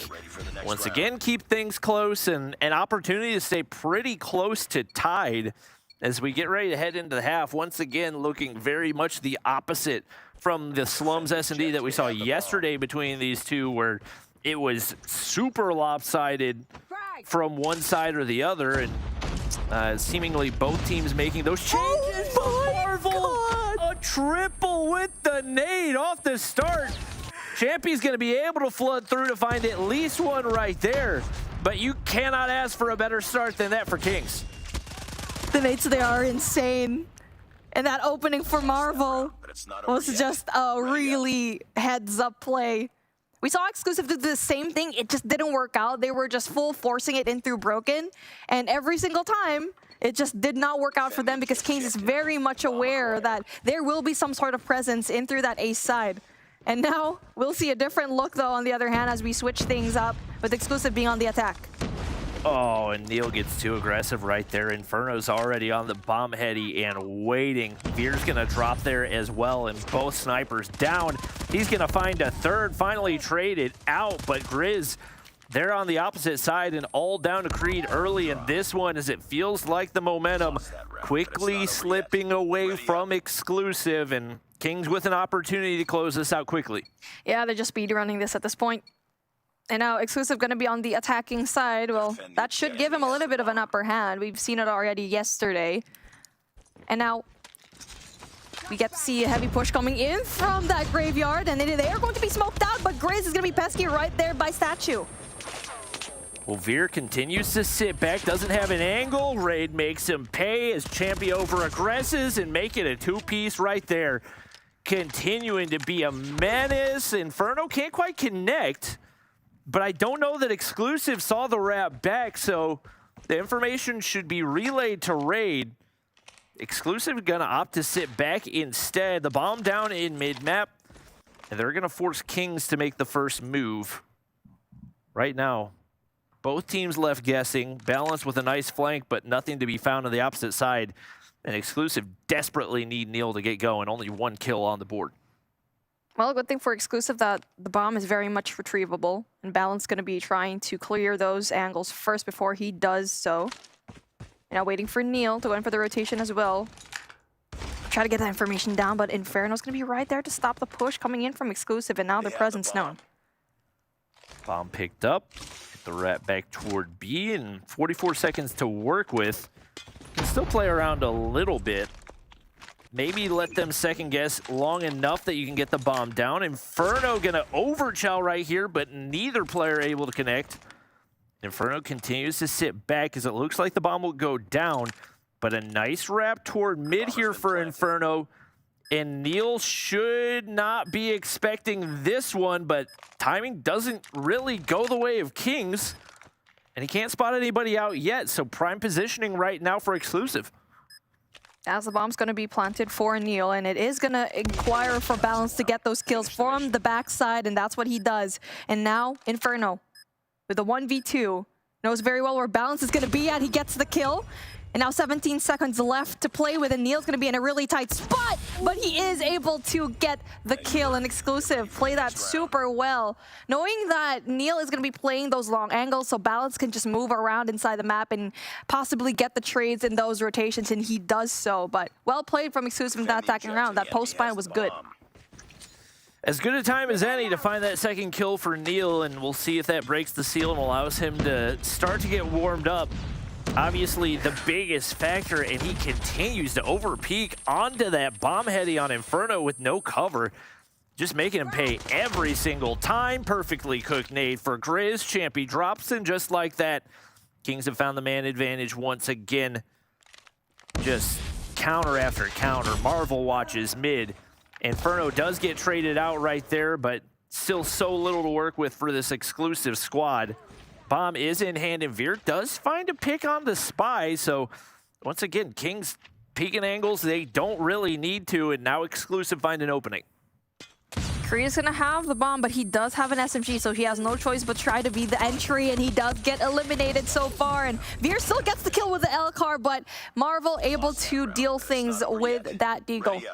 I mean, there's so much you can do, especially after losing a lot of the first bloods at that moment in Kings. Now at match point, and also going to give them an advantage as well. So Exclusive would have to go in for a reverse sweep here in this game 7. So it's a lot of things to talk about here. Yep, it's not looking great right now. Marvel's going to open things up. Slow play off the start, but the SMGs nightmarish, and wow, a 16-second speed run on round number 10 as Kings pick up another W. They are one map away from being European champions.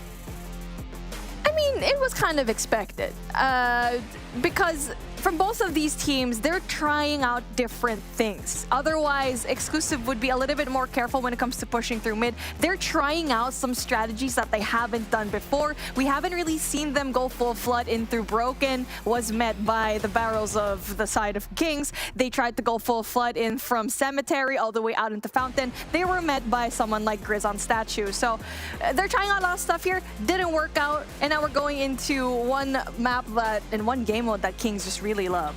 Yeah, and you can see that Kings very obviously made adjustments to target Neil because of the game that he had. And really, his biggest game plan the first time around when they faced each other on this map yesterday was to hold that mid cross from the Broken angle side or from the opposite side toward the bomb. And they just did not afford him any opportunities to hit those cross snipes, and they put Inferno in position to take him down time and time again when he just couldn't quite get to his spots when he wanted to. And Kings just making every adjustment possible right there to make life easy. And wow. This is going to be a tough team for anyone in Europe to deal with right now. Exclusive with a tall task to reverse sweep here in the grand finals. Beautiful scoreline, but we expected Neil to kind of be the MVP for this one, but it is Balance that is dealing a lot of the damage for his team, 12 to his name. And we've seen this person just shine through kind of stopping those flanks, so good for him. But on the other side of things, we have an evenly spread out team. Inferno, like what you already said, has shut down Neil time and time again, and it looks like that adjustment on the King side definitely going to prove very beneficial on their end. Yep. We get ready to head into the control. Exclusive have been a solid control team. We saw them start a reverse sweep in the control. We saw them close out a 3-0 up against 117 in the control. So we know they can do it. They feel fairly confident on Raid. With that being said, a lot of fixes over the past couple of weeks for Kings. And as of right now, it's hard to pinpoint any real weaknesses in their game. I was going to say, Exclusive is really good at capitalizing on the mistakes of their opponent. The moment that you give them something to kind of grab onto, they will definitely hold on through the majority of the series. So I feel like for Kings, I already said it yesterday, they're not a team to make that mistake this time around in playoffs. And so that's why we saw 3-0s all across the board yesterday. So this is the point where Exclusive kind of took things topsy-turvy up against Animus in that control game. Let's see if you're going to be doing the same case here against Kings. All right, it's going to be Exclusive on the defense to get things started, so not a bad option to start. Grizz pushed onto the objective early. Flashes do connect, and Kings get the better of the kills.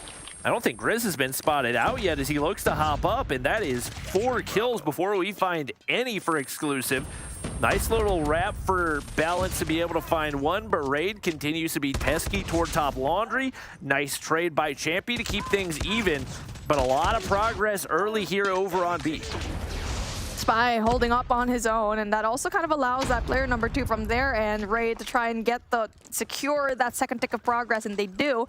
And it will be a really good push from the Kings because they're also putting their sights off on Alpha and only be greeted by one player, and that will be Veer with the sniper. Definitely so difficult to deal with in that part of the map. And nobody there to contest over on the A side, so Spy makes his way in scot-free. He's going to be able to watch that money window as well, and one player they're looking to contest. Champy cooks a nade, and it does connect, so a solid feed for Exclusive right there. Phenomenal response, but B has already been fully captured. And with a 2-life advantage, that's a lot of time for Kings to work with. Neil will try to apply that pressure in through Zig, and he will be that one person that will try to stop the push from mid. And now he'll be winning a lot more gunfights, though, and that makes his presence known to the rest of the team on his 5 streak right now, but is shut down by Raid. And now they're going to be pushed back. Just as I said that, though, there is that one player, Inferno, that can try to stop rotation and will also do a spawn trap of his own. Oh, and that kill onto Spy has just absolutely got to be found for Exclusive. They give away 4 in a row, and just like that, Kings even things up, but they respond once again. Trades back and forth. It's 9v9.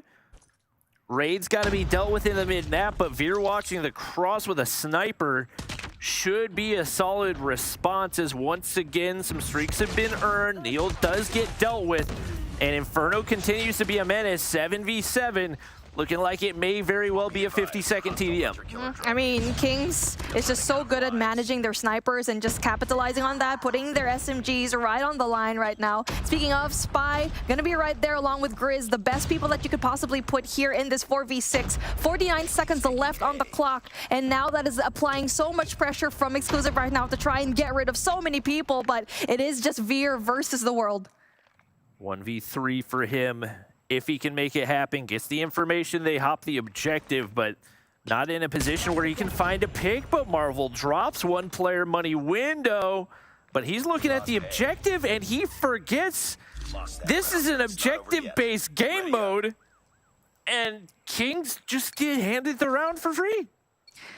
So difficult just doing that 1v3. You're gonna be all alone, and maybe he did forget about the time. But that was very close from Kings. Everything was pretty evened up. Exclusive was able to kind of mitigate the bleeding. And now we're going to be switching things up, as Kings going to be right there, greeted by no one from Exclusive, as that A hit is going to ensue. Marvel going to sit back, let the smoke dissipate. Couple of operators popped early as Raid going to pull out the Sparrow Spy, the War Machine. Not a ton of value to be found, as Kings don't build much of a life lead off of it. Still 2 more operators ready to go.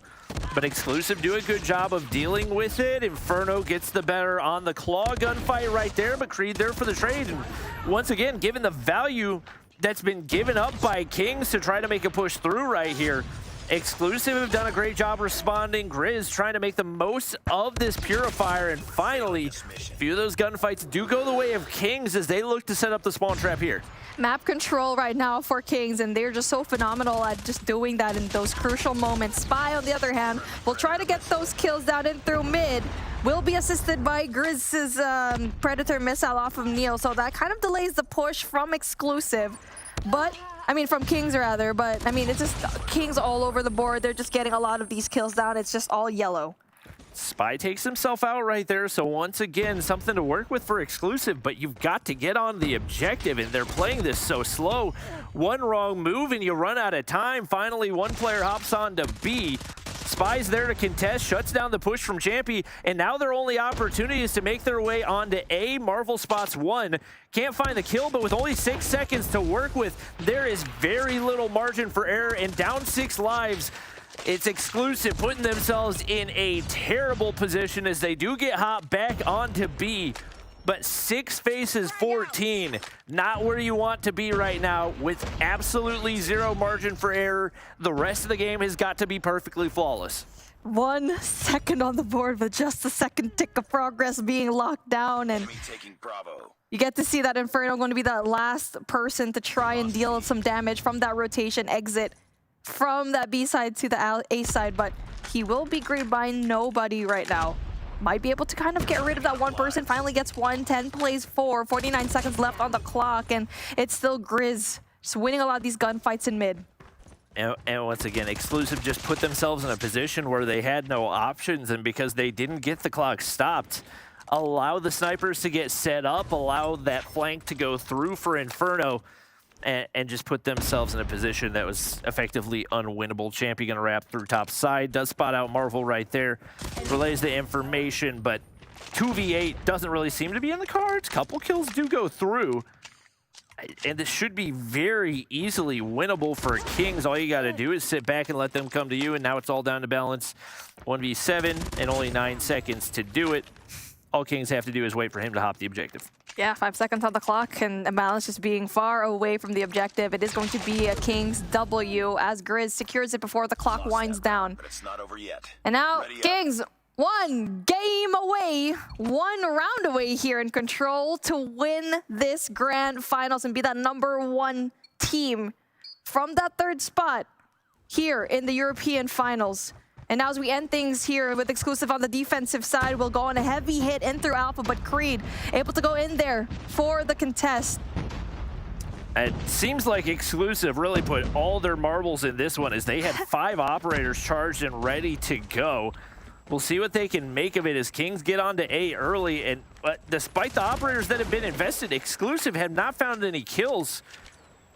They do get one to open things up. Champy finds one, but immediately traded out. And man, oh man, did they just absolutely bumble that one as they invest 3 operators, make no life lead out of it, and still have Kings players pushing into their spawn. Oh, I mean, that's a really good fight coming in from Kings, knowing very well that a barrage of operators will be greeted you. And now for Exclusive, though, they're still winning some gunfights. 3rd tick of progress locked down in Kings in the harder side, which is Alpha. You do still have that one player. You got Raid right there and through Cubby. We'll try to stop the forces from Exclusive and Spiral. And he will see that one last player, and he will be very much comfortable in getting those engagements down. Not just that, will be able to possibly take down Veer, and there you go. He's doing a lot of damage here on this side of the map. Neil pops the claw, but once again, not a lot of value found, and in the position that they're in, yeah, you got a 4-life lead, but Kings look like they're on the way to locking in that A objective, which is typically the tougher one to get. Balance, a crucial double kill right there, and Champy finds another, so he gets tucked away in the corner, and Creed watching the exit as there's very little for Kings to work with. Finally, a response out of Exclusive as they wipe off A as well. So it looks like they've done enough to give themselves an opportunity to stay alive in this game. But King's now going to stack onto B, and Balance the only one there to deal with it. He's shut down, and it's all yellow in the feed. Kings respond once again, and Ray's gotten through to the spawn of Exclusive. They've got to get him cleared out. I mean, also Kings having some score streaks and also operators to play with. They brought out one, and now they have 3 ops to play with. And it is going to be so difficult. They are going to be they're locking down that 3rd tick of progress here in B. 6 plays 11, still doable for Kings to try and even things out. But with Exclusive right now, having a dominant mid-map control is proving very hard for Kings at the moment. But with 4 already locked down, you're already probably expecting that they're going to be locking things down later on and making Exclusive win this round so they can just full flood in through that next round, which is round 4. And they've got 1 push remaining. That's all it is. 3 players, make it 2. Kings just not enough firepower to work with. Fortunately for them, they've got most of their operators charged up and ready to go. So I don't think they're feeling too terribly worried right now as it's on to Marvel to either capture that objective. I was gonna say, don't let him execute you. That's the one thing that you can't do in that situation. He's like, you will not get behind me. You will stay in front of me the entire time, and you will punch me like a man. I love that. Man, that was an entertaining POV. Thank you, production. Okay, here we go. Exclusive finally puts one on the board, but as what you've expected already, a barrage of these operators, although coming in from the side of Exclusive, will be raining down towards that Bravo side. Raid, on the other hand, brings out the Sparrow, but it accidentally takes himself out. Definitely not the start they were looking for, but to be fair, Kings don't really find any value out of their operators. It's a very similar story for both teams, really banking on a big operator push and finding nothing out of it, but Grizz has gotten so far pushed up, and he's set up the spawn trap. Oh, 2 players in position, absolutely doing damage. Inferno's got the claw in hand. He's farming right now as well, finally taken down, but Grizz still yet to be dealt with, and Marvel is locking things down over here on the B side as well. Couple of streaks do go out, and Marvel gonna be able to play distraction to allow Neil allow Grizz to get the kill. He pops the Purifier to find a couple, and now up 5 lives. Kings looking pretty good here. And Neil just couldn't lock down that 3rd tick of progress here. 57 left to play with. And also, everyone else will not have any kind of score streaks or operators on the side of Kings, and they need to play that well. And now they have that one person into the form of Marvel to try and stop the push from top Laundry, but it feels like they're just going to be playing from afar and try to get that mid control instead, but Raid is going to go down. Looks like B should be captured here for Exclusive. They sit down 5 lives, but far from unwinnable.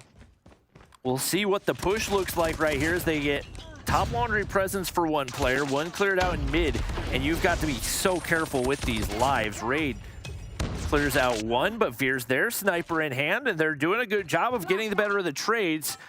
Flashbangs go out as well. And a crucial kill for Grizz, making a 2-piece right there. Does get traded out, but now down to Exclusive. Only 5 lives remain. I think Balance got flashed by his own team, man. I just love the POVs that we're seeing right now. 3 is going to be playing the 12 of Kings. A minute on the clock.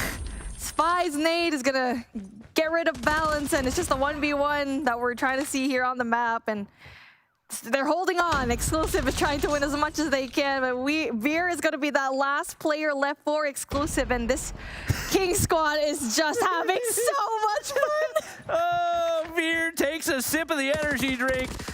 He's going to find 1 kill as it looks like they want to make the execution happen, but Inferno's going to go ahead, shut things down, and a 4-0 it is as the Kings return to their throne. 4-0 in the grand finals. They are your champions of Europe. And they got overthrown. There was a coup d'etat happening in their kingdom, but they were able to kind of regain the prowess that they've been having, and the hype has lived up to the expectation here in this gameplay, and Kings just perfect all across playoffs, man. Hey, you gotta give credit to Veer for having fun. Yeah. You just pop the energy drink, you know? If you're gonna try to make a 1v11 happen, you gotta sip it. You gotta get some energy in you first. Juice. Gotta get that juice. But we were looking at the replay, and Kings just, they're doing King things. There are some points where Kings could have lost the round, but they're able to kind of mitigate the damage. And we've seen it time and time again in different kind of game modes. They're able to kind of step aside a little bit, breathe, and kind of just recuperate themselves in the time that they're very much aware of. Yeah, that was, this was not how I anticipated EU would finish. Just at any moment. 117 and Animus combined a total of 1 map through 7 group stage matches. So for them to just get completely waxed, I am curious to see what EU roster mania is going to look like, because I would assume, at least for Exclusive, they're probably going to try to pick up some players from one of those 2 teams, especially given the amount of talent that is currently not going to be showing up at stage 5. And that was a conversation that we had started having before we even made it to this particular finals, and now I think it's even more applicable. We'll have to see, like you're saying, what happens. They've got time now before we have to worry about that, but shift. It's done. This is one of those, if your pizza doesn't arrive in 60 minutes, it's free type situations. I mean, King's just too good today. This weekend, and I think the thing that's really impressive the most about their championship run is throughout the entirety of the group stage, we had a variety of different questions, and that could lead to major problems. That could lead to second guessing. That could lead to a team falling apart, but the process was trusted. They figured out where their issues were amidst possible roster moves as far as who's starting, who's not. The communication really seems like it's really starting to vibe. The team feels like it's clicking on all levels right now. And yeah, they don't drop a map at all throughout the bracket. It's super impressive. All right, well, we're going to get Zim on here yet again for some final thoughts now that Kings are officially your challenge season champions, which has got to feel good to hear, Zim. What's up, man? So what were the comms like in those final moments? Oh, what you think, man? I got in trouble last time. I said a bad word and won't say a bad word. This time I won't say a bad word, but hey, I mean, what do you think? We win. We handled business, and the whole time it says, you know, what's one more map? Well, when we saw Animus got a double reverse swap, we're like, the cry cam was great. Love to see Narcs throw his headphones like that. 117, wasn't surprised. They're a really good team. But all jokes aside, both those teams really surprising. But Excel, they came out and they were balling. But I thought really questionable for them to give us the same maps. That was weird. But comms, I mean, it was exciting, and we did what we had to do. Yeah, I was going to ask the question about the map pool, I think, first and foremost, because obviously the strat for you guys, take away their best maps, put them onto uncomfortable positions. Seemed like that was the mentality again today. It just happened to be a repeat, rinse, wash, repeat of yesterday. Yeah, we had a feeling that they would kind of do that because a lot of teams, they're just really like small map pools. Like we can play pretty much everything, and we're comfortable with taking away the team's best map. I don't feel like other teams draft like that in Europe. I think other European teams, that they have maps that they want to play, and then they're really like kind of stuck on that. So we're pretty confident that we would have at least a similar draft. I didn't think it would be identical, but yeah, anytime we get an Arsenal and stuff like that, we're happy to play it. I feel like at this point, there's not a whole lot of questions to be asked. Like, you guys don't drop a single map all the way through. I guess looking back to those 2 weeks that you had to prepare coming off a group stage that didn't look your best, was there one particular change that you felt like played the biggest impact in your ability to bounce back and have a dominant playoff series? I think losing in general is great for character building, and it's great for preparing you for what that feels like in the later stage of the tournament. I'm actually really thankful now, going back and looking at it. It hurts to this day, even though we've won now. I still go back and I look at that, and it stings me the same way that it stings everybody on our team. And for us to feel it there and know that we didn't want to feel that feeling when we got to playoffs, we said, hey, we have a break now to prepare. And we took that time seriously, and we made sure all of the effort on our end was put forth so we wouldn't be in a position to have to experience that again. And we did our best. We put faith in our teammates. We put faith in our preparation. We didn't kind of second guess ourselves, even when things kind of got a little challenging. And we have, great leadership on our team, so that's good. You guys have looked phenomenal this entire series and playoffs, and now we've been asking you about the European side of things, and I think I kind of want to bring up the global side, because we did have like these 3 regions play, right? Who are you looking forward to the most playing into stage 5, knowing that we've already secured, I think, 3 out of 3, and now we have to wait some more when it comes to NA, Garena, China. Who do you think is the top team that will rival you guys the most? Because you guys are looking phenomenal. Well, I think every single team that qualifies to the World Championship, even India. Have you been watching India? They look better than they did last year, and they look better than they did the year before in the Eastern Finals. So, if you're a champion team, you look at all of the number 1 seeds, they're all going to be really, really great, and you have to respect them as champions. And the people that kind of get in at seed 2 and seed 3, there's a reason that they're in and other teams are not. So as far as rivals go, I don't know if there's a team directly that we would say would rival us, only because everybody's so great. And it's like, everybody's going to rival us. We're not going to go to the World Championship and walk on everybody. That's just not how it works. And Europe as well, historically, Europe tends to have one really, really strong team. They're a day 2 team. They're a competitive team. And then, the other team in Europe tends to be a little strange. This year, I think Excel, with the performance that they put on, that they're going to hopefully do well for the region. And, historically now, as far as Europe goes, we want to be better than the European teams that came before us. And that's really the only goal, helping Europe get along. And if it's so be it that we end up placing better and doing well, then that's good for the region and that's good for the competition here. But I think that Europe will be competitive. All right, well, I love that mentality. It's definitely going to set you guys up well as far as prep goes for that World Championship. And I don't want to keep you too much longer. I want to let you go celebrate with the squad after the win. But obviously, for the last time of the season, before I let you go, do you have any shout-outs that you want to do? Yeah, shout out to our team again. They're the ones that put in the work. I get to come in front of the camera and soak up all of the positive energy. But in reality, they're the ones who they're slaving away. They're putting in grind time, super hours, and they're incredible. And they trusted me as a foreigner to come into their region and give them my work, and I appreciate that. Shout out to, again, our supporters and even the people who were kind of slamming on us a little bit. Shout out to you guys so far. You guys have been so great. Like, I can't actually even understate the coverage that you guys give. Shift is a genius. I love picking his brain. Bobby's the all-father, and Glitter, you are a beast of a host. Like, oh my God. You guys have been great. The production has been great. I will say, these guys are dogs, not just because I'm on this team, but these guys are dogs. They're decorated.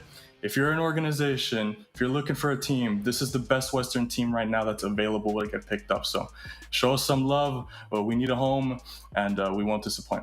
But thank you guys. I love that. Well, Zim, again. Thank you so much for coming on and chatting. Say congratulations to the whole team for us. You guys absolutely slayed out this weekend. It's very well deserved. Thank you guys. Bye-bye. All right, well, we are almost done with the entire season, with the whole show. Before we close it out, I'm gonna get some final thoughts from all of you guys, though. Yeah, I mean, Kings are looking like we expected them to look. And it took a little bit of time, but I think they were able to really diagnose the internal issues that they were going through, and that was all it took. It was never an individual thing. It was never a roster thing. It was just putting all the pieces in the right spot. So I'm excited to see what Kings can do in the world stage, especially with more prep ahead of them. I know that they're going to have a lot of counter-stratting ready to go while still polishing up their game. And then for exclusive, you know, there's going to be a lot of time for them to introspectively take a look to see why there was such a big gap between them and Kings. I expect them to be able to figure it out since they were able to do so against Animus and 117. So I've got a lot of hope for them as well. Yeah, I'm curious to see what changes exclusive can make. I think they've definitely got a lot of work to do. Obviously, same for Kings. If you want to be world champions, it's going to be 4 straight months of work leading up to stage 5. I think the big task for them is going to be playing outside their region as much as possible, seeing what the other regions are throwing at them, and trying to game plan based off that and figure out new strategies to give themselves an advantage too. So I think Kings are absolutely going to be a strong team. I think this is probably the strongest European team that we've seen in the World Championship. So I'm excited to see what they can do. I think we can say that for every team that has played here in Stage 4 so far. We've already mentioned it before, that this long format helps the teams grow. And this is the type of gameplay we haven't seen in the past few years. That is a huge growth spurt right now when it comes to the gameplay and how polished they can be. And it really just goes to show that the amount of weeks that we have, the 6 weeks, definitely help these teams out. And I think Stage 5 is going to be an absolute banger, and I'm really hoping that these teams bring it nail to nail.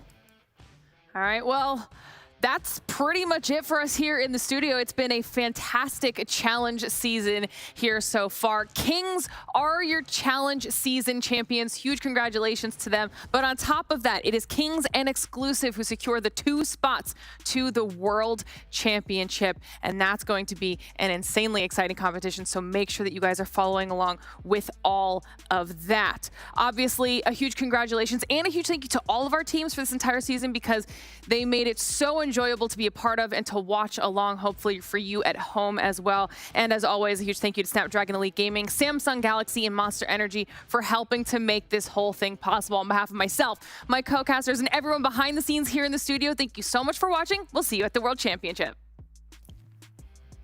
Ain't got no time for no fear. I work too hard to get here. Ain't got no time for no fear. I work too hard to get here. I don't got the time, put me in, coach. I've been going hard, time to let it show. Everything raw, give it to me now. Let me have the spot, man, it's going down. Gotta get it here, I don't wanna wait. Take what I want, then I go train. Gotta get a win, I won't lose the game. This is my year, I ain't gonna break. Strap in, cause it's gonna be a long ride. Working on me every single day and night. There comes a time when your worlds will collide. If it's holding you back, push it right to the side. On another level, I will never settle. Mind over matter, get the gold medal. On another level, I will never settle. Mind over matter, get the gold medal. Ain't got no time for no fear. I work too hard to get here. Ain't got no time for no fear. I work too hard to get here. On another level, I will never settle. Mind over matter, get the gold medal. On another level, I will never settle. Mind over matter, get the gold medal. On another level, I will never settle. Mind over matter, get the gold medal. On another level, I will never settle. Mind over matter, get the gold medal.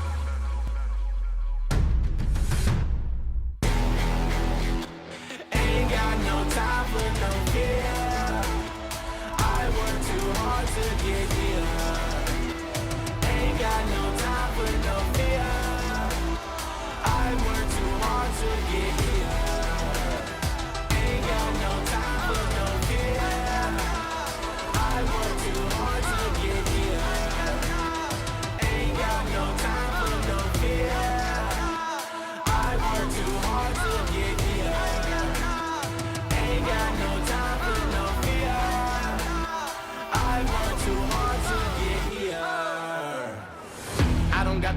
put me in, coach. I've been going hard, time to let it show. Everything raw, give it to me now. Let me have a spot, man, it's going down. Got it.